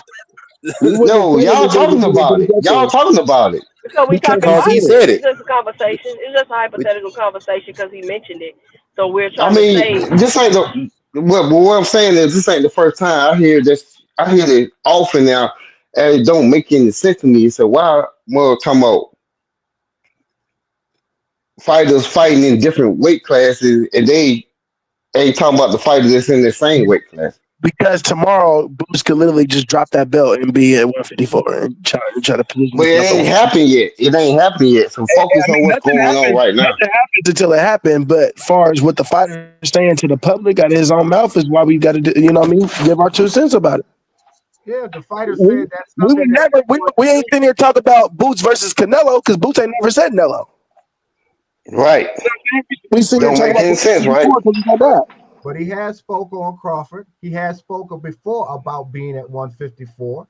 This time, the last fight he just had last night, I didn't see the fight, but I've seen little bits and pieces. He said something about he needs to that. The only thing I'm saying is I think we just be getting ahead of ourselves when we got there do that shit. Focus on what's going on right now. Am I missing something, bro? Because he literally said about 12 hours ago that he's getting older. and 147, quote unquote, is a tough weight bro, cut. bro, bro. We I all think I need getting to go old. to 154. So I don't understand. It's not like we We making something all up. He said it. everybody getting older. Ain't nobody getting younger. That's just a normal. That's a general statement. We getting older. That Everybody what getting he older. said. He the one that said he wanted to go to 54. We didn't say it. He said it. Pounds every 6 He months. said he want to go Now, 54. some Omega Red. Somebody had asked me about it, so that's why we talking about it. Yeah, he said. So He it's said. No, So that's gonna cause it's just a topic of conversation. conversation. Yeah, it's It's gonna just a cause conversation. conversation. no. I'm just asking a question because I hear this a lot with different fighters, not just boots with different fighters. Well, different fighters will That's say why I was asking a things question. like that too. Some fighters would say, "Well, yeah, I'll take that."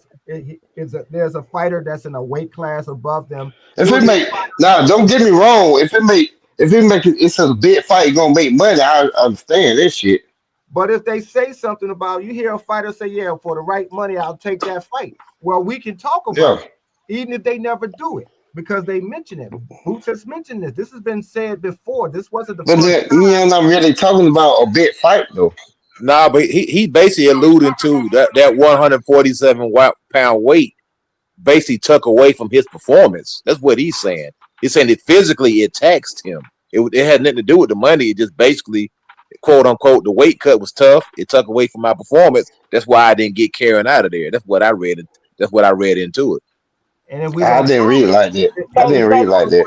before, Coach Eddie, let me ask you a question. How much do you think? How true do you think that? I know you said like, oh, that's an excuse, but like, I get it, it's an excuse, okay. But like, how true do you think that was? Because we've been saying it's been a couple years now. Like, Bruce might need to move up. But that kind of been being tossed around, and now But that he's on his undisputed run, and he's saying it's tough to make the weight. Do you think that that's like it's some truth to that, and more fighters will be willing to fight him? I Somebody think needs he to needs. I think he needs to move. It's very unnatural for a guy that's 5'10" to weigh 147 pounds, unless you're skin and bones. That's an unnatural weight. That's not a natural weight. Devin Haney is a Well, prime example. So these but guys what about do the need to fight closer to their weight class. If you happen to cut 20, 25 pounds, you need to move up. That's my how old is opinion. Boots now? but 28. what about the fighter that's 5'11" coming in at 140? I mean, it depends on the body, the body type. Some guys got skinny legs, some guys got big legs like running back. So I've seen guys Exactly. like look at Fundora. That's my Fundora is point. 6'6", 154. But see, you can tell that Boots is he's a robust guy. You look at him at the weigh and he fills out. He's a big guy. So I mean, he could definitely carry the weight. He has the height to carry the weight. He's six what? He's 5'10". Pandora? Yo, Fondora's 6'6", Yeah, and he's 155. 154. He ain't Yeah, no six Oh, foot he is six. skin and bones. that dude. Yes, he is too. That dude tall as crap, man. Yeah, I'm sick. Me Okay, I personally, I'm gotta look that shit up. Yeah, look him up. His name they I call him gotta the look it up. Towering Inferno. That dude is 6 foot I thought he six. I was. know the name. I thought he was 6 feet, but I didn't think he was 6'4". No, that dude No, 6'6", he's man. tall. He's tall. I Jesus. know he tall. I don't think he's 6'6".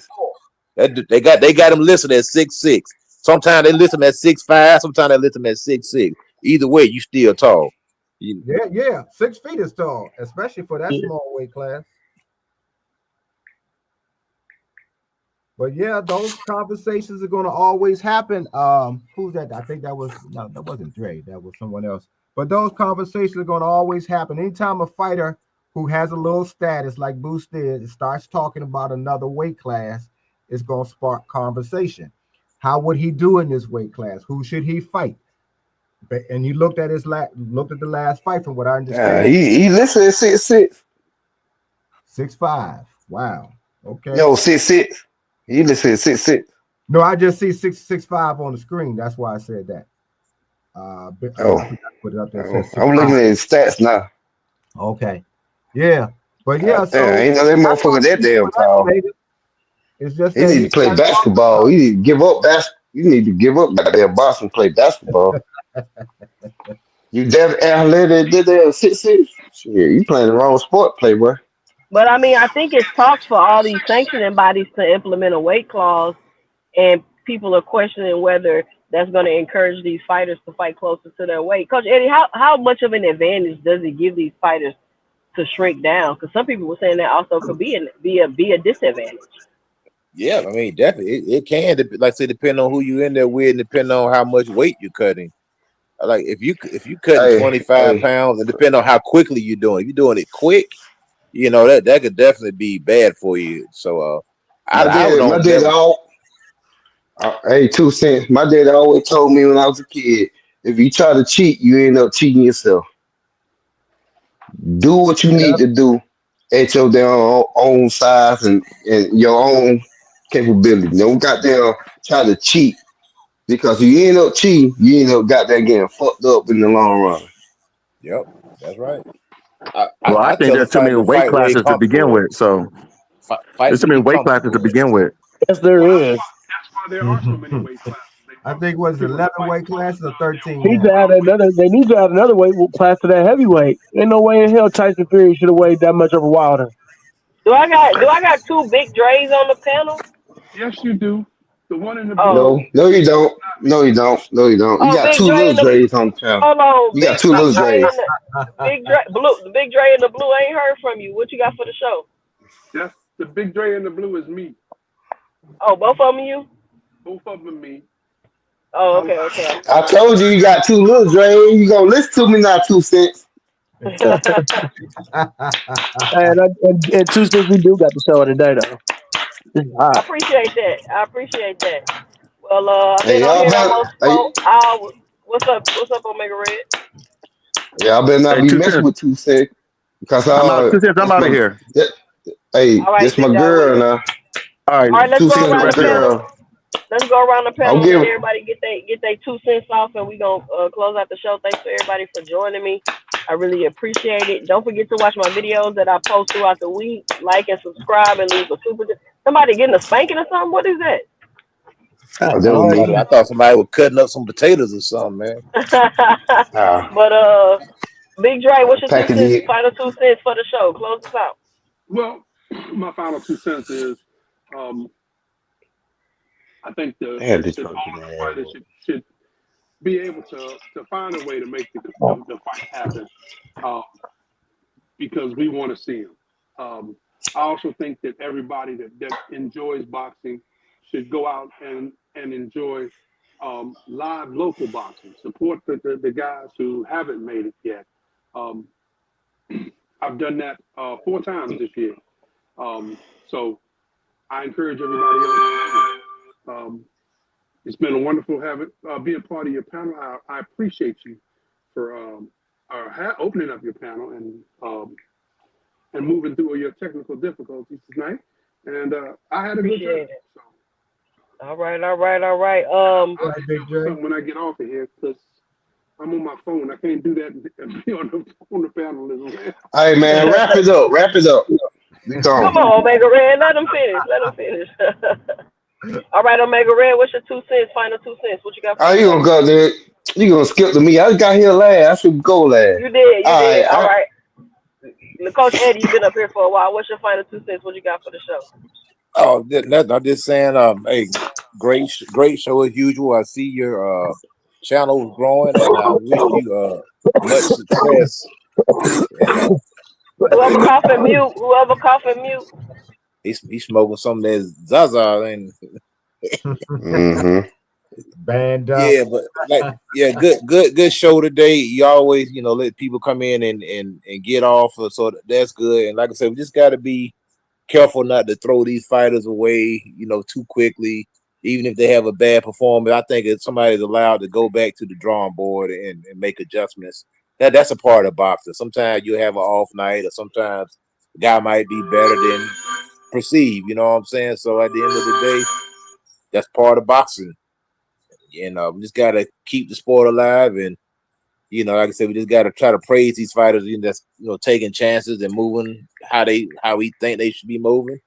And at the same time, we gotta kind of be critical of the ones who are moving a certain way. But at the end of the day, it's just our 2 cents. It really doesn't matter because they the one that's getting in the ring. But it's still fun to get up here and talk about it and have debate and discussion about it. But thank you for having me, 2 cents. All right, thank you for coming up. All right, Coach Eddie.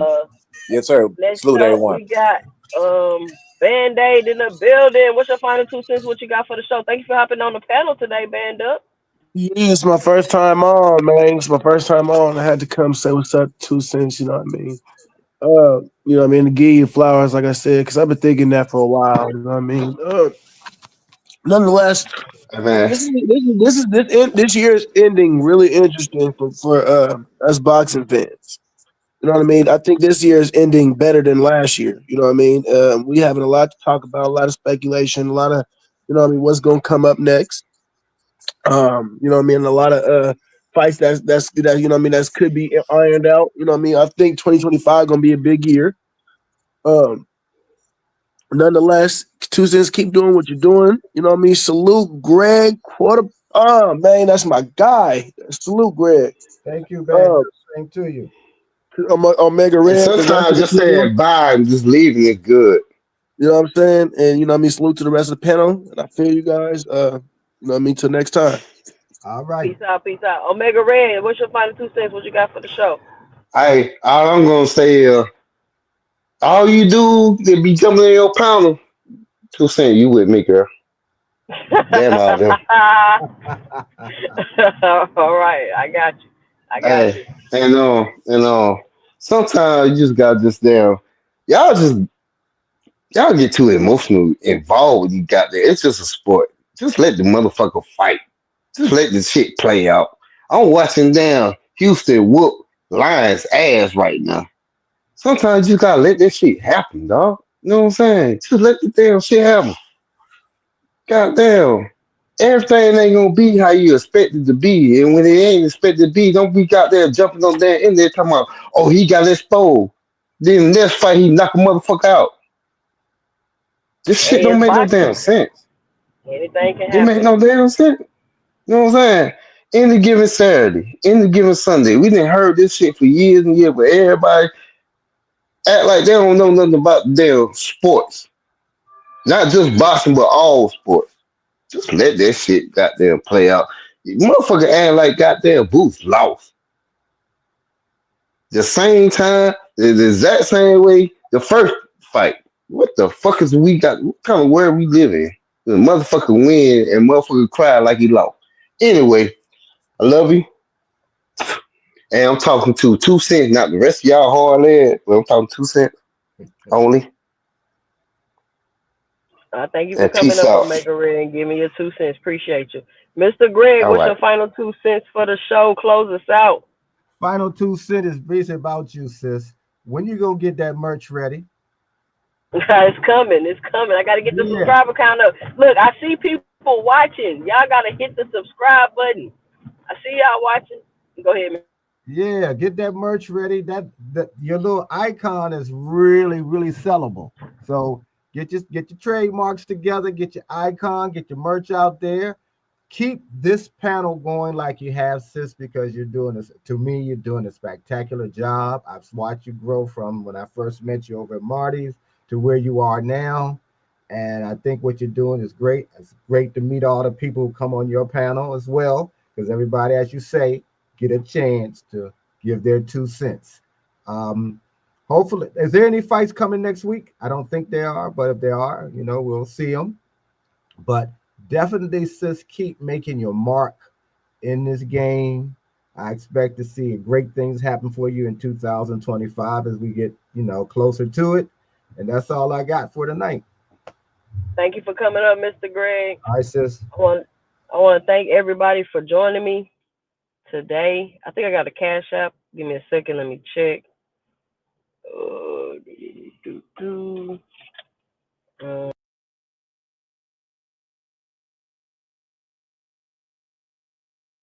Shout out to Andre Pitts for the $5 super chat. Appreciate you. Thank you for supporting the show. Listen, all the support, the well wishes, the compliments, everything. It really means a lot. I love doing this. I appreciate coming up here talking boxing with y'all. I have a great time. We had a great conversation tonight.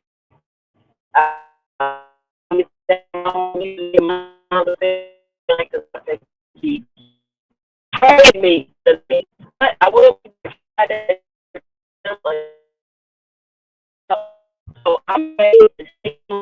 my 2 cents in a